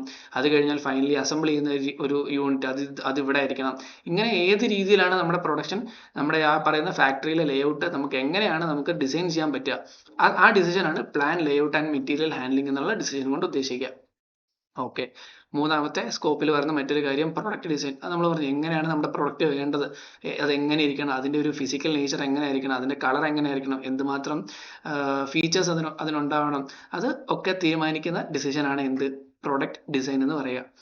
അടുത്ത ഡിസിഷൻ പറയുന്നു പ്രോസസ് ഡിസൈൻ എന്ന് പറയുമ്പോൾ നമ്മുടെ ഈ പറയുന്ന മാനുഫാക്ചറിങ് പ്രോസസ്സ് എങ്ങനെ വേണം, ഏതൊക്കെ സ്റ്റേജസിലൂടെയാണ് ഇത് കടന്നു പോകേണ്ടത്, എന്തൊക്കെ മെഷീൻസ് വേണം, ഈ പറയുന്ന രീതിയിൽ ഇൻപുട്ടിനെ നമുക്ക് ഔട്ട്പുട്ട് ആക്കാനായിട്ട് എത്ര ടൈപ്പ് ഓഫ് മെഷീനറീസ് നമുക്ക് ആവശ്യം വരും, ഈ പറയുന്ന 2 മെഷീൻ അല്ലെ 1 മെഷീൻ കൊണ്ട് ഈ പറയുന്ന ഫംഗ്ഷൻസ് മുഴുവൻ നമുക്ക് നടത്താൻ പറ്റുമോ, അതല്ല രണ്ടിന് പകരം 3 മെഷീൻസ് വേണോ, അതിൽ തന്നെ ഒരു ടൈപ്പ് ഓഫ് മെഷീനിന് തന്നെ ഒരെണ്ണം മതിയാവോ, അതോ 2 machines same type of production നടത്തുന്ന 2 മെഷീൻസ് നമുക്ക് ഒരേ സമയം വേണ്ടി വരുമോ, ഇത്തരം കാര്യങ്ങളൊക്കെ നമുക്ക് എങ്ങനെയാണ് നമ്മുടെ ഈ പറയുന്ന മെയിൻ ഡിസിഷൻസിൽ വരുന്നതാണ്. പ്രോസസ് ഡിസൈനിൽ എന്താണ് ഉദ്ദേശിക്കുന്നത്, എങ്ങനെയാണ് ഈ പറഞ്ഞ പ്രൊഡക്ഷൻ പ്രോസസ്സ് പോകേണ്ടത് എന്നുള്ള തീരുമാനം എടുക്കുകയാണ് നമ്മൾ ചെയ്യുന്നത് പ്രോസസ് ഡിസൈനിൽ. അടുത്തത് പറയുന്നു production planning and control. Production planning and control എന്ന് പറയുന്ന ഏരിയയിൽ എന്താണ് കവേർഡ് ആവുക, production planning and control cover ചെയ്യുന്ന ഏരിയ എന്താണെന്ന് വെച്ച് കഴിഞ്ഞാൽ നമുക്ക് എന്തുമാത്രം പ്രൊഡ്യൂസ് ചെയ്യണം, എന്തുമാത്രം യൂണിറ്റ്സ് ആണ് പ്രൊഡ്യൂസ് ചെയ്യേണ്ടത്, നമുക്ക് എന്തുമാത്രം ഡിമാൻഡ് മാർക്കറ്റിൽ ഉണ്ടാവുന്ന ഒരു അനലൈസ് വെച്ചിട്ട് നമ്മൾ ഉദ്ദേശിക്കുന്ന നമ്മളൊരു സ്റ്റാൻഡേർഡ് സെറ്റ് ചെയ്യും. നമുക്ക് മാസം അല്ലെങ്കിൽ ഇത്ര മണിക്കൂർ വർക്ക് ചെയ്യുമ്പോൾ നമുക്ക് ഇത്രമാത്രം ഔട്ട്പുട്ടാണ് നമുക്ക് വേണ്ടത്. അപ്പോൾ അതുകൊണ്ട് അതിന് മാത്രം എന്തുമാത്രം ഷിഫ്റ്റ് ചെയ്യണം, എന്തുമാത്രം എംപ്ലോയീസിനെ അല്ലെങ്കിൽ എന്തുമാത്രം ലേബേഴ്സിനെ നമ്മൾ ഹയർ ചെയ്യണം, അത്തരം തീരുമാനങ്ങളൊക്കെ എടുത്തിട്ട് നമ്മൾ എന്ത് ചെയ്യണം, പ്രോപ്പറായിട്ട് നമുക്ക് ഉദ്ദേശിക്കുന്ന രീതിയിൽ ഔട്ട്പുട്ട് കിട്ടുന്നുണ്ടോ എന്ന് നോക്കുക. അങ്ങനെ നമ്മൾ പ്രൊഡക്ഷൻ നമുക്ക് പ്രോപ്പറായിട്ട് നമുക്ക് വേണ്ട രീതിയിൽ ഔട്ട്പുട്ട്സ് ഉണ്ട്, അത് പ്രോപ്പറായിട്ട് കാര്യങ്ങളൊക്കെ കൺട്രോളാണ്, നമുക്ക് എന്താണ് നമ്മൾ ഉദ്ദേശിക്കുന്ന രീതിയിൽ കാര്യങ്ങൾ നടക്കുന്നുണ്ടെന്ന് ഉറപ്പുവരുത്തുന്ന ആ ഒരു പ്രോസസ്സാണ് പ്രൊഡക്ഷൻ പ്ലാനിങ്ങും പ്രൊഡക്ഷൻ കൺട്രോൾ എന്ന് പറയുന്നത്. പ്രൊഡക്ഷൻ പ്ലാനിങ്ങിൽ എന്താണ് ഉദ്ദേശിക്കുന്നത്, നമുക്ക് റിക്വയർഡ് ആയിട്ടുള്ള ഔട്ട്പുട്ട് നമുക്ക് എങ്ങനെ നേടിയെടുക്കാം എന്നുള്ളത് നമ്മൾ എന്ത് ചെയ്യണം, പ്രീ പ്ലാൻഡ് ആയിട്ട് ചെയ്യണം. അതിന് വേണ്ട നമ്പർ ഓഫ് ഷിഫ്റ്റും അതിന് വേണ്ട ആവശ്യത്തിനുള്ള മെഷീനറീസും അതിന് വേണ്ട കപ്പാസിറ്റിയും അതിന് വേണ്ട ലേബറും ഒക്കെ നമ്മൾ എന്ത് ചെയ്യണം, അറേഞ്ച് ചെയ്യണം. അതാണ് പ്രൊഡക്ഷൻ പ്ലാനിങ്ങിൽ വരുന്നത്. നമ്മൾ പ്ലാൻ ചെയ്ത കാര്യം പ്രോപ്പറായിട്ട് എക്സിക്യൂട്ട് ചെയ്യപ്പെടുന്നുണ്ടെന്നുള്ളത് ഉറപ്പ് വരുത്താനായിട്ട് എന്ത് ചെയ്യണം, പ്രോപ്പർ കൺട്രോൾ മെഷേഴ്സ് നമ്മൾ എന്ത് ചെയ്യണം, ഇൻകോർപ്പറേറ്റ് ചെയ്യണം. അടുത്തത് പറയുന്നു ക്വാളിറ്റി കൺട്രോൾ. അപ്പോൾ ക്വാളിറ്റി കൺട്രോളിന്റെ ഇമ്പോർട്ടൻസ് എന്താ, അതായത് നമ്മൾ പറഞ്ഞു നമ്മുടെ ബേസിക് ആയിട്ടുള്ള ഒബ്ജക്റ്റീവ്സ് എന്തൊക്കെയാ. ഒന്നാമത്തെ മെയിൻ ഒബ്ജക്റ്റീവ് എന്താ, കസ്റ്റമറിനെ സാറ്റിസ്ഫൈ ചെയ്യണം. കസ്റ്റമറിനെ സാറ്റിസ്ഫൈ ചെയ്യണമെങ്കിൽ അവർക്ക് വേണ്ട പ്രൊഡക്റ്റ് വേണ്ട സമയത്ത് വേണ്ട രീതിയിൽ എന്ത് ചെയ്യണം, അവരുടെ സ്ഥലത്ത് എത്തിക്കാൻ പറ്റണം. അപ്പോൾ ക്വാളിറ്റി ഇല്ലാത്തൊരു പ്രൊഡക്റ്റാണ് അവർക്ക് നമ്മൾ ഡെലിവറി ചെയ്യുന്നുണ്ടെങ്കിൽ കസ്റ്റമർ എന്തായിരിക്കില്ല, ഒരിക്കലും സാറ്റിസ്ഫൈഡ് ആവില്ല, അവർ ഡിസാറ്റിസ്ഫൈഡ് ആവും, അത് റിജക്ട് ചെയ്യപ്പെടും. അതുകൊണ്ട് തന്നെ നമ്മുടെ പ്രൊഡക്റ്റിന് മാർക്കറ്റിലുള്ള ഒരു ട്രസ്റ്റ് എന്ത് ചെയ്യും, നഷ്ടപ്പെട്ടു പോകും. അതുകൊണ്ട് തന്നെ ക്വാളിറ്റി കൺട്രോൾ നമ്മൾ എന്താണ് എൻഷുർ ചെയ്യുക, നമ്മൾ പ്രൊഡ്യൂസ് ചെയ്ത ഐറ്റം റിക്വയർഡ് ക്വാളിറ്റി ഉണ്ടെന്നുള്ളത്, അതായത് വേണ്ട നമ്മളെ ആ ഒരു സെറ്റ് ചെയ്തിരിക്കുന്ന സ്റ്റാൻഡേർഡ് അല്ല ആ ഒരു ക്വാളിറ്റിയിലാണ് പ്രൊഡ്യൂസ് ചെയ്യപ്പെട്ടിരിക്കുന്നത് എന്ന് നമ്മൾ എന്ത് ചെയ്യണം, പ്രോപ്പറായിട്ട് എൻഷുർ ചെയ്യണം. അതാണ് ക്വാളിറ്റി കൺട്രോളിന്റെ ഇമ്പോർട്ടൻസ്. ഓക്കെ, അടുത്ത പോയിന്റ് പറഞ്ഞു മെറ്റീരിയൽസ് മാനേജ്മെന്റ്. എന്താണ് ഈ മെറ്റീരിയൽസ് മാനേജ്മെന്റ്? നമ്മൾ പറഞ്ഞു നമ്മുടെ ഓപ്പറേഷൻസ് മാനേജ്മെന്റിന്റെ ഒബ്ജക്റ്റീവ്, അതായത് മെയിൻ ഡിസ്റ്റിങ്വിഷബിൾ ഫാക്ടർ എന്താണെന്നാ പറഞ്ഞത്, ഈ പറയുന്ന രീതിയിൽ ഫിസിക്കൽ റിസോഴ്സസിനെ നമ്മൾ കൺവേർട്ട് ചെയ്തുകൊണ്ട് നമ്മൾ എന്താകുന്നു, ഈ പറയുന്ന രീതിയിൽ ഔട്ട്പുട്ട് ആക്കി ഒരു ഫൈനൽ പ്രോഡക്റ്റ് ആക്കി മാറ്റുന്നു. ഈ പറയുന്ന ഫിസിക്കൽ ഇൻപുട്ടിനെ നമുക്ക് ഔട്ട്പുട്ട് ആക്കി മാറ്റണമെങ്കിൽ ഈ പറഞ്ഞ ഫിസിക്കൽ ഇൻപുട്ട് നമ്മൾ എന്ത് ചെയ്യണം, പ്രോപ്പറായിട്ട് അറേഞ്ച് ചെയ്യണം. റോ മെറ്റീരിയൽസ് അല്ലെങ്കിൽ അതിനുവേണ്ടി യൂസ് ചെയ്യേണ്ട മറ്റ് ഇന്റർമീഡിയറ്റ് പ്രൊഡക്ട്സ് ഒക്കെ നമ്മൾ എന്ത് ചെയ്യണം, സമയത്ത് നമ്മുടെ ഫാക്ടറി അല്ലെങ്കിൽ നമ്മുടെ പ്രൊഡക്ഷൻ യൂണിറ്റിൽ അവൈലബിൾ ആണെന്ന് നമ്മൾ എന്ത് ചെയ്യണം, എൻഷുർ ചെയ്യണം. അപ്പോൾ ഈ മെറ്റീരിയൽസ് മാനേജ്മെന്റ് ഉദ്ദേശിക്കുന്നതാണ് എപ്പോൾ പ്രൊഡക്റ്റ് എപ്പോൾ ഈ പറഞ്ഞ മെറ്റീരിയൽസ് നമുക്ക് വാങ്ങിക്കണം, എപ്പോൾ റീഓർഡർ ചെയ്യണം, എവിടെ സ്റ്റോർ ചെയ്യണം, എന്താണ് അതിൻ്റെ ഒരു നമ്മളെ ആരെ ഡിപ്പെൻഡ് ചെയ്യണം, ഏത് സപ്ലയറിനെ ഡിപ്പെൻഡ് ചെയ്യണം, അത്തരം കാര്യങ്ങളൊക്കെ നമ്മൾ എന്താണ് പ്രോപ്പറായിട്ട് നമ്മുടെ കൺട്രോളിലായിരിക്കണം. അതും ഈ പറഞ്ഞ ഓപ്പറേഷൻസ് മാനേജ്മെന്റിന്റെ സ്കോപ്പിന്റെ അണ്ടറിൽ വരുന്നതാണ്. ലാസ്റ്റ് കാര്യം പറഞ്ഞു മെയിൻ്റനൻസ് മാനേജ്മെന്റ് എന്ന് ഉദ്ദേശിക്കുന്നത് എന്താണ്, നമ്മൾ ഈ പറയുന്ന നമ്മുടെ ഫാക്ടറിയിൽ വർക്ക് നടക്കുന്ന കാര്യങ്ങൾ, അതിൽ നമുക്ക് എന്താണ് പല മെഷീൻസ് നമ്മൾ ഉപയോഗിക്കുന്നുണ്ട്, ആ ഓരോ മെഷീൻസും പ്രോപ്പറായിട്ട് വർക്ക് ചെയ്യുന്നുണ്ടെന്നുള്ളതും, അതുപോലെ തന്നെ ഒരിക്കലും ഒരു മെഷീൻ ബ്രേക്ക് ഡൗണോ മറ്റോ ഉണ്ടായി നമ്മുടെ പ്രൊഡക്ഷൻ ഒരിക്കലും നിന്ന് പോകരുത്, അല്ലെങ്കിൽ പ്രൊഡക്ഷനെ അഫക്റ്റ് ചെയ്യരുത്, നമ്മുടെ സമയം നഷ്ടപ്പെടരുത് എന്നുള്ളതൊക്കെ ഉറപ്പുവരുത്താനായിട്ട് പ്രോപ്പറായിട്ട് ടൈംലി മെയിൻ്റനൻസ് നമുക്ക് ചെയ്യാൻ പറ്റണം. അതും എന്തിന്റെ സ്കോപ്പിൽ വരുന്നതാണ്, ഓപ്പറേഷൻസ് മാനേജ്മെന്റിന്റെ സ്കോപ്പിൽ വരുന്നതാണ്. അപ്പോൾ നമുക്ക് ജസ്റ്റ് ഒന്നും കൂടെ ഒന്ന് പറഞ്ഞു പോകാം. നമ്മുടെ ഓപ്പറേഷൻസ് മാനേജ്മെന്റിന്റെ സ്കോപ്പിൽ ഇവർ പറഞ്ഞ 8 പോയിന്റ്സ് ആണ് പറയുന്നത്. നമ്മളൊരു കഥ പോലെ ഓർത്തിരിക്കുക. എവിടെ എങ്ങനെ പ്രൊഡ്യൂസ് ചെയ്യും എന്നുള്ളത് കഴിഞ്ഞിട്ട് വരുന്ന ഡിസിഷൻസ് മുതൽ എല്ലാ പോയിന്റ്സും അവരിവിടെ പറയുന്നുണ്ട്. എവിടെ സ്റ്റാർട്ട് ചെയ്യണം, ഓക്കെ, ഒരു സ്ഥലം നമ്മൾ കണ്ടുപിടിച്ചു, ആ സ്ഥലം നമ്മൾ എങ്ങനെ ഡിസൈൻ ചെയ്യണം, ഏതൊക്കെ സ്ഥലത്ത് എന്തൊക്കെ കാര്യങ്ങൾ നമുക്ക് അലോക്കേറ്റ് ചെയ്യാൻ പറ്റണം, നമ്മുടെ പ്ലാന്റിന്റെ ലേഔട്ട്, അതുപോലെ മെറ്റീരിയൽ ഹാൻഡ്ലിംഗ് എന്നുള്ള കാര്യം അവിടെയാണ് വരുന്നത്. അടുത്തത് നമ്മുടെ പ്രൊഡക്റ്റ് എങ്ങനെ ഇരിക്കണം, അതിന്റെ ഡിസൈൻ എങ്ങനെയാണ്, അതിന്റെ ഫീച്ചേഴ്സ് എന്തൊക്കെയാണ്, എന്തൊക്കെ സ്പെക്ക് അതിന് വേണം, അതിന്റെ കളർ എങ്ങനെയാണ്, എങ്ങനെ നമ്മളത് പാക്ക് ചെയ്യണം, അത്തരം കാര്യങ്ങളൊക്കെ പ്രൊഡക്റ്റിന്റെ ഡിസൈനിൽ വരും. അടുത്തത് പ്രോസസ് ഡിസൈൻ, നമ്മുടെ ഈ പറഞ്ഞ ഒരു കംപ്ലീറ്റ് ഫ്ലോ എങ്ങനെ വേണം, ഏത് രീതിയിൽ എങ്ങനെ മെറ്റീരിയൽ നമ്മൾ ഏതൊക്കെ പ്രോസസ്സിലൂടെ കടന്നു പോകണം, അത്തരം കാര്യങ്ങളാണ് നമ്മുടെ പ്രോസസ് ഡിസൈനിൽ വരുന്നത്. പിന്നെ എന്താണ്, നമ്മൾ ഉദ്ദേശിക്കുന്ന രീതിയിൽ നമുക്ക് ടൈംലി ഈ പറയുന്ന രീതിയിൽ പ്രൊഡക്ട്സ് നമുക്ക് എന്ത് ചെയ്യാൻ പറ്റണം, നമുക്ക് കസ്റ്റമേഴ്സിൽ എത്തിക്കാൻ പറ്റണം. അതിനുവേണ്ടി നമ്മൾ എന്ത് ചെയ്യണം, ഒരു പ്രൊഡക്ഷൻ പ്ലാൻ സെറ്റ് ചെയ്യണം. അത് പ്രോപ്പറായിട്ട് നമുക്ക് ടൈംലി കാര്യങ്ങളൊക്കെ നടക്കുന്നുണ്ടെന്നുള്ളത് എൻഷുർ ചെയ്യണം. പ്രോപ്പർ കൺട്രോൾ മെക്കാനിസം നമ്മൾ മേക്ക് ഷുവർ ചെയ്യണം. ആറാമത്തെ പോയിന്റ് വന്ന് ക്വാളിറ്റി കൺട്രോൾ. നമ്മൾ പറഞ്ഞു കസ്റ്റമേഴ്സിന്റെ നീഡ്സ് ആൻഡ് വാണ്ട്സ് സാറ്റിസ്ഫൈ ചെയ്യുന്ന അവരുടെ സ്പെസിഫിക്കേഷൻ അല്ലെങ്കിൽ അവർക്ക് എന്താണോ ആവശ്യം ആ രീതിയിലുള്ള ക്വാളിറ്റി നമുക്ക് എന്ത് ചെയ്യാൻ പറ്റണം, പ്രൊവൈഡ് ചെയ്യാൻ പറ്റണം. അതിന് വേണ്ടിയിട്ട് നമ്മൾ എന്ത് ചെയ്യണം, ക്വാളിറ്റി ഉള്ള പ്രൊഡക്ട്സ് ആണ് പ്രൊഡ്യൂസ് ചെയ്യുന്നതെന്നുള്ളത് നമ്മൾ എന്ത് ചെയ്യണം, ഉറപ്പുവരുത്തണം. പിന്നെ മെറ്റീരിയൽസ് മാനേജ്മെന്റ് നമ്മൾ പറഞ്ഞു, റോ മെറ്റീരിയലും അതുപോലെ തന്നെ നമുക്ക് വേണ്ട ഇൻപുട്സ് ഒക്കെ നമ്മൾ പ്രോപ്പറായിട്ട് അറേഞ്ച് ചെയ്യണം, പ്രോപ്പറായിട്ട് സ്റ്റോർ ചെയ്യണം, അതിന്റെ നമ്മൾക്ക് പ്രോപ്പറായിട്ട് സപ്ലയറിനെ അറേഞ്ച് ചെയ്യണം. അത്തരം കാര്യങ്ങളൊക്കെ മെറ്റീരിയൽസ് മാനേജ്മെന്റിൽ വരും. മെയിൻ്റനൻസ് മാനേജ്മെന്റ് എന്താണ്, പ്രോപ്പറായിട്ട് നമ്മുടെ മെഷീൻസ് ഒന്നും ബ്രേക്ക് ഡൗൺ ആവാണ്ട് നമ്മുടെ പ്രൊഡക്ഷൻ പ്രോസസ്സ് ഒരു രീതിയിലും അഫക്റ്റ് ചെയ്യപ്പെടാത്ത രീതിയിൽ കാര്യങ്ങളൊക്കെ മെയിൻ്റനൻസ് പ്രോപ്പറായിട്ട് ചെയ്യണം. ഇത്തരം കാര്യങ്ങളാണ് നമ്മുടെ ഓപ്പറേഷൻസ് മാനേജ്മെന്റിന്റെ സ്കോപ്പ് എന്ന് പറയുന്ന ഏരിയയിൽ നമുക്ക് കവർ ചെയ്യാനായിട്ടുള്ളത്. ഓക്കെ, അപ്പൊ ഇതിന് താഴെ ഞാൻ കുറച്ച്, ഇത് നമ്മുടെ ടെക്സ്റ്റിലുള്ള കുറച്ച്, ഇതാണ് നമ്മുടെ ടെക്സ്റ്റിന്റെ പാർട്ടിൽ തന്നെ കുറച്ച് ക്വസ്റ്റ്യൻസ് ആയിട്ട് കിടക്കുന്ന ഒരു ഏരിയ ആണ്. ഇത് ഞാൻ ഇവിടെ കൊടുത്തിരിക്കുന്നതിന്റെ ഉദ്ദേശം മറ്റൊന്നുമല്ല, ഇത് വെച്ചിട്ട് MCQs കണ്ടിട്ടുണ്ട്. അതായത് എന്താണ്, സപ്പോസ് ഹൗ ടു പ്രൊഡ്യൂസ് എന്നുള്ളത് അതിന് ഹൗ ടു പ്രൊഡ്യൂസ് എന്ന് പറയുന്ന ഒരു ചോദ്യത്തിന് എന്താണ് നമ്മുടെ ഡിസിഷൻ എന്നുള്ള രീതിയിൽ MCQs കണ്ടിട്ടുണ്ട്. അത് പ്രോസസ് ലേഔട്ട് ആണോ, അതോ ഡിമാൻഡ് ഫോർകാസ്റ്റിംഗ് ആണോ, പ്രൊഡക്റ്റ് സെലക്ഷൻ ആണോ, ഇതിൽ ഏതാണെന്നുള്ള രീതിയിൽ പല ഓപ്ഷൻസ് തന്നിട്ട് ഹൗ ടു പ്രൊഡ്യൂസ് ഏതാണെന്നുള്ള രീതിയിൽ അങ്ങനെ നമ്മൾ കണ്ടിട്ടുണ്ട്. അതുകൊണ്ട് തന്നെ നിങ്ങൾ എന്ത് ചെയ്യുക, ഈ ജസ്റ്റ് ക്വസ്റ്റ്യൻസ് ഒക്കെ ഓരോന്ന് നിങ്ങൾ വായിച്ചു നോക്കുക, നിങ്ങൾക്ക് തന്നെ മനസ്സിലാവും വാട്ട് ടു പ്രൊഡ്യൂസ്, എന്താണ് പ്രൊഡ്യൂസ് ചെയ്യേണ്ടത്. അത് പ്രൊഡക്റ്റ് സെലക്ഷൻ എന്നുള്ള ഡിസിഷൻ ആയിരിക്കും. പ്രൊഡക്റ്റ് സെലക്ട് ചെയ്യുക, അതാണ് വാട്ട് ടു പ്രൊഡ്യൂസ് എന്നുള്ളതിലെ ഡിസിഷൻ എന്ന് പറയുന്നത്. ഹൗ മച്ച് ടു പ്രൊഡ്യൂസ്, എന്ത് മാത്രം പ്രൊഡ്യൂസ് ചെയ്യണം എന്നുള്ളത്, അത് എങ്ങനെയാണ് നമ്മൾ കണ്ടുപിടിക്കുക, എന്ത് മാത്രം പ്രൊഡ്യൂസ് ചെയ്യണം.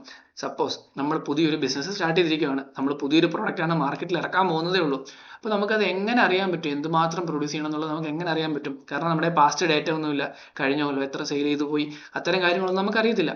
അപ്പം ഇങ്ങനെ ഒരു പ്രൊഡക്റ്റിന് എന്തുമാത്രം ഡിമാൻഡ് ഉണ്ടാക്കാൻ പറ്റും എന്നുള്ളത് നമ്മൾ ഡിമാൻഡ് ഫോർകാസ്റ്റിംഗ് എന്ന് പറയുന്ന ഒരു ടെക്നിക്കിലൂടെയാണ് കണ്ടുപിടിക്കുന്നത്. ഫോർകാസ്റ്റിംഗ് എന്ന് പറഞ്ഞു കഴിഞ്ഞാൽ നമ്മൾ മുൻകൂട്ടി കാണുക, നമ്മുടെ പ്രൊഡക്റ്റിന് എന്തുമാത്രം ഡിമാൻഡ് മാർക്കറ്റിൽ ഉണ്ടാകും എന്നുള്ളത് മുൻകൂട്ടി കാണുക. അപ്പോൾ അതിന്റെ ആ ഒരു പ്രോസസ്സിനെ പറയുന്ന പേരാണ് ഡിമാൻഡ് ഫോർകാസ്റ്റിംഗ്. നമ്മുടെ സെക്കൻഡ് മൊഡ്യൂളിലെ first sub module demand forecasting ആണ്.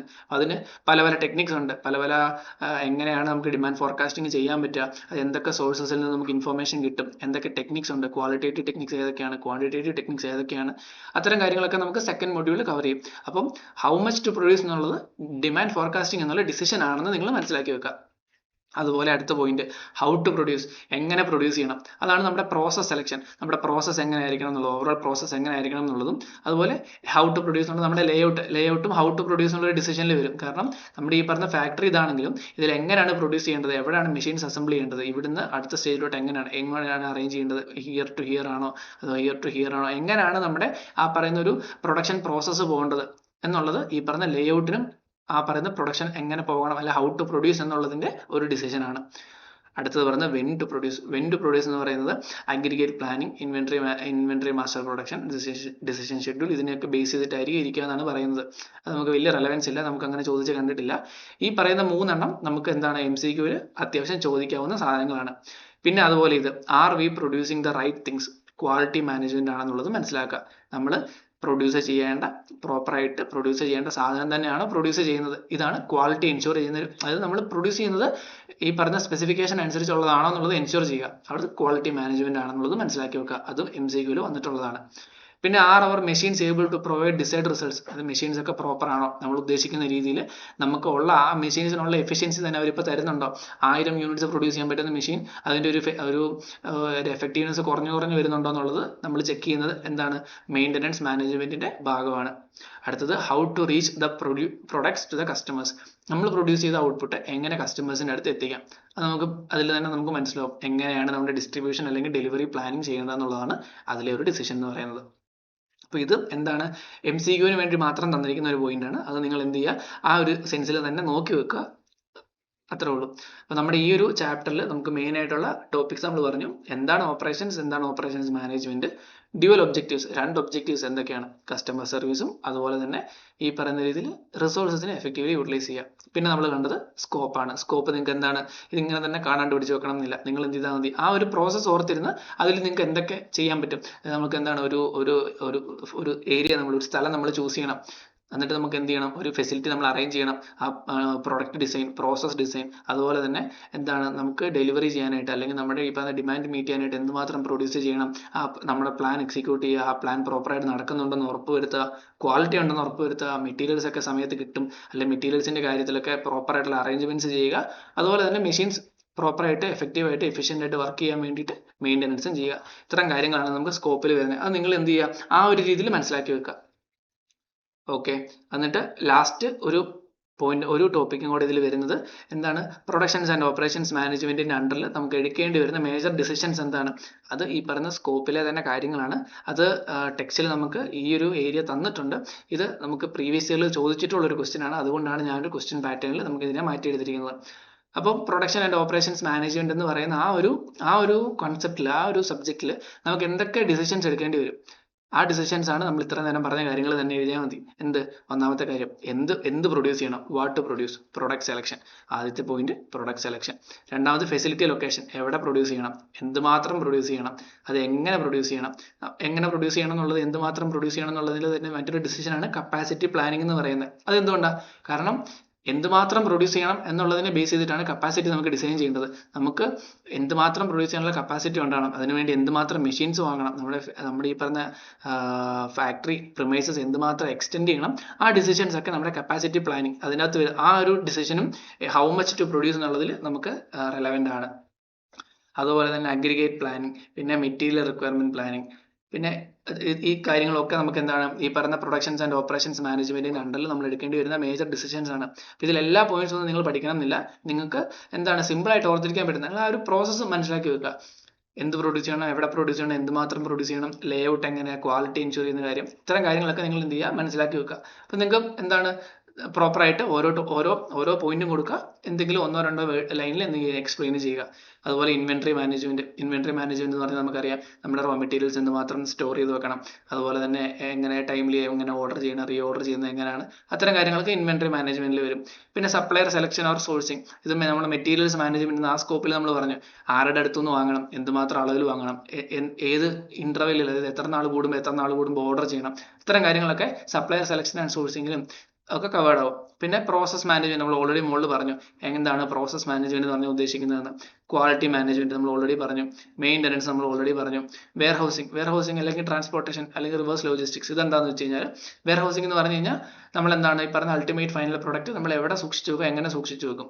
ട്രാൻസ്പോർട്ടേഷൻ എന്ന് പറഞ്ഞു കഴിഞ്ഞാൽ എങ്ങനെയാണ് നമ്മുടെ വെയർ ഹൗസിലേക്ക് സാധനങ്ങൾ എത്തിക്കുക. അതുപോലെ തന്നെ അതല്ല എന്നുണ്ടെങ്കിൽ അൾട്ടിമേറ്റ്ലി ഫൈനൽ കൺസ്യൂമേഴ്സിന്റെ അടുത്തേക്ക് എങ്ങനെയാണ് സാധനങ്ങൾ എത്തിക്കുക, അതാണ് ട്രാൻസ്പോർട്ടേഷൻ ഡിസിഷനിൽ വരുന്നത്. Last point reverse logistics. അത് നിങ്ങൾക്ക് പുതിയൊരു പോയിന്റ് ആയിരിക്കും, എവിടെയും കേട്ടിട്ടുണ്ടാവില്ല. റിവേഴ്സ് ലോജിസ്റ്റിക്സ് എന്ന് പറഞ്ഞാൽ മറ്റൊന്നുമില്ല. ലോജിസ്റ്റിക്സ് എന്ന് പറഞ്ഞാൽ എന്താണ്, നമ്മുടെ ട്രാൻസ്പോർട്ടേഷൻ പോലെ നമ്മൾ പ്രോപ്പറായിട്ട് ഈ പറയുന്ന നമ്മൾ പ്രൊഡ്യൂസ് ചെയ്തിരിക്കുന്ന ഐറ്റങ്ങൾ നമ്മുടെ കൺസ്യൂമേഴ്സിൽ എത്തിക്കുന്ന ഒരു പ്രോസസ്സാണ് ട്രാൻസ്പോർട്ടേഷൻ എന്ന് പറയുന്നത്. റിവേഴ്സ് ലോജിസ്റ്റിക്സ് എന്ന് പറഞ്ഞാൽ അല്ലെങ്കിൽ അതിന്റെ അർത്ഥം എന്താണ്, റിവേഴ്സ് ലോജിസ്റ്റിക്സ് ആ ഒരു വേർഡിൽ തന്നെ ഉണ്ട്. ഈ പറയുന്ന രീതിയിൽ നമ്മൾ വിൽക്കാൻ വേണ്ടിയിട്ട് നമ്മൾ ഈ പറയുന്ന ഹോൾസെയിലേഴ്സിന്റെ അടുത്തോ റീറ്റെയിലേഴ്സിന്റെ അടുത്തോ അല്ലെങ്കിൽ സപ്പോസ് കൺസ്യൂമേഴ്സിന്റെ അടുത്തോ ആയിക്കോട്ടെ, നമ്മൾ കൊടുത്ത സാധനങ്ങൾ എന്തെങ്കിലും കാരണവശാൽ അതിലൊരു റിജക്ഷൻ വരുവാണ് അല്ലെങ്കിൽ സെയിൽ നടന്നു പോകുന്നില്ല എന്നുണ്ടെങ്കിൽ ആ സാധനം എങ്ങനെ നമ്മുടെ പ്രിമൈസസിലേക്ക് തിരിച്ചെത്തിക്കാം, ഒരു റിട്ടേൺ നമ്മൾ എങ്ങനെ എത്തിക്കാം, അതാണ് റിവേഴ്സ് ലോജിസ്റ്റിക്സിൽ പറഞ്ഞു വെക്കുക. അപ്പോൾ ഇപ്പൊ നമുക്ക് ഇത്രയും കാര്യങ്ങളാണ് നമ്മുടെ ഈ ഒരു ചാപ്റ്ററിൽ, ഈ ഒരു ഫസ്റ്റ് സബ് മൊഡ്യൂളിൽ കവർ ചെയ്യാനായിട്ടുള്ളത്. അപ്പൊ നമുക്ക് ഓവറോൾ ജസ്റ്റ് ഒന്ന് സമപ്പ് ചെയ്ത് പോവാം. അപ്പൊ നമുക്ക് മെയിൻ ആയിട്ട് 3 ഏരിയ ആണുള്ളത്. എന്താണ് ഓപ്പറേഷൻസ് മാനേജ്മെന്റ്, അതിന്റെ ഒബ്ജക്റ്റീവ്സ്, അതുപോലെ സ്കോപ്പും ഈ പറഞ്ഞ ഡിസിഷൻസും ഒക്കെ ഒരൊറ്റ ഏരിയ തന്നെയാണ്. അതാണ് ഞാൻ 3 ടോപ്പിക്കും തന്നെ ആദ്യം തൊട്ടേ പറയുന്നത്. അപ്പൊ സ്കോപ്പിൽ വരുന്ന കാര്യങ്ങൾ തന്നെയാണ്. ആ സ്കോപ്പിൽ എന്തൊക്കെ കാര്യങ്ങളുണ്ടോ അതിൽ എടുക്കേണ്ടി വരുന്ന ഡിസിഷൻസ് ആണ് മേജർ ഡിസിഷൻസ് എന്ന് പറയുന്നത്. പിന്നെ അതുപോലെ തന്നെ MCQന് വേണ്ടിയിട്ട് റെലവെന്റ് ആയിട്ടുള്ള കുറച്ച് പോയിന്റുകൾ നമ്മൾ ആദ്യം കണ്ടു. മേജർ 3 ഡിസിഷൻസ്, ഓപ്പറേഷൻസിൽ വരുന്ന നമ്മുടെ ഈ പറഞ്ഞ ഒരു ഓർഗനൈസേഷനിൽ വരുന്ന മേജർ 3 ഡിസിഷൻസ് എന്താണെന്നുള്ളത്, ഫൈനാൻസ്, മാർക്കറ്റിംഗ്, അങ്ങനെ അത് MCQന് കുറച്ച് റെലവൻസ് ഉണ്ട്. അതുപോലെ തന്നെ താഴെ നമ്മളിപ്പോൾ കണ്ട ഓരോ ഡിസിഷൻ, വാട്ട് ടു പ്രൊഡ്യൂസ് എന്നുള്ളത് എന്താണ്, വെയർ ടു പ്രൊഡ്യൂസ് എന്നുള്ളത് എന്താണ്, are we producing the right good, അതുപോലെ തന്നെ നമ്മുടെ മെഷീൻസ് പ്രോപ്പറായിട്ട് ക്വാളിറ്റി പ്രോപ്പറായിട്ട് ഫങ്ഷൻ ചെയ്യുന്നുണ്ടോ, ഇത്തരം കാര്യങ്ങളൊക്കെ മെയിൻ്റനൻസ് മാനേജ്മെന്റ് ആണ്. അത്തരം കാര്യങ്ങൾ അത് നിങ്ങൾ എന്ത് ചെയ്യുക, ജസ്റ്റ് ഒന്ന് നോട്ട് ഡൗൺ ചെയ്ത് ജസ്റ്റ് ഒന്ന് ഗോ ത്രൂ ചെയ്യുക. അപ്പോൾ ഇതാണ് നമ്മുടെ ഫസ്റ്റ് മൊഡ്യൂളിലെ ഫസ്റ്റ് സബ് മൊഡ്യൂൾ. ഇത് ഇത്രയും നിങ്ങൾക്ക് ക്ലിയർ ആയെന്ന് ഞാൻ വിശ്വസിക്കുന്നു. അപ്പോൾ നിങ്ങൾ ഇത് എങ്ങനെ പഠിക്കണം എന്ന് ചോദിച്ചു കഴിഞ്ഞാൽ ഈ പറഞ്ഞ 3 ഏരിയ തന്നെ നിങ്ങൾ എന്ത് ചെയ്യുക, ഫോക്കസ് ചെയ്യുക. സ്കോപ്പും ഡിസിഷൻസും നിങ്ങൾ കാണാണ്ട് പഠിക്കാൻ നിൽക്കേണ്ട. നിങ്ങൾ എന്ത് ചെയ്താൽ മതി, എങ്ങനെയാണ് അതിൻ്റെ ഒരു ഫ്ലോ എന്ന് നിങ്ങൾ മനസ്സിലാക്കി വെക്കുക. ബാക്കി നിങ്ങൾ എന്ത് ചെയ്യുക, എഴുതി പഠിക്കുക. നിങ്ങൾ ട്രൈ ചെയ്ത് നോക്കുക. നിങ്ങൾക്ക് ആ ഒരു ഫ്ലോയിൽ നിങ്ങൾക്ക് ഈ പറഞ്ഞ കാര്യങ്ങൾ നോട്ട് ഡൗൺ ചെയ്ത് എത്തിക്കാൻ പറ്റുന്നുണ്ടോ എന്ന് നോക്കുക. അത്രേ ഉള്ളൂ. ഫസ്റ്റത്തെ 2 പോയിന്റ്, ഓപ്പറേഷൻസ് എന്താ, ഓപ്പറേഷൻസ് മാനേജ്മെന്റ് എന്താ, ഡ്യുവൽ ഒബ്ജക്റ്റീവ്സ് എന്താ, അതും പാസ്റ്റ് ഇയർ ക്വസ്റ്റ്യൻസ് ആണ്. അതുപോലെ തന്നെ സ്കോപ്പ് അല്ലെങ്കിൽ ഡിസിഷൻസ് എന്താണെന്നുള്ളതും പാസ്റ്റ് ഇയർ ക്വസ്റ്റ്യൻസ് ആണ്. ഫസ്റ്റ് മൊഡ്യൂളിലെ ഫസ്റ്റ് സബ് മൊഡ്യൂളിൽ നിന്ന് നമുക്ക് എക്സ്പെക്ട് ചെയ്യാൻ പറ്റുന്ന മേജർ ഐറ്റങ്ങൾ ഇത്രയും മാത്രമേ ഉള്ളൂ. ഓക്കെ, അപ്പോൾ നമുക്ക് എന്ത് ചെയ്യാം, സെക്കൻഡ് സബ് മൊഡ്യൂളിലോട്ട് പോവാം. സെക്കൻഡ് സബ് മൊഡ്യൂൾ ജസ്റ്റ് ഒരൊറ്റ ടോപ്പിക്ക് മാത്രമേ ഉള്ളൂ, characteristics of modern operations functions എന്താണെന്നുള്ളത്. ആകെ 4 പോയിന്റേ ഉള്ളൂ. ഇതാണ് നമ്മുടെ ഫസ്റ്റ് മൊഡ്യൂളിലെ സെക്കൻഡ് സബ് മൊഡ്യൂളായിട്ട് വരുന്നത്. ഓക്കെ, അപ്പോൾ എനിക്കറിയാം തിയറിയാണ്, നിങ്ങൾക്ക് കണ്ടിന്യൂസ്ലി നിങ്ങൾക്ക് കാണുമ്പോൾ നിങ്ങൾക്കും ബോർ അടിക്കുമായിരിക്കും. നിങ്ങൾക്ക് എന്ത് ചെയ്യാം, നിങ്ങൾക്ക് പ്രോപ്പറായിട്ട് എപ്പം നിങ്ങൾക്ക് പ്രോപ്പറായിട്ട് ഗ്രാസ്പ് ചെയ്യാൻ പറ്റുന്നില്ല, അല്ലെങ്കിൽ നിങ്ങൾക്ക് കോൺസെൻട്രേറ്റ് ചെയ്തിരിക്കാൻ പറ്റുന്നില്ല എന്ന് തോന്നുമ്പോൾ നിങ്ങൾക്ക് എന്ത് ചെയ്യാം, ജസ്റ്റ് പോസ് ചെയ്യുക. പോസ് ചെയ്തിട്ട് നിങ്ങൾ എന്ത് ചെയ്യുക, ഒരു 5 മിനിറ്റ് 10 മിനിറ്റ് ബ്രേക്ക് എടുത്തിട്ട് നിങ്ങൾ എന്ത് ചെയ്താൽ മതി, കണ്ടിന്യൂഷൻ ആയിട്ട് വന്നിട്ട് കണ്ടാൽ മതി. അതുപോലെ തന്നെ നോട്ട്സ് പ്രിപ്പയർ ചെയ്യുന്ന കാര്യത്തിൽ മറ്റൊരു പോയിന്റ്, നോട്ട്സ് പ്രിപ്പയർ ചെയ്യുന്ന കാര്യത്തിൽ നിങ്ങൾ പ്രിപ്പയർ ചെയ്യുമ്പോൾ നിങ്ങൾക്ക് എന്ത് ചെയ്യുക, ക്ലാസ് കാണുന്ന രീതിയിൽ തന്നെ കാണുമ്പോൾ തന്നെ നിങ്ങൾ എന്ത് ചെയ്ത് പോവുക, പ്രോപ്പറായിട്ട് പോസ് ചെയ്ത് നിങ്ങൾ എന്ത് ചെയ്യുക, ക്ലാസ് കാണുമ്പോൾ തന്നെ നോട്ട്സും പ്രിപ്പയർ ചെയ്ത് പോവുക. അതാകുമ്പോൾ ക്ലാസ് കണ്ട് കഴിയുമ്പോഴത്തേക്കും നിങ്ങളുടെ കയ്യിൽ പ്രോപ്പറായിട്ട് നോട്ട്സ് ഉണ്ടാവും. പിന്നെ നിങ്ങൾക്ക് അതിനെ മാത്രം ഡിപ്പെൻഡ് ചെയ്താൽ മതി, മൾട്ടിപ്പിൾ ടൈംസ് വീഡിയോ കാണേണ്ടി വരില്ല. അപ്പം അതുകൊണ്ട് തന്നെ അത് നിങ്ങൾ ശ്രദ്ധിക്കുക. ഓക്കെ, അപ്പോൾ നമ്മുടെ രണ്ടാമത്തെ sub module characteristics of modern operations function. അപ്പോൾ ഇവിടെ 4 പോയിന്റ് ആണ്, 4 ക്യാരക്ടറിസ്റ്റിക്സ് ആണ് പറയുന്നത്. അപ്പോൾ ഇവിടെ എന്താ പറഞ്ഞിരിക്കുന്നത് നോക്കാം. The production management of today presents certain characteristics which make it look totally different from what it was during the past. Today's production system is characterized by the following 4 features. ഈ പറഞ്ഞ 4 features ആണ് ഇപ്പോഴത്തെ ഒരു modern operations ഫംഗ്ഷൻസിലുള്ളത്. അപ്പം അത് ഈ പറഞ്ഞ പണ്ടത്തെ ഒരു ഓപ്പറേഷൻസ് ഫംഗ്ഷന്റെ രീതിയായിട്ട് ഈ പറഞ്ഞ 4 ക്യാരക്ടറിസ്റ്റിക്സ് ഉള്ളത് കൊണ്ട് തന്നെ പണ്ടത്തെ ഒരു രീതിയായിട്ട് ഒരുപാട് വ്യത്യാസങ്ങൾ കാണാൻ പറ്റും എന്നാണ് പറയുന്നത്. അതിൽ ഒന്നാമത്തെ പോയിന്റ് പറയുന്നു, manufacturing as a competitive advantage. എന്താണ് manufacturing as a competitive advantage കൊണ്ട് ഉദ്ദേശിക്കുക? ഇവിടെ പറയുന്നു, in the past production was considered to be like any other functions in the organisation. അതായത് ഓർഗനൈസേഷനിലെ മറ്റേതെങ്കിലും ഒരു ഫംഗ്ഷൻ പോലെ, ഫൈനാൻസ് പോലെയോ മാർക്കറ്റിംഗ് പോലെയോ മറ്റേതെങ്കിലും ഒരു ഫംഗ്ഷൻ പോലെ ഒരു ഫംഗ്ഷൻ മാത്രമായിട്ടാണ് നമ്മൾ എന്തിനെ കണ്ടിട്ടുണ്ടായിരുന്നത്, പ്രൊഡക്ഷനെ കണ്ടിട്ടുണ്ടായിരുന്നത് പാസ്റ്റിൽ. അവിടെ എന്തായിരുന്നു പാസ്റ്റിലെ സിറ്റുവേഷൻ എന്തായിരുന്നു പറയുന്നത്, when demand was high and production capacities were inadequate, the concern was somehow muster all inputs and use them to produce goods which would be grabbed by the market. അപ്പോൾ പണ്ടത്തെ situation എന്തായിരുന്നു അവർ പറയുന്നത്, പണ്ടത്തെ situation എന്ന് പറയുന്നത് high demand ആയിരുന്നു. അതായത് പ്രൊഡക്റ്റിനൊക്കെ ഭയങ്കര ഡിമാൻഡ് ആയിരുന്നു, ആൾക്കാർക്ക് സാധനങ്ങൾ വേണം, എന്നാൽ അതിന് മാത്രം പ്രൊഡ്യൂസ് ചെയ്യാനായിട്ടുള്ള ഒരു ഫെസിലിറ്റി അല്ല അതിനുള്ളൊരു കപ്പാസിറ്റി ഇല്ലായിരുന്നു. അതുകൊണ്ട് തന്നെ എന്തെങ്കിലുമൊക്കെ ഇൻപുട്ടുകൾ കളക്ട് ചെയ്ത് ഒരു ഔട്ട്പുട്ടായിട്ട് മാറ്റിയിരുന്നെങ്കിൽ അതിന്റെ ക്വാളിറ്റിയോ കാര്യങ്ങളോ ഒന്നും നോക്കാണ്ട് തന്നെ എന്താണെങ്കിലും ഓക്കെ അവരുടെ ആവശ്യങ്ങൾ നടക്കുന്നുണ്ടെങ്കിൽ വാങ്ങിച്ചുകൊണ്ട് പോകാൻ ആൾക്കാർ റെഡി ആയിരുന്നു. ഇതായിരുന്നു പണ്ടത്തെ ഒരു സാഹചര്യം. എന്നാൽ ഇപ്പോൾ അത് അങ്ങനെയാണോ? അവർ പറയുക, but today scenario is contrasting. Plans as excess capacity. അതായത് ഇപ്പോഴത്തെ ഓർഗനൈസേഷൻസ് അല്ലെ പ്രൊഡക്ഷൻ യൂണിറ്റ്സിലൊക്കെ അവർക്ക് എക്സസ് കപ്പാസിറ്റീസ് ഉണ്ട്. അവർക്ക് ഉള്ള കപ്പാസിറ്റി അവർ മുഴുവനായിട്ട് യൂട്ടിലൈസ് ചെയ്യാൻ പറ്റുന്നില്ല. അവർക്ക് ഉള്ള ഡിമാൻഡ് മീറ്റ് ചെയ്തതിന് ശേഷവും അവർക്ക് ഫർദർ ഡിമാൻഡ് മീറ്റ് ചെയ്യാനുള്ള കപ്പാസിറ്റീസ് മിക്ക പ്ലാന്റുകളിലും ഇപ്പോഴുണ്ട്. പിന്നെ പറയുന്നു കോമ്പറ്റീഷൻ ഈസ് മൗണ്ടിങ്. അതായത് കോമ്പറ്റീഷൻ കൂടി വരുവാണ്. അതിന് മേജർ ആയിട്ടുള്ള റീസൺ എന്താണ്? ഗ്ലോബലൈസേഷൻ. നമുക്കറിയാം ഇപ്പോൾ നമുക്ക് ഡൊമസ്റ്റിക്കിലുള്ള ഓർഗനൈസേഷൻസ് മാത്രമല്ല, ഈവൻ ഇന്റർനാഷണൽ മൾട്ടിനാഷണൽ കോർപ്പറേറ്റ്സ് ആയിട്ടും വലിയ ഓർഗനൈസേഷൻസ് ആയിട്ടും നമുക്ക് എന്ത് ചെയ്യേണ്ടി വരും? കോമ്പീറ്റ് ചെയ്യേണ്ടി വരും. അതുകൊണ്ട് ഇവിടെ പറയുകയാണ്, ഇപ്പോൾ പ്ലാന്റ്സിനൊക്കെ എക്സസ് കപ്പാസിറ്റി ഉണ്ട്, കോമ്പറ്റീഷൻ കൂടി വരുവാണ്. മാത്രമല്ല ഫേംസ് എന്ത് ചെയ്യുന്നുണ്ട്? അതുകൊണ്ട് തന്നെ firms look and gain competitive advantage to survive and succeed. അതുകൊണ്ട് തന്നെ ഓർഗനൈസേഷൻസ് ഒക്കെ എന്ത് ചെയ്യുന്നുണ്ട്? ഒരു കോമ്പറ്റീറ്റീവ് അഡ്വാൻറ്റേജ്, അതായത് നമ്മുടെ കോമ്പറ്റീറ്റർ ആയിട്ട്, അതായത് നമ്മുടെ കൂടെ കോമ്പീറ്റ് ചെയ്യുന്ന മറ്റ് ഫേംസ് ആയിട്ട് അവരെ വെച്ച് കമ്പയർ ചെയ്യുമ്പോൾ ഒരു അപ്പർ ഹാൻഡ് ഉണ്ടാക്കിയെടുക്കാനായിട്ട് എല്ലാ ഫേംസും ശ്രമിക്കുന്നുണ്ട്. അതാണ് മാനുഫാക്ചറിങ് ആസ് എ കോമ്പറ്റീറ്റീവ് അഡ്വാൻറ്റേജിന്റെ പോയിന്റിൽ ഫസ്റ്റ് പാരഗ്രാഫ് ആയിട്ട് പറയുന്നത്. അപ്പോൾ ഇത്രയും മാത്രമേ പറയുന്നുള്ളൂ. പണ്ടത്തെ ഒരു പ്രൊഡക്ഷൻ പ്രോസസ്സ് എന്ന് പറഞ്ഞു കഴിഞ്ഞാൽ പണ്ടത്തെ ഒരു സാഹചര്യം, അതായത് പഴയ ഒരു സാഹചര്യത്തിൽ എങ്ങനെയായിരുന്നു പ്രൊഡക്ഷൻ എന്ന് പറഞ്ഞു കഴിഞ്ഞാൽ ഓർഗനൈസേഷനിലെ മറ്റേതൊരു ഫംഗ്ഷൻ പോലെ മാത്രമേ കണ്ടിരുന്നുള്ളൂ. എന്നാൽ ഇപ്പോൾ അത് അങ്ങനെയല്ല. പണ്ട് ഡിമാൻഡ് ഭയങ്കര കൂടുതലായിരുന്നു, അത്രയ്ക്ക് സപ്ലൈ ചെയ്യാനായിട്ടുള്ളൊരു കപ്പാസിറ്റി ഇവിടെ ഇല്ലായിരുന്നു. അതുകൊണ്ട് തന്നെ എന്ത് പ്രൊഡ്യൂസ് ചെയ്താലും ആൾക്കാർ വാങ്ങുമായിരുന്നു. ഇന്ന് അങ്ങനെയല്ല. പ്ലാന്റ്സിനൊക്കെ എക്സസ് കപ്പാസിറ്റി ഉണ്ട്, കോമ്പറ്റീഷൻ ഭയങ്കര കൂടുതലാണ്. അതുകൊണ്ട് തന്നെ ഫേംസ് എന്താണ് ഒരു കോമ്പറ്റീറ്റീവ് അഡ്വാൻറ്റേജ് ഉണ്ടാക്കാനായിട്ടും ശ്രമിക്കുന്നുണ്ട്. അതുകൊണ്ട് തന്നെ അവർ പറയുകയാണ്, interestingly the production system offers vast scope to gain competitive edge and firms intend to exploit the potential. അത് പറയുകയാണ്, അതുകൊണ്ട് തന്നെ ഈ പ്രൊഡക്ഷൻ സിസ്റ്റത്തിൽ തന്നെ നമുക്ക് എന്താണ് ഒരു കോമ്പറ്റീറ്റീവ് അഡ്വാൻറ്റേജ് കൊണ്ടുവരാനായിട്ട് സാധിക്കുന്നുണ്ട്. അത് പല ഫേംസും ആ ഒരു ഓപ്പർച്യൂണിറ്റി എക്സ്പ്ലോയിറ്റ് ചെയ്യുന്നുമുണ്ട്. എങ്ങനെയൊക്കെയാണ് അവർ പറയുന്നത്? പല പല പ്രൊഡക്ഷൻ സ്ട്രാറ്റജികൾ, ടോട്ടൽ ക്വാളിറ്റി മാനേജ്മെന്റ്, അല്ലെങ്കിൽ time based competition, business process re engineering, just in time, focused factory, flexible management system, computer integrated manufacturing, ഇങ്ങനെ പല പല പുതിയ മാനുഫാക്ചറിങ് ടെക്നിക്സ് ഡെവലപ്പായി വന്നിട്ടുണ്ട്. അപ്പൊ ഇങ്ങനെ ഓരോ നമ്മുടെ പ്രൊഡക്ഷൻ പ്രോസസ്സിൽ ഇതിൽ ഏതെങ്കിലും ഒരു ടെക്നിക്കിനെ ഇൻകോർപ്പറേറ്റ് ചെയ്തുകൊണ്ട് കൂടുതലായിട്ടൊരു കോമ്പറ്റീറ്റീവ് അഡ്വാൻറ്റേജ് നമ്മുടെ കോമ്പറ്റീറ്റേഴ്സ് ആയിട്ട് നോക്കുമ്പോൾ അവരെക്കാളും ഒന്നും കൂടെ ഒരു അഡ്വാൻറ്റേജസ് പൊസിഷനിൽ എത്താനായിട്ട് നമ്മുടെ മാനുഫാക്ചറിങ് പ്രോസസ്സിൽ തന്നെ ഈ പറയുന്ന രീതിയിൽ മാറ്റങ്ങൾ കൊണ്ടുവന്നുകൊണ്ട് ഓരോ ഫേംസും ട്രൈ ചെയ്യുന്നുണ്ട്. അപ്പൊ ഇതൊക്കെയാണ് ഇപ്പോഴത്തെ നിലവിലത്തെ ബിസിനസ് സാഹചര്യത്തിൽ വന്ന പുതിയ എന്താണ് മാറ്റങ്ങൾ എന്ന് പറയുന്നത്. ഇപ്പോൾ ഇവിടെ പറയുകയാണ്, manufacturing as a competitive advantage. അപ്പോൾ മാനുഫാക്ചറിങ്ങിൽ തന്നെ എന്താണ് ഒരു കോമ്പറ്റീറ്റീവ് അഡ്വാൻറ്റേജ് നമുക്ക് എങ്ങനെ കൊണ്ടുവരാം, അതെങ്ങനെ കൊണ്ടുവരുന്നുണ്ട് പുതിയ ഈ പറയുന്ന നിലവിലത്തെ ബിസിനസ് സാഹചര്യത്തിൽ. അതാണ് നമുക്ക് എന്ത് പറയുന്നത് ഫസ്റ്റ് പോയിന്റിൽ പറയുന്നത്. അത് ക്ലിയർ ആയി എന്ന് വിശ്വസിക്കുന്നു. അതുപോലെ രണ്ടാമത്തെ പോയിന്റ്, സർവീസ് ഓറിയന്റേഷൻ. ഇവിടെ പറയുകയാണ്, service sector is gaining greater relevance these days. The production system therefore needs to be organized keeping in mind the peculiar requirement of the service component. The entire manufacturing needs to be geared to serve the following services. അവിടെ പറയുന്നതാണ്, സർവീസിന് ഇപ്പൊ എന്താണ് നേരത്തെ പോലല്ല, service oriented ആയിട്ട് വേണം നമ്മൾ കാര്യങ്ങൾ ചെയ്യാനായിട്ട്. നമ്മൾ service sector is gaining greater relevance these days. ഇന്നത്തെ കാലത്ത് സർവീസ് സെക്ടറിന് കൂടുതൽ റെലവൻസ് വന്നുകൊണ്ടിരിക്കുകയാണ്.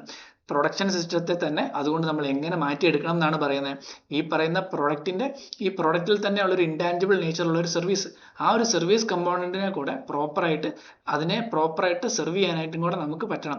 ആ ഒരു പെക്യൂനിയർ സർവീസ് കമ്പോണന്റിനെ കൂടെ ടേക്ക് കെയർ ചെയ്യാനായിട്ട് അല്ലെങ്കിൽ സെർവ് ചെയ്യാനായിട്ട് ഉള്ള രീതിയിൽ നമ്മൾ നമ്മുടെ ഈ പറയുന്ന പ്രൊഡക്ഷൻ പ്രോസസ്സിനെ മാറ്റിയെടുക്കണം എന്നാണ് പറയുന്നത്.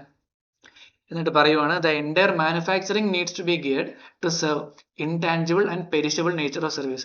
Intangible and perishable nature of service എന്താ ഉദ്ദേശിക്കുന്നതെന്ന് പറഞ്ഞു കഴിഞ്ഞാൽ, സപ്പോസ് നമ്മൾ പറഞ്ഞു കസ്റ്റമറിന്റെ സ്പെസിഫിക്കേഷൻ മീറ്റ് ചെയ്യണം. നമ്മൾ എന്ത് ചെയ്യുന്നു, ഗുഡ്സ് പ്രൊഡ്യൂസ് ചെയ്യുന്നു, ഗുഡ്സ് പ്രൊവൈഡ് ചെയ്യുന്നു. അവിടെ കൊണ്ട് തീരുന്നില്ല.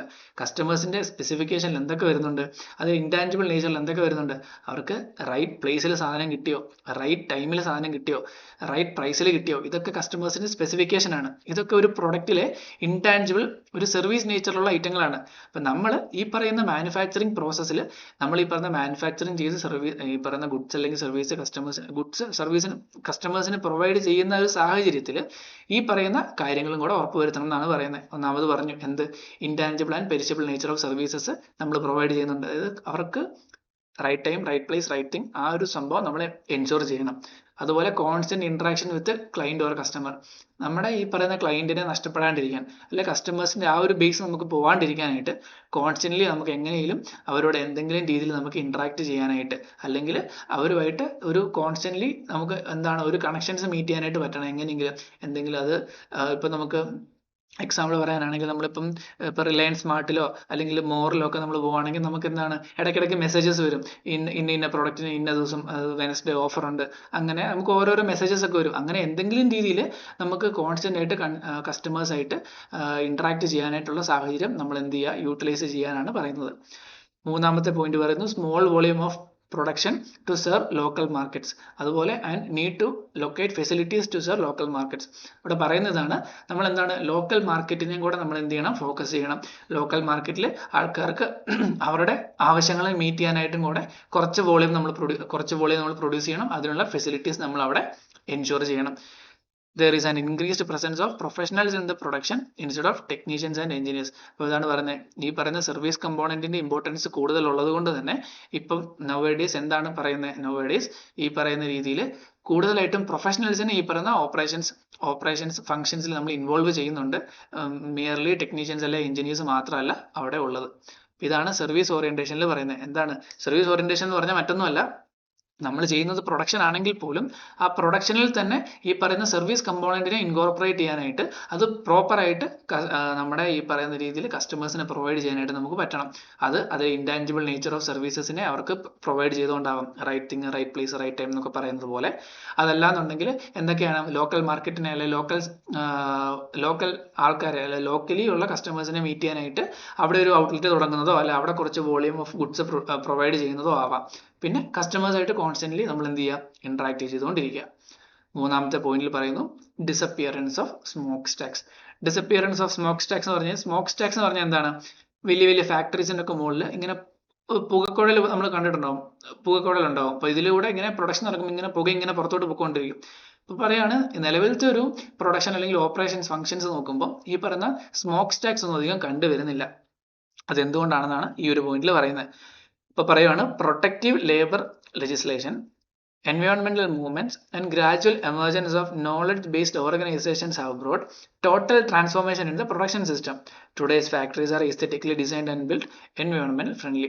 ഇവിടെ പറയുവാണ് നിലവിലുള്ള പ്രൊട്ടക്റ്റീവ് ലേബർ ലോസ് അല്ലെ ലേബർ ലെജിസ്ലേഷൻസ് കാരണം, അതുപോലെ തന്നെ എൻവയോൺമെന്റൽ മൂവ്മെന്റ്സും അതുപോലെ gradual emergence of knowledge based ഓർഗനൈസേഷൻസും കാരണമൊക്കെ എന്താണ് ഈ പറയുന്ന പുകക്കുഴലുകൾ അല്ലെങ്കിൽ ഒരുപാട് പൊല്യൂഷൻ അല്ലെങ്കിൽ എൻവയോൺമെന്റൽ പ്രൊട്ടക്ഷൻ കാര്യങ്ങൾ അങ്ങനെയൊക്കെ കൂടുതൽ കൺസേൺസ് മാറിയിട്ടുണ്ട്. അതുകൊണ്ട് തന്നെ ഈ പറയുന്ന ഓപ്പൺ എയറിലേക്ക് ഈ പറയുന്ന രീതിയിൽ സ്മോക്സ് ഒക്കെ ഈ പുക ഒക്കെ തള്ളുന്നതും അതൊക്കെ ഒരുപാട് കുറഞ്ഞിട്ടുണ്ട്. മാത്രമല്ല ഫാക്ടറീസ് എന്താണ് പ്രൊഡക്ഷൻ യൂണിറ്റ് എന്ന് പറയുന്നത് ഇങ്ങനെ പുക പടലം നിറഞ്ഞ ഒരു സ്ഥലമായിട്ട് നമ്മൾ കണ്ടിരുന്ന ആ ഒരു ഫാക്ടറി എന്ന് പറയുന്ന ആ ഒരു കൺസെപ്റ്റ് ഇപ്പൊ മാറി. എന്താണ് ഫാക്ടറീസ് ഒക്കെ നല്ല രീതിയിൽ വെൽ ഡിസൈൻഡ് ആണ്, വെൽ എസ്തെറ്റിക്കലി ഡിസൈൻഡ് ആണെന്നാണ് പറയുക. അതുപോലെ തന്നെ എൻവയോൺമെന്റൽ ഫ്രണ്ട്ലി ആയിട്ടാണ് ഫാക്ടറീസ് ഒക്കെ ബിൽഡ് ചെയ്യുക. കൂടുതലും പ്രൊഡക്ട്സ് ഒക്കെ റീയൂസ് ചെയ്യാനാണെങ്കിലും അല്ലെങ്കിൽ വേസ്റ്റ് റിഡ്യൂസ് ചെയ്യാനായിട്ടാണെങ്കിലും ഒക്കെ എന്ത് ചെയ്യുന്നുണ്ട്, ഇന്നത്തെ ഒരു ബിസിനസ് സിനാരിയോയിൽ എല്ലാവരും ട്രൈ ചെയ്യുന്നുണ്ട്.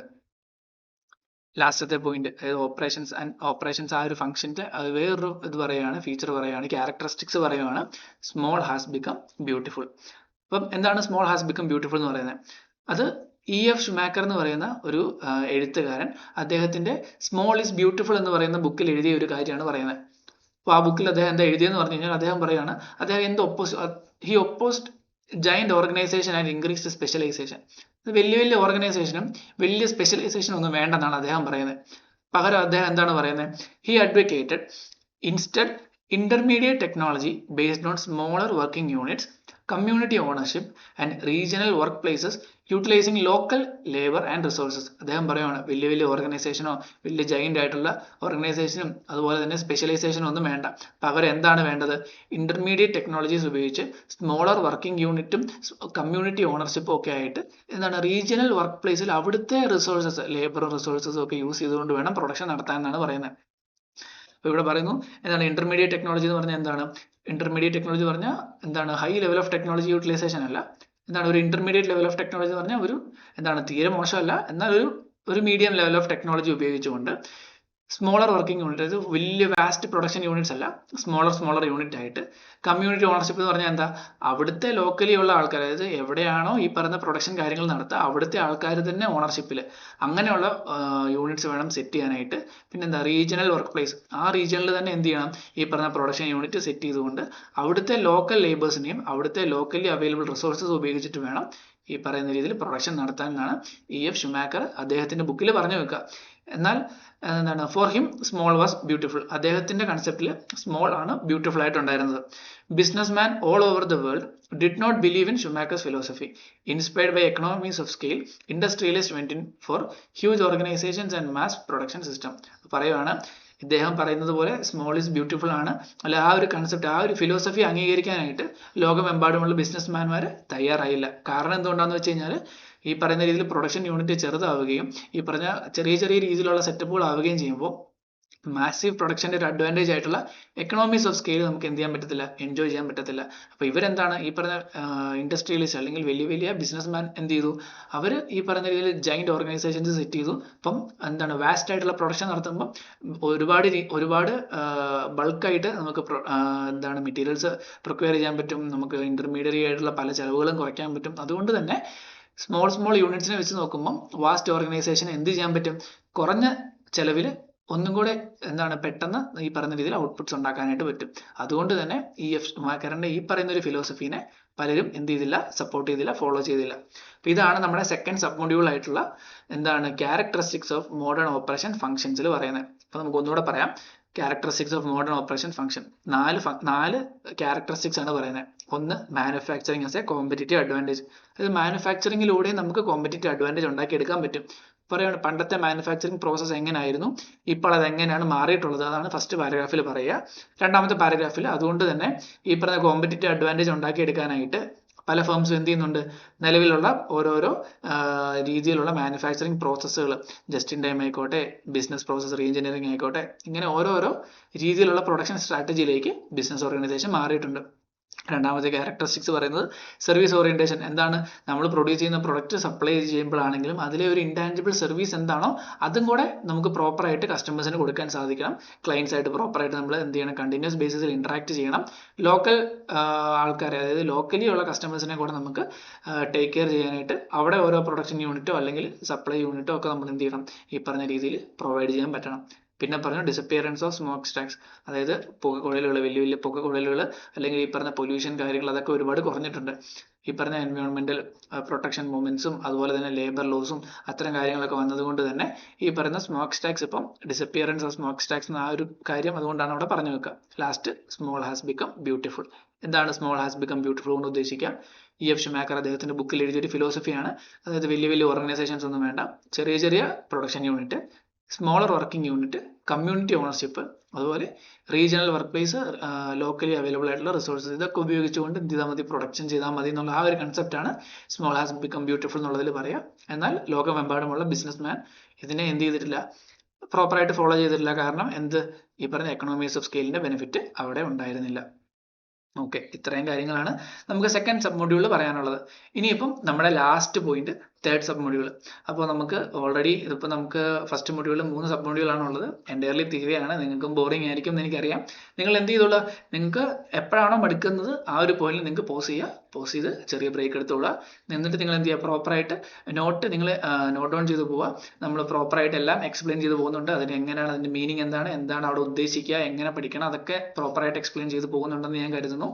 നിങ്ങൾ എന്തെങ്കിലും സജഷൻസോ കാര്യങ്ങളോ എന്തെങ്കിലും മാറ്റങ്ങൾ നിങ്ങൾക്ക് അഡീഷണലി വേണമെന്നുണ്ടെങ്കിൽ നിങ്ങൾ അത് എന്ത് ചെയ്തോളുക, ധൈര്യമായിട്ട് പറഞ്ഞോളുക. നമ്മളത് നമ്മുടെ അപ്കമിങ് വീഡിയോസിൽ ആ മാറ്റങ്ങൾ നമ്മൾ ഇൻകോർപ്പറേറ്റ് ചെയ്യാൻ ശ്രദ്ധിക്കുന്നതായിരിക്കും. അപ്പോൾ നമ്മുടെ ലാസ്റ്റ് ടോപ്പിക് ഇതും കൂടെ ഉള്ളൂ. നമ്മുടെ ഈ ഒരു നമ്മുടെ വീഡിയോയിൽ നമ്മുടെ ഫസ്റ്റ് മൊഡ്യൂൾ എൻ്റയർലി നമ്മൾ കവർ ചെയ്യുകയാണ്. നമ്മുടെ 1.3 എന്ന് പറയുന്ന module recent trends in production and operations management എന്താണ് എന്നുള്ളതാണ്. ഓക്കെ, അപ്പൊ അതിൽ ഫസ്റ്റത്തെ ഒരു പോയിന്റ് പറയുന്നു production management versus operations management എന്താണെന്നുള്ളത്. അത് വലിയ കാര്യമൊന്നുമില്ല. പ്രൊഡക്ഷൻ മാനേജ്മെന്റ് എന്നുള്ളത് ഉദ്ദേശിക്കുന്നത് എന്താണ്, ഓപ്പറേഷൻസ് മാനേജ്മെന്റ് എന്നുള്ളത് ഉദ്ദേശിക്കുന്നത് എന്താണ്, രണ്ടും നമ്മൾ ഇന്റർചേഞ്ചബിളി യൂസ് ചെയ്യുന്ന രണ്ട് ടേംസ് ആണ് സത്യം പറഞ്ഞു കഴിഞ്ഞാൽ. എന്നാൽ ഈ പറയുന്ന പ്രൊഡക്ഷൻ മാനേജ്മെന്റ് അല്ലെങ്കിൽ ഓപ്പറേഷൻസ് മാനേജ്മെന്റിന് നമുക്ക് രണ്ട് ഡിസ്റ്റിങ്ഷൻസ് ടെക്സ്റ്റിൽ പറയുന്നുണ്ട്. ആ ഡിസ്റ്റിങ്ഷൻ, ഒന്നാമത്തെ കാര്യം, പ്രൊഡക്ഷൻ മാനേജ്മെന്റ് എന്ന് പറയുന്നത് കൊണ്ട് തന്നെ നമ്മളിത് കൂടുതലും ഉപയോഗിച്ച് വരുന്നത് എവിടെയാണ്, ടാൻജിബിൾ ഗുഡ്സ് പ്രൊഡ്യൂസ് ചെയ്യുന്നിടത്താണ് പ്രൊഡക്ഷൻ മാനേജ്മെന്റ് എന്നുള്ള ആ ഒരു ടേം നമ്മൾ കൂടുതലും യൂസ് ചെയ്യാറ്. അതേസമയം ഓപ്പറേഷൻസ് മാനേജ്മെന്റ് കൂടുതലും സർവീസ് പ്രൊവൈഡ് ചെയ്യുന്നിടത്താണ് യൂസ് ചെയ്യാറുള്ളത്. അതായത് ഇത്രേ ഉള്ളൂ, പ്രൊഡക്ഷൻ മാനേജ്മെന്റ് കൂടുതലും ഗുഡ്സ് പ്രൊഡ്യൂസ് ചെയ്യുന്നിടത്തും ഓപ്പറേഷൻസ് മാനേജ്മെന്റ് കൂടുതലും സർവീസ് പ്രൊവൈഡ് ചെയ്യുന്നിടത്തും നമ്മൾ കൂടുതലായിട്ട് യൂസ് ചെയ്ത് വരുന്നുണ്ട്. രണ്ടാമത്തെ ഡിസ്റ്റിങ്ഷൻ പറയുന്നു എവല്യൂഷൻ ഓഫ് ദ സബ്ജക്ട്. സബ്ജക്റ്റിന്റെ എവല്യൂഷനെ വെച്ച് നോക്കാനാണെങ്കിൽ ഓപ്പറേഷൻസ് മാനേജ്മെന്റ് ഒരു പുതിയ കൺസെപ്റ്റാണ്. ഈ പറയുന്ന രീതിയിൽ പ്രൊഡക്ഷൻ മാനേജ്മെന്റ് എന്ന് പറയുന്നത് ഓപ്പറേഷൻസ് മാനേജ്മെന്റിനെ വെച്ച് കമ്പയർ ചെയ്യുമ്പോൾ ഒരുപാട് നേരത്തെ തന്നെ എന്താണ് ഈ പറയുന്ന രീതിയിൽ അവൈലബിൾ ആയിട്ടുള്ള ഒരു കൺസെപ്റ്റ് ആണ്. ഇതാണ് production management versus operations management. Just നിങ്ങൾ അറിഞ്ഞിരിക്കുക, രണ്ട് പോയിന്റ് ഓഫ് ഡിസ്റ്റിങ്ഷൻ ആണുള്ളത്, എവല്യൂഷൻ ഓഫ് സബ്ജക്റ്റിനെ ബേസ് ചെയ്തിട്ടും അതുപോലെ തന്നെ എവിടെയാണ് കൂടുതൽ നമ്മളത് യൂസ് ചെയ്യാറുള്ളത് എന്ന് വെച്ചിട്ട്. ഓക്കെ, അപ്പോൾ നമുക്ക് ഈ ഒരു ചാപ്റ്ററിലെ മെയിൻ ആയിട്ടുള്ള ഒരു ലാസ്റ്റ് ടോപ്പിക്കാണ് recent trends in production and operations management എന്ന് പറയുന്നത്. ഇത് നമുക്ക് ഏകദേശം ഒരു 12 പോയിന്റ് ഉണ്ട്. ഈ 12 പോയിന്റ് എന്താണ്, നമുക്ക് സിമ്പിൾ പോയിന്റ് ആണ്. നിങ്ങൾ എന്ത് ചെയ്യുക, ഈ പറയുന്ന 12 പോയിന്റ് എങ്ങനെയാണ് പഠിക്കേണ്ടതെന്ന് പറഞ്ഞു കഴിഞ്ഞാൽ നിങ്ങൾ എന്താണ് ആ പോയിന്റ് എന്നുള്ളത് മനസ്സിലാക്കി വെക്കുക. ഈ പറയുന്ന രീതിയിൽ കറക്റ്റ് ആയിട്ട് നമുക്ക് ആ നോട്ട്, അതായത് എന്താണോ ഇപ്പോൾ first point global market place ആണ്, ആ ഗ്ലോബൽ മാർക്കറ്റ് പ്ലേസ് എന്നുള്ളത് നമുക്ക് കറക്റ്റ് ആയിട്ട് എന്ത് ചെയ്യാൻ പറ്റുക, അവിടെ കോട്ട് ചെയ്യാനായിട്ട് പറ്റുക. ഇതിലെ സെന്റൻസ് കാര്യങ്ങൾ നിങ്ങൾക്ക് നിങ്ങളുടേതായ രീതിയിൽ മാറ്റാം. വലിയ പ്രശ്നമില്ല. അത്യാവശ്യം ആ ഒരു മീനിങ് വന്നാൽ മതി, അതേപടി റീപ്രൊഡ്യൂസ് ചെയ്യേണ്ട കാര്യമില്ല. സപ്പോസ് ഇതിലിപ്പോൾ ഒരു 12 പോയിന്റ് ഉണ്ട്, നമുക്കൊരു 7 മാർക്കിനോ 8 മാർക്കിനോ ഒരു ചോദ്യം വരുവാണ്, നിങ്ങൾ എന്ത് ചെയ്യുക, അറ്റ്ലീസ്റ്റ് ഒരു 7 അല്ലെങ്കിൽ 8 പോയിന്റ് നിങ്ങൾക്ക് അവിടെ കൊടുക്കാൻ പറ്റണം. അതിൽ എല്ലാ പോയിന്റിലും ഒരു 1 or 2 സെന്റൻസിൽ എക്സ്പ്ലനേഷനും കൊടുക്കുക. ഈ ഒരു രീതിയിലായിരിക്കും നമ്മൾ എന്ത് ചെയ്യേണ്ടത്, ആൻസർ ചെയ്യേണ്ടത്. നിങ്ങൾക്ക് ഒരു ഏരിയയിൽ ഒരു ക്വസ്റ്റ്യൻ വരുവാണെങ്കിൽ ആ ഏരിയയിൽ അതുമായിട്ട് ബന്ധപ്പെട്ട് എഴുതാൻ പറ്റുന്നതിന് മാക്സിമം എഴുതുക. 7 മാർക്കേ ഉള്ളൂ എന്ന് പറഞ്ഞ് 7 പോയിന്റിൽ നിർത്തണം എന്നില്ല. നിങ്ങൾക്ക് 10 പോയിന്റ് അല്ലെങ്കിൽ 10 പോയിന്റ് എഴുതിക്കൊള്ളുക. ഓക്കെ, അപ്പോൾ recent trends in production and operations മാനേജ്മെന്റിൽ നമുക്കുള്ള ആദ്യത്തെ പോയിന്റ് പറയുന്നു ഗ്ലോബൽ മാർക്കറ്റ് പ്ലേസ്. എന്താണ് ഗ്ലോബലൈസേഷൻ ആണ് ഇവിടെ പറഞ്ഞു വരുന്നത്. Globalisation of business has compelled many manufacturing firms to have operations in many countries where they have certain economic advantage. This has resulted in steep increase in the level of competition among manufacturing firms throughout the world. ഇത് കൂടുതലായിട്ട് explain ചെയ്യേണ്ട കാര്യമില്ല. Globalisation ഉള്ളത് കൊണ്ട് തന്നെ എന്താണ്, പല രാജ്യത്തുള്ള ഓർഗനൈസേഷൻസ് എവിടെയാണോ അവർക്ക് എക്കണോമിക്കലി അഡ്വാൻറ്റേജ് ഉള്ളത് അവിടെ വന്ന് ഓപ്പറേറ്റ് ചെയ്യുന്നുണ്ട്. അതുകൊണ്ട് തന്നെ എല്ലായിടത്തും കോമ്പറ്റീഷൻ വല്ലാണ്ട് കൂടിയിട്ടുണ്ട്. അതാണ് ഫസ്റ്റ് പോയിന്റ് പറയുന്നത്. ഇതൊക്കെ എന്താണ്, പ്രൊഡക്ഷൻ ആൻഡ് ഓപ്പറേഷൻസ് മാനേജ്മെന്റിന്റെ റീസെന്റ് ട്രെൻഡ്സ് ആണ് പറയുന്നത്. രണ്ടാമത് പറയുന്നത് പ്രൊഡക്ഷൻ ഓർ ഓപ്പറേറ്റിംഗ് സ്ട്രാറ്റജി.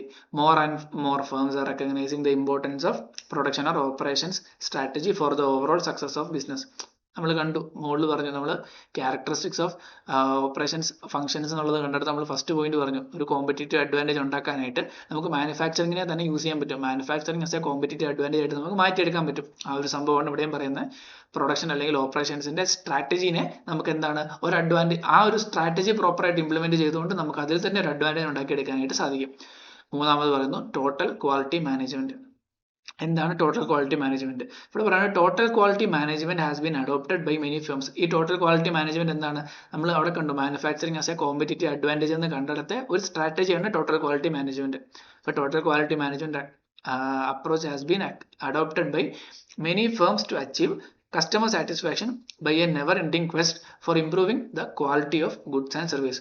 അതായത് ഇവിടെ നമ്മൾ ഫോക്കസ് ചെയ്യേണ്ട പോയിന്റ് ഇതാണ്. ഇപ്പോൾ സപ്പോസ് നമ്മൾ TQM എഴുതുവാണെങ്കിൽ, TQM എന്ന പോയിന്റ് എഴുതുവാണെങ്കിൽ ഈ ഒരു പോയിന്റ് നിങ്ങൾ ഹൈലൈറ്റ് ചെയ്യാൻ ശ്രദ്ധിക്കുക. Never ending quest four improving the quality of goods and service. ഇതാണ് ടോട്ടൽ ക്വാളിറ്റി മാനേജ്മെന്റ് എന്നുകൊണ്ട് ഉദ്ദേശിക്കുന്നത്. അത് നിങ്ങൾ ഇവിടെ കോട്ട് ചെയ്ത് വെക്കുക. ഇപ്പോൾ ഇവിടെ പറഞ്ഞു വെക്കുന്നത് എന്താണ്, പല ഫേംസ് മെനി ഫേംസ് എന്ത് ചെയ്യുന്നുണ്ട്, ഒരു never ending quest for quality അവർ എൻഷുർ ചെയ്യുന്നത്. എന്താണ്, എങ്ങനെയെങ്കിലും അവരുടെ പ്രൊഡക്റ്റിന് ഇപ്പോൾ ഉള്ളതിനേക്കാളും കുറച്ചും കൂടെ ക്വാളിറ്റി ഇൻകോർപ്പറേറ്റ് ചെയ്യാനായിട്ട് എന്ത് ചെയ്യുന്നുണ്ട്, ഓരോ ഫേംസും ശ്രദ്ധിക്കുന്നുണ്ട്. നാലാമത്തെ പോയിന്റ് ഫ്ലെക്സിബിലിറ്റി. ഫ്ലെക്സിബിലിറ്റി എന്ന് പറഞ്ഞാൽ എന്താ നമുക്കറിയാം, മാറുന്നതിനനുസരിച്ച് നമ്മളും അത് മാറ്റങ്ങൾക്കനുസരിച്ച് നമ്മൾ മാറാൻ ശ്രമിക്കുക. ഇവിടെ പറയാണ് the ability to adapt quickly to the change in volume of demand in the product mix demanded and in product design or in delivery schedule has become a major competitive strategy and a competitive advantage to the firm. അതായത് മാർക്കറ്റിലെ scenario situations മാറുന്നതനുസരിച്ച് നമ്മൾ വേഗം അതിനോട് adapt ചെയ്ത് ആ മാറ്റങ്ങൾ നമ്മുടെ ഓർഗനൈസേഷനിൽ ഇൻകോർപ്പറേറ്റ് ചെയ്യാൻ പറ്റണം. അങ്ങനെ ഇൻകോർപ്പറേറ്റ് ചെയ്യുന്നത് വഴിയും നമുക്ക് എന്തുണ്ട്, കോമ്പറ്റീറ്റീവ് അഡ്വാൻറ്റേജ് ഉണ്ടാക്കാൻ സാധിക്കുന്നുണ്ട്. ഇതിനെ നമ്മൾ അജൈൽ മാനുഫാക്ചറിങ് എന്നുള്ളൊരു ടേം ആയിട്ടും നമ്മൾ അതിനെ റെഫർ ചെയ്യാറുണ്ട്. അപ്പം ഈ ഒരു പോയിന്റ് നിങ്ങൾ എന്ത് ചെയ്യുക, MCQ പർപ്പസിന് നിങ്ങൾ ഇതും ഒന്ന് എന്ത് ചെയ്ത് വെക്കുക, നോട്ട് ചെയ്ത് വെക്കുക. ഫ്ലെക്സിബിലിറ്റിനെ അജൈൽ മാനേജ്മെന്റ്, ഫ്ലെക്സിബിലിറ്റിനെ നമുക്ക് അജൈൽ മാനുഫാക്ചറിങ് എന്നുള്ളൊരു കൺസെപ്റ്റ് ആയിട്ട് അവർ കോയിൻസൈഡ് ചെയ്ത് പറയാറുണ്ട്. ഓക്കെ, അതുപോലെ തന്നെ TQM never ending quest four improving quality of goods service എന്നുള്ളത് TQM ആണെന്നുള്ളത് നിങ്ങൾ മനസ്സിലാക്കി വെക്കുക. അതും നമുക്ക് MCQ ആയിട്ടും വേണമെങ്കിൽ ചോദിക്കാവുന്നതാണ്. ഓക്കെ, അടുത്ത പോയിന്റ് പറയുന്നു ടൈം റിഡക്ഷൻ. ടൈം റിഡക്ഷൻ എന്ന് പറയുന്ന പോയിന്റ് പറയുന്നതാണ് reduction of manufacturing cycle time. അതായത് പ്രൊഡ്യൂസ് ചെയ്യാനായിട്ട് എടുക്കുന്ന സമയം നമുക്ക് കുറയ്ക്കാൻ പറ്റുമെങ്കിൽ അത് കുറയ്ക്കുക. അതുപോലെ തന്നെ and speed to market for a new product provides competitive edge to a firm over the other firm. പറഞ്ഞു വെക്കുന്നത് ഇത്രേ ഉള്ളൂ. ഗുഡ്സ് പ്രൊഡ്യൂസ് ചെയ്യാനായിട്ട് എടുക്കുന്ന സമയത്തിൽ ഇപ്പോൾ സപ്പോസ് ഒരു ഐറ്റം നമുക്ക് പ്രൊഡ്യൂസ് ചെയ്തെടുക്കാനായിട്ട് നമുക്ക് 2 or 3 വീക്സ് ഒക്കെ എടുക്കുന്നു വിചാരിക്കാം. അതിൽ ആ പ്രൊഡ്യൂസ് ചെയ്യാനായിട്ട് എടുക്കുന്ന സമയത്തെ നമുക്ക് ഏതെങ്കിലും രീതിയിൽ കൂടുതൽ മെഷീൻസ് വാങ്ങിയിട്ടോ അല്ലെങ്കിൽ കൂടുതൽ ലേബറിനെ എംപ്ലോയ് ചെയ്തുകൊണ്ടോ എങ്ങനെയെങ്കിലും ആ പറയുന്ന ഒരു മാനുഫാക്ചറിങ് സൈക്കിൾ നമുക്ക് കുറയ്ക്കാൻ പറ്റുമെന്നുണ്ടെങ്കിൽ നമുക്ക് എന്ത് ചെയ്യാൻ പറ്റും, വേഗം തന്നെ ഈ പറയുന്ന പ്രൊഡക്റ്റ് മാർക്കറ്റിൽ എത്തിക്കാൻ പറ്റും. പ്രത്യേകിച്ച് ഒരു പുതിയ പ്രൊഡക്റ്റ്, ഒരു ഇന്നോവേറ്റീവ് പ്രൊഡക്റ്റ് നമ്മൾ ഇറക്കുന്ന സമയത്ത് അങ്ങനെ മാനുഫാക്ചറിങ് സൈക്കിൾ എടുക്കുന്ന സമയം കുറച്ച് പെട്ടെന്ന് മാർക്കറ്റിൽ പ്രൊഡക്റ്റ് എത്തിക്കാൻ സാധിക്കുകയാണെന്നുണ്ടെങ്കിൽ കോമ്പറ്റീറ്റേഴ്സിൽ മുമ്പിൽ നമുക്ക് എന്തുണ്ട്, ഒരു കോമ്പറ്റീറ്റീവ് അഡ്വാൻറ്റേജ് അല്ലെങ്കിൽ ഒരു എഡ്ജ് നമുക്ക് എന്തുണ്ടാവും, നമ്മുടെ കോമ്പറ്റീറ്റേഴ്സിന്റെ ഇടയിൽ നമുക്ക് ഉണ്ടാവും. അവിടെ പറയുവാണ് when companies can provide products at the same price and quality, അതായത് ഒരേ ടൈപ്പിലുള്ള ക്വാളിറ്റിയുള്ള പ്രൊഡക്റ്റ് അതേ പ്രൈസിൽ തന്നെ 2 കമ്പനിക്ക് കൊടുക്കാൻ പറ്റുന്നുണ്ടെങ്കിലും quicker delivery provides one firm competitive advantage over the other one. ഇത് പെട്ടെന്ന് എത്തിക്കുന്ന ഫേമിന് എന്താണ്, പെട്ടെന്ന് മാർക്കറ്റ് ക്യാപ്ചർ ചെയ്യാനും കസ്റ്റമേഴ്സിന്റെ ഇടയിൽ ഒന്നും കൂടെ ഒരു റിലേഷൻ അല്ലെങ്കിൽ ഒരു ഇമ്പാക്ട് വരുത്താനായിട്ടും സാധിക്കും. അതാണ് ടൈം റിഡക്ഷനിൽ പറയാം. അടുത്തത് ടെക്നോളജിയിൽ പറയുന്ന മറ്റൊന്നുമല്ല ഈ പറഞ്ഞ അഡ്വാൻസ്ഡ് ടെക്നോളജീസും ആർട്ടിഫിഷ്യൽ ഇന്റലിജൻസും അതുപോലെ പല പല കാര്യങ്ങൾ ഇപ്പം നിലവിൽ അവൈലബിൾ ആണ്. ആ ടെക്നോളജിനെ കൂടെ നമ്മുടെ ഈ പറയുന്ന രീതിയിൽ ഓപ്പറേഷൻസ് ഫംഗ്ഷൻസിൽ നമ്മൾ യൂസ് ചെയ്ത് വരാറുണ്ട്. അതാണ് മറ്റൊരു റീസെന്റ് ട്രെൻഡ് ആയിട്ട് പറയുന്നത്. അടുത്തത് പറയുന്നത് വർക്കർ ഇൻവോൾവ്മെന്റ്. എന്താണ് worker involvement?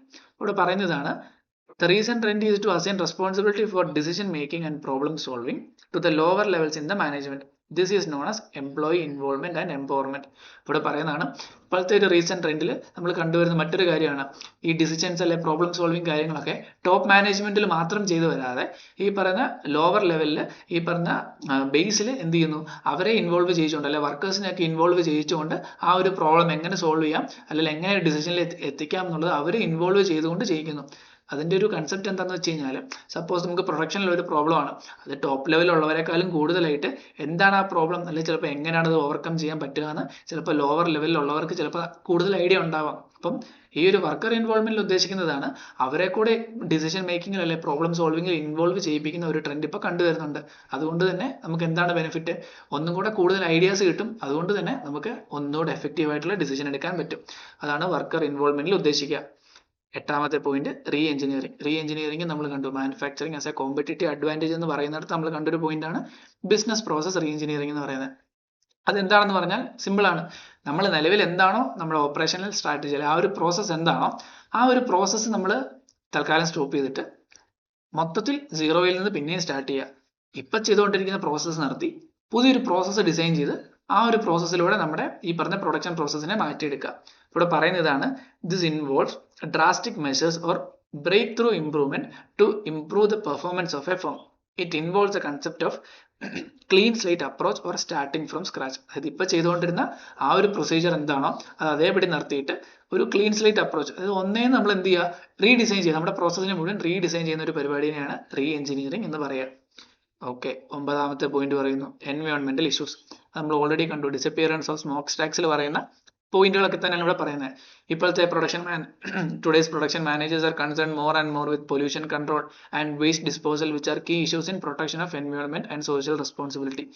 There is increasing emphasis on reducing waste, recycling waste, using less toxic chemicals and using biodegradable materials for packing. അപ്പോൾ എന്താണ് ഇപ്പോഴത്തെ നിലവിൽ എൻവയോൺമെന്റൽ ഇഷ്യൂ വെച്ചിട്ട് പറയുകയാണ് നമുക്ക് എന്താണ് കൂടുതലായിട്ടും ഈ പറയുന്ന ബയോഡിഗ്രേഡബിൾ ആയിട്ടുള്ള പ്രൊഡക്ട്സ് യൂസ് ചെയ്തുകൊണ്ടും അതുപോലെ തന്നെ വേസ്റ്റ് റെഡ്യൂസ് ചെയ്തുകൊണ്ടും റീയൂസ് ചെയ്യാൻ പറ്റുന്ന ഐറ്റംസ് നമുക്ക് റീയൂസ് ചെയ്തുകൊണ്ടും ഒക്കെ എന്താണ് ഈ പറഞ്ഞ എൻവയോൺമെന്റൽ പൊല്യൂഷൻ ഒഴിവാക്കാനായിട്ടും ഒന്നും കൂടെ എന്താണ് എൻവയോൺമെന്റൽ ഫ്രണ്ട്ലി ആയിട്ട് കാര്യങ്ങളൊക്കെ ചെയ്യാനായിട്ടുള്ള ഫോക്കസ് എല്ലാ ഓർഗനൈസേഷനിലും ഇപ്പോൾ കണ്ടുവരുന്നുണ്ട്. അതാണ് എൻവയോൺമെന്റൽ ഇഷ്യൂസ് എന്നുള്ള പോയിന്റിൽ പറയാനുള്ളത്. അടുത്ത point corporate downsizing or rightsizing. അതെന്താന്ന് പറഞ്ഞു കഴിഞ്ഞാൽ നമുക്ക് ഓർഗനൈസേഷൻസിൽ ചിലപ്പോൾ എന്താണ് നമ്മുടെ ഫാക്ടറിയിൽ എക്സസ് കപ്പാസിറ്റി ഉണ്ടോ, നമുക്ക് എന്താണ് ഒരു 10,000 unit on an average basis monthly produce ചെയ്യാനുള്ള ഫെസിലിറ്റീസ് നമുക്കുണ്ടാവും. എന്നാൽ നമുക്ക് ചിലപ്പോൾ നമ്മുടെ പ്രൊഡക്റ്റിന് നമുക്ക് മാർക്കറ്റിൽ ഡിമാൻഡ് ആകെ 3,000 യൂണിറ്റോ 4,000 യൂണിറ്റോ ഒക്കെ ഉണ്ടാവുള്ളൂ. അപ്പൊ അതുകൊണ്ട് തന്നെ നമ്മുടെ പറഞ്ഞ ഒരു എന്താണ് പ്രൊഡക്ഷൻ ഏരിയയിൽ ഒരു പകുതി ഏരിയ ചിലപ്പോൾ വേക്കൻ്റ് ആയിരിക്കും, വെറുതെ കിടക്കുമായിരിക്കും. അപ്പൊ അതുകൊണ്ട് തന്നെ നമുക്ക് വരുന്ന ഒരുപാട് നഷ്ടങ്ങളുണ്ട്. അത്രയും ഏരിയ ഇപ്പോൾ റെന്റലാണെങ്കിൽ അങ്ങനെ അല്ല, നമ്മൾ വാങ്ങിയ സ്ഥലമാണെങ്കിൽ അത്രയും ഏരിയ വെറുതെ പോകുന്നു. അതിന്റെ നമുക്ക് ഓവർഹെഡ് എക്സ്പെൻസുകൾ, അതിന്റെ റെന്റൽ ചാർജസ്, അതിന്റെ അവിടെയും ഇലക്ട്രിസിറ്റി കാര്യങ്ങൾ, അതിന്റെ ചെലവുകൾ, പിന്നെ അത് മെയിൻറ്റെയിൻ ചെയ്യുന്നതിന്റെ ചെലവുകൾ, അത്തരം ചെലവുകളൊക്കെ ഒരുപാട് ഉണ്ടാവും. അപ്പൊ കോർപ്പറേറ്റ് ഡൗൺ സൈസിംഗിൽ പറയുന്നത് ഇത്രേ ഉള്ളൂ. Downsizing or rightsizing has been forced on firms to shed their obesity. Excess capacity shed down ചെയ്യാനായിട്ട് അല്ലെങ്കിൽ അത് എന്താണ് റിമൂവ് ചെയ്യാനായിട്ട് കോർപ്പറേറ്റ് ഡൗൺ സൈസിങ് അല്ലെങ്കിൽ റൈറ്റ് സൈസിങ് എന്നുള്ള കൺസെപ്റ്റ് കൂടുതലായിട്ട് ഇപ്പോൾ യൂസ് ചെയ്ത് വരുന്നുണ്ട്. This has become necessary due to competition, lowering productivity, need for improved profit and for higher dividend payment to shareholders. ഇത് എന്തിനു വേണ്ടിയാണ് ചെയ്യുന്നതെന്ന് പറഞ്ഞു കഴിഞ്ഞാൽ കോമ്പറ്റീഷൻ കൂടുവാണ്. എക്സസ് കപ്പാസിറ്റി അവിടെ കിടന്നതെന്ന് പറഞ്ഞാൽ നമുക്ക് ഒരു ബെനിഫിറ്റും കിട്ടുന്നില്ല.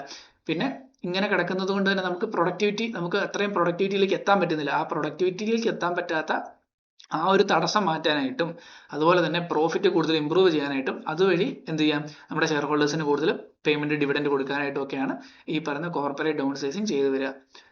അടുത്ത point supply chain management. Supply chain management പറയുന്നത് എന്താണ്? Management of supply chain from suppliers to the final customers, reduce the cost of transportation, warehousing and distribution through the supply chain. അതായത് എന്ത് ചെയ്യുക, പ്രോപ്പറായിട്ട് ഈ പറഞ്ഞ ഐറ്റം, പ്രൊഡ്യൂസ് ചെയ്ത item കസ്റ്റമേഴ്സിലേക്ക് എത്തിക്കാനായിട്ട് ഒരു സപ്ലൈ ചെയിൻ മാനേജ്മെന്റ് നമ്മൾ എന്ത് ചെയ്യുക, ഫോർമുലേറ്റ് ചെയ്യുക. അതുവഴി നമുക്ക് എന്ത് ചെയ്യാൻ പറ്റും, ഈ പറയുന്ന ഫൈനൽ പ്രൊഡക്റ്റ് കസ്റ്റമേഴ്സിൻ്റെ അടുത്ത് എത്തുന്നിടം വരെയുള്ള പല ഇന്റർമീഡിയറി ചെലവുകളും അനാവശ്യമായിട്ടുള്ള പല ചെലവുകളും ഒഴിവാക്കാനായിട്ടും സിസ്റ്റമാറ്റിക് ആയിട്ട് കാര്യങ്ങൾ ചെയ്യാനായിട്ടും സാധിക്കുന്നതാണ് പറയുക. 12th പോയിന്റ്, ലാസ്റ്റ് പോയിന്റ് പറയുന്നു ലീൻ പ്രൊഡക്ഷൻ. ഇവിടെ പറയുകയാണ് production system has become lean production system which use minimal amount of resource to produce a high volume of high quality goods with some variety. ഇവിടെ പറയുകയാണ് lean production എന്ന് പറഞ്ഞാൽ ഉദ്ദേശിക്കുന്നതാണ് കുറച്ച് input ഉപയോഗിച്ച് കുറെ ഔട്ട്പുട്ട് ഉണ്ടാക്കുക, ഹൈ ക്വാളിറ്റിയിലുള്ള പല വെറൈറ്റിയിലുള്ള ഔട്ട്പുട്ട് ഉണ്ടാക്കാനായിട്ട് ശ്രമിക്കുക. അതാണ് ലീൻ പ്രൊഡക്ഷനിൽ പറയുന്നത്. അതിന് വേണ്ടിയിട്ട് എന്ത് ചെയ്യുന്നുണ്ടെന്നാ പറയുന്നത്, this system use flexible manufacturing system and multi-skilled workforce to have advantages of both mass production and job production. ഇവിടെ പറയാണ് കണ്ടിന്യൂസ് ആയിട്ട് മാസ് പ്രൊഡക്ഷൻ ചെയ്യാനാണെങ്കിലും അതല്ല എന്താണ് കസ്റ്റമർ ടു കസ്റ്റമർ എന്താണ് അവർക്ക് വേണ്ട രീതിയിലുള്ള സ്പെസിഫിക്കേഷൻസിൽ മാറ്റം വരുത്തിയിട്ട് ഓരോ ജോബിന് ഇൻഡിവിജ്വലി ഓരോരോ ജോബിന് വേണ്ട രീതിയിലുള്ള മാറ്റങ്ങൾ വരുത്തിയിട്ട് ചെയ്യാനാണെങ്കിലും ഈ പറയുന്ന രീതിയിൽ എന്ത് ചെയ്യുന്നുണ്ട്, മൾട്ടി സ്കിൽഡ് വർക്ക് ഫോഴ്സിനെ എംപ്ലോയ് ചെയ്യുന്നുണ്ട്. അപ്പോൾ ഇത്രയും കാര്യങ്ങളാണ് റീസെന്റ് ട്രെൻഡ്സ് ഇൻ ഓപ്പറേഷൻസ് എന്ന് പറയുന്നത്. അപ്പം നമുക്കിവിടെ കണ്ട് recent trends in production and operations മാനേജ്മെന്റിൽ 12 പോയിന്റ് ജസ്റ്റ് ഒന്നുകൂടെ റിവൈസ് ചെയ്യാം. ഗ്ലോബൽ മാർക്കറ്റ് പ്ലേസ്, ഗ്ലോബലൈസേഷന്റെ കാര്യം എഴുതുക, ഗ്ലോബലൈസേഷന്റെ ഇമ്പാക്ട് എഴുതുക, എന്താണ് സംഭവിക്കുന്നതെന്ന് എഴുതുക. പ്രൊഡക്ഷൻ ഓർ ഓപ്പറേറ്റിംഗ് സ്ട്രാറ്റജി, ഈ പറയുന്ന മാനുഫാക്ചറിംഗ് ഉള്ള കോമ്പറ്റീറ്റീവ് അഡ്വാൻറ്റേജ് തന്നെ എന്താണെന്നുള്ളത് നമുക്ക് അവിടെ മെൻഷൻ ചെയ്താലും മതി. എന്താണ് TQM, never ending quest four improving quality of goods and service. ആ പോയിന്റ് നോട്ട് ചെയ്യാനായിട്ട് ശ്രദ്ധിക്കുക. ഫ്ലെക്സിബിലിറ്റി എന്ന് പറഞ്ഞു കഴിഞ്ഞാൽ മാർക്കറ്റിൽ എന്താണോ ആവശ്യം എന്നുള്ളതനുസരിച്ച് നമുക്കും പെട്ടെന്ന് മാറാൻ പറ്റണം. അതൊരു കോമ്പറ്റീറ്റീവ് അഡ്വാൻറ്റേജ് ആയിട്ട് നമുക്ക് യൂസ് ചെയ്യാൻ പറ്റും. അത് അജൈൽ മാനുഫാക്ചറിംഗ് എന്നുള്ള പോയിന്റ് ആയിട്ടും നമ്മൾ കോയിൻസൈഡ് ചെയ്യാറുണ്ടെന്നുള്ള കാര്യം പറയാം. അടുത്തത് ടൈം റിഡക്ഷൻ കൊണ്ടുള്ള അഡ്വാൻറ്റേജ് എന്താണ്, മാനുഫാക്ചറിങ് സൈക്കിളിന്റെ ടൈം കുറച്ചും അതുപോലെ തന്നെ പെട്ടെന്ന് പ്രൊഡക്റ്റ് നമുക്ക് മാർക്കറ്റിൽ എത്തിക്കാനും പറ്റുവാണെങ്കിൽ അവിടെ നമുക്കൊരു കോമ്പറ്റീറ്റീവ് അഡ്വാൻറ്റേജ് ഉണ്ടാവും എന്നുള്ള കാര്യം പറയാം. ടെക്നോളജി ഇപ്പം നമ്മൾ എന്ത് ചെയ്യുന്നുണ്ട്, വല്ലാണ്ട് നമ്മുടെ ഓപ്പറേഷൻസ് ഫംഗ്ഷൻസിൽ നമ്മൾ ഇൻകോർപ്പറേറ്റ് ചെയ്യാറുണ്ട്. അതുവഴി നമുക്ക് കുറേ ബെനിഫിറ്റ്സ് ഉണ്ടാകുന്നുണ്ട്. AI ആണെങ്കിലും അതുപോലെ തന്നെ മറ്റ് പല ഫീച്ചേഴ്സ് ഉപയോഗിച്ചിട്ടാണെങ്കിലും നമുക്ക് എന്താണ് ഒന്നും കൂടെ സ്ട്രക്ചറൈസ് ചെയ്തിട്ട് നമുക്ക് എന്ത് ചെയ്യാൻ പറ്റും, ഓർഗനൈസേഷണൽ ഫംഗ്ഷൻസ് നമുക്ക് നടത്തിക്കൊണ്ട് പോകാൻ പറ്റും. 7ാമത്തെ പോയിന്റ് വർക്കേഴ്സ് ഇൻവോൾവ്മെന്റ്. നമ്മൾ പറഞ്ഞു ഗ്രൗണ്ട് ലെവലിലുള്ള ആൾക്കാരെയും പ്രോബ്ലം സോൾവിങ്ങിലും ഡിസിഷൻ മേക്കിങ്ങിലും ഇൻവോൾവ് ചെയ്തുകൊണ്ട് നമുക്ക് എന്താണ് ഒന്നും കൂടെ ഒരു ബെറ്റർ ആയിട്ടുള്ള ഡിസിഷൻസ് എടുക്കാനായിട്ട് പറ്റുന്നുണ്ട്. അത് ഒരു റീസെന്റ് ട്രെൻഡാണ്. പിന്നെ റീ എഞ്ചിനീയറിംഗ് പറഞ്ഞു സ്റ്റാർട്ടിങ് ഫ്രം സ്ക്രാച്ച്. ഈ ക്ലീൻ സ്ലേറ്റ് അപ്രോച്ച് എന്നുള്ള പോയിന്റ് ജസ്റ്റ് നോട്ട് ചെയ്ത് വെച്ചോളാം. അതും റീ എഞ്ചിനീയറിംഗ് ആണെന്നുള്ള സംഭവം നിങ്ങൾ മനസ്സിലാക്കി വെക്കുക. MCQ വരുവാണെങ്കിൽ നിങ്ങളത് ഐഡന്റിഫൈ ചെയ്യുക. പിന്നെ എൻവയോൺമെന്റൽ ഇഷ്യൂ നമ്മൾ പറഞ്ഞു, പൊല്യൂഷൻ കാര്യങ്ങൾ, പ്രോപ്പർ വേസ്റ്റ് ഡിസ്പോസൽ, റീസൈക്ലിംഗ് ചെയ്യാൻ പറ്റുമെങ്കിൽ അത്, അത്തരം കാര്യങ്ങളൊക്കെ അവിടെ നോട്ട് ചെയ്യുക. പിന്നെ കോർപ്പറേറ്റ് ഡൗൺ സൈസിങ്, എന്താണ് ഓരോ ഓർഗനൈസേഷനുള്ള അവരുടെ ഒരു ഒബേസിറ്റി, അതായത് വേസ്റ്റ്ഫുൾ ആയിട്ട് പോകുന്ന ആ ഒരു എക്സസ് കപ്പാസിറ്റി അത് ഒഴിവാക്കാനായിട്ട് പ്രോപ്പറായിട്ട് ഡൗൺ സൈസിങ് അല്ലെങ്കിൽ റൈറ്റ് സൈസിങ് ചെയ്യുക. പിന്നെ സപ്ലൈ ചെയിൻ മാനേജ്മെന്റ്, എന്തിനു വേണ്ടിയിട്ട് പ്രോപ്പറായിട്ട് ട്രാൻസ്പോർട്ടേഷൻ ഒക്കെ ചെയ്ത് നമ്മുടെ ഇന്റർമീഡിയറ്റ് ആയിട്ടുള്ള പല ചെലവുകളും കുറയ്ക്കാനായിട്ട് സപ്ലൈ ചെയിൻ മാനേജ്മെന്റ് ആൾക്കാർ എന്ത് ചെയ്യുന്നുണ്ട്, ഇപ്പം ചെയ്തു വരുന്നുണ്ട്. Last point lean production. എന്താണ് ലീൻ പ്രൊഡക്ഷൻ കൊണ്ട് ഉദ്ദേശിക്കുക, കുറച്ച് ഇൻപുട്ട് ഉപയോഗിച്ച് കൂടുതൽ output, high quality, different variety. ഇതാണ് ലീൻ പ്രൊഡക്ഷന്റെ കൺസെപ്റ്റ്. അതിന് വേണ്ടിയിട്ട് മൾട്ടി സ്കില്ലുള്ള ആൾക്കാരെ നമ്മൾ ഉപയോഗിച്ച് മാസീവ് പ്രൊഡക്ഷനിലാണെങ്കിലും ശരി, ജോബ് പ്രൊഡക്ഷനിലാണെങ്കിലും ശരി നമ്മൾ എന്ത് ചെയ്യുന്നുണ്ട്, യൂസ് ചെയ്യുന്നുണ്ട്. അപ്പം ഇത്രയും കാര്യങ്ങളാണ് നമ്മുടെ ഈ പറയുന്ന ഫസ്റ്റ് മൊഡ്യൂളിലെ 3 സബ് മൊഡ്യൂൾസിലായിട്ട് നമ്മൾ കവർ ചെയ്യാനുള്ളത്. അപ്പോൾ ഈ ഒരു ഏരിയ നമ്മൾ തിയറിയാണ്, ഇച്ചിരി ഡീറ്റെയിൽ ആയിട്ടുള്ള ഏരിയ ആണ്. ഇപ്പം ഇത്രയും ഡീറ്റെയിൽ ആയിട്ട് എടുത്ത് എന്താണെന്ന് വെച്ച് കഴിഞ്ഞാൽ 5% വെയിറ്റേജ് ആണെങ്കിൽ പോലും അറൗണ്ട് നമ്മൾ കണ്ടു അറൗണ്ട് ഒരു 10 പേജ് എന്തോ ഉള്ളൂ. അപ്പം അതിൽ ഏകദേശം ഒരു നമുക്കൊരു 7 to 8 മാർക്സ് എക്സ്പെക്ട് ചെയ്യാം. അതുകൊണ്ടാണ് MCQ പോലെ ഞാൻ ഇത്രയും സ്ട്രെസ് ചെയ്ത് പറഞ്ഞത്. MCQസിന് ഈ പറഞ്ഞ ഏരിയയിലൊക്കെ പലയിടത്തുനിന്നും ചോദിക്കാം. അപ്പം അതുകൊണ്ട് ഈ പറഞ്ഞ ഓരോ പോയിന്റ് നിങ്ങൾ മനസ്സിലാക്കി വെക്കുക. MCQസിന് കൂടുതൽ ഫോക്കസ് ചെയ്യുക. തിയററ്റിക്കലി കൂടുതൽ ഇമ്പോർട്ടൻസ് ഉള്ള ഏരിയ എന്ന് പറഞ്ഞാൽ ഈ ചാപ്റ്റർ 3rd സബ് മൊഡ്യൂളിലാണെങ്കിൽ റീസെന്റ് ട്രെൻഡ്സ്, 2nd സബ് മൊഡ്യൂളിലുള്ള ക്യാരക്ടറിസ്റ്റിക്സ് അത് ഇമ്പോർട്ടൻ്റ് ആണ്. പിന്നെ ഫസ്റ്റ് സബ് മൊഡ്യൂളിൽ what is operations management and its objective, അതൊരു ക്വസ്റ്റ്യൻ ആയിട്ട് ചോദിക്കാവുന്നതാണ്. പിന്നെ സ്കോപ്പ് അല്ലെങ്കിൽ ഡിസിഷൻ മേക്കിംഗ്, ഈ പറഞ്ഞ ഈ ഒരു 4 ചോദ്യമാണ് നമുക്ക് ഫസ്റ്റ് മൊഡ്യൂളിൽ നമുക്ക് ഡീറ്റെയിൽഡ് എന്താണ് ലോങ് ആൻസർ ക്വസ്റ്റ്യൻ ആയിട്ട് എക്സ്പെക്ട് ചെയ്യാവുന്നത്. അതുപോലെ തന്നെ ഇതിൽ നമ്മൾ കവർ ചെയ്തു പോയിട്ടുള്ള ഓരോ സബ് ടോപ്പിക്സിലും ചെറിയ ചെറിയ പോയിന്റുകൾ MCQന് റെലവൻസ് ഉള്ളതുണ്ട്. ഒന്നാമത്തേത് ഫസ്റ്റ് മൊഡ്യൂൾ നമ്മൾ കണ്ട ക്വസ്റ്റ്യൻസ് ആയിട്ട് ഉണ്ടായിരുന്ന ഏരിയ, അത് പല പ്രാവശ്യം കണ്ടിട്ടുള്ളതാണ്. അതുപോലെ തന്നെ ഈ റീസെന്റ് ട്രെൻഡ്സിലെ 12 പോയിന്റിൽ നമ്മൾ എന്താണ് ആ 12 പോയിന്റിൽ കവർ ചെയ്തിട്ടുള്ള ബിസിനസ് പ്രോസസ് റീ എഞ്ചിനീയറിംഗിന്റെ അകത്തെ പോയിന്റ് ക്ലീൻ സ്ലേറ്റ് അപ്രോച്ച് ആണെന്നുള്ളത്. അതല്ല എന്നുണ്ടെങ്കിൽ നമ്മൾ എന്താണ് അതിനു മുമ്പ് കണ്ട മറ്റൊരു ടോപ്പിക് അജൈൽ മാനുഫാക്ചറിങ്, എന്താണ് ഈ പറഞ്ഞ ഫ്ലെക്സിബിലിറ്റിനെ നമുക്ക് അജൈൽ മാനുഫാക്ചറിങ് ആയിട്ട് എന്ത് ചെയ്യാം, കോയിൻ ചെയ്ത് പറയാൻ പറ്റും എന്നുള്ളത്. അത്തരം കാര്യങ്ങളൊക്കെ എന്താണ്, ഒന്ന് MCQ പർപ്പസിന് നോട്ട് ചെയ്ത് വെക്കുക. പിന്നെ TQM never ending quest four improving quality ആണെന്നുള്ളത്. അപ്പോൾ ഇത്തരം കാര്യങ്ങളാണ് നമുക്ക് ഈ ഫസ്റ്റ് മൊഡ്യൂളിൽ കവർ ചെയ്യാനായിട്ടുള്ളത്. അപ്പോൾ നിങ്ങൾ എന്ത് ചെയ്യുക, നിങ്ങൾ പറ്റുന്നത് പോലെ നിങ്ങളുടേതായ രീതിയിൽ വേണമെങ്കിൽ നോട്ട് മാറ്റിയെടുക്കുക. അതല്ല മെറ്റീരിയൽ നിങ്ങൾക്ക് ഓക്കെ ആണെന്നുണ്ടെങ്കിൽ, കംഫർട്ടബിൾ ആണെന്നുണ്ടെങ്കിൽ നിങ്ങൾ ആ രീതിയിലും എന്ത് ചെയ്തോളുക, ഫോളോ ചെയ്തോളുക. അപ്പം നിങ്ങൾ എന്താണ് എല്ലാം കാണാണ്ട് പഠിച്ച ആ ഒരു അപ്രോച്ച് നിങ്ങൾ എന്ത് ചെയ്യുക, മാക്സിമം ഒഴിവാക്കുക. നിങ്ങൾ എന്താണ് ഇപ്പം റീസെന്റ് ട്രെൻഡ്സിൽ നിങ്ങൾ തന്നെ എന്ത് ചെയ്യുക, ഈ റീസെന്റ് ട്രെൻഡ്സ് 12 പോയിന്റ് എന്തൊക്കെ വരാമെന്നുള്ളത് നിങ്ങൾ തന്നെ ആലോചിച്ച് നിങ്ങൾക്ക് കുറേ പോയിന്റ് കിട്ടും. എന്തൊക്കെ റീസെന്റ് ട്രെൻഡ്സിൽ വന്നിട്ടുണ്ട്. ഈ പൊല്യൂഷൻ ഒഴിവാക്കുന്ന കാര്യം, പിന്നെ എന്താ ക്വാളിറ്റി കൂട്ടുന്ന കാര്യം, പൊല്യൂഷൻ ഒഴിവാക്കുന്നത് മറ്റേ എൻവയോൺമെന്റൽ പ്രൊട്ടക്ഷൻ കാര്യങ്ങൾ കോയിൻസൈഡ് ചെയ്ത് പറയുക. എന്താണ് ക്വാളിറ്റി കൂട്ടുന്നത് TQM വെച്ചിട്ട് പറയുക. പിന്നെ എന്താണ് മാറ്റങ്ങൾക്ക് അനുസരിച്ച് നമുക്ക് മാറാൻ പറ്റുക, ഫ്ലെക്സിബിലിറ്റി വെച്ചിട്ട് പറയുക. ഇങ്ങനെ പിന്നെ ഗ്ലോബലൈസേഷന്റെ കാര്യം, അങ്ങനെ ഓരോ കാര്യങ്ങൾ നിങ്ങൾക്ക് തന്നെ ചിന്തിച്ച് കിട്ടാവുന്നതേ ഉള്ളൂ. അപ്പൊ അത് എങ്ങനെ നമുക്ക് പ്രോപ്പർ ആയിട്ട് എക്സാമിന് പ്രൊഡ്യൂസ് ചെയ്യാൻ പറ്റും എന്ന് ചോദിച്ചു കഴിഞ്ഞാൽ നിങ്ങൾ എന്ത് ചെയ്യുക, നിങ്ങൾ ആലോചിച്ച് പ്രോപ്പർ ആയിട്ട് നിങ്ങൾ എന്ത് ചെയ്ത് വെക്കുക, എഴുതി നോക്കുക. നിങ്ങൾ എഴുതി ട്രൈ ചെയ്ത് നോക്കുക, നിങ്ങൾക്ക് ഈ പറഞ്ഞ പോയിന്റ്സ് കിട്ടുന്നുണ്ടോ. ഒരു സെന്റൻസിൽ അല്ലെങ്കിൽ 2 സെന്റൻസിൽ നിങ്ങൾക്ക് അതിലെ കവർ ചെയ്യുന്ന മെയിൻ പോയിന്റ് നിങ്ങൾക്ക് എഴുതി ഒപ്പിക്കാൻ പറ്റുന്നുണ്ടോ, നിങ്ങൾക്ക് കംഫർട്ടബിൾ ആയിട്ട് ചെയ്യാൻ പറ്റും. അപ്പോൾ നമുക്ക് ഏകദേശം ഒരു 7 മുതൽ 8 മാർക്ക് വരെ കവർ ചെയ്യുന്ന ഒരു ഏരിയ ആണ് നമ്മളിപ്പോൾ തീർത്തിരിക്കുന്നത്. അതിന്റെ ഇമ്പോർട്ടൻസ് തന്നെ കാണുക. പിന്നെ എന്തെങ്കിലും ഫീഡ്ബാക്സ് ഉണ്ടെങ്കിൽ നിങ്ങൾ അറിയിക്കുക. എന്തെങ്കിലും ഇമ്പ്രൂവ്മെന്റ്, എന്തെങ്കിലും കാര്യങ്ങളിൽ മാറ്റം വരുത്തണമെങ്കിൽ, അല്ലെങ്കിൽ ഇത്രയും ഡീറ്റെയിൽഡ് ആക്കണ്ടെന്നുണ്ടെങ്കിൽ, അല്ലെങ്കിൽ എന്തെങ്കിലും ഉണ്ടെങ്കിൽ നിങ്ങൾ നിങ്ങളുടെ സജഷൻസ് അറിയിക്കുക. അപ്പോൾ until next video, bye bye.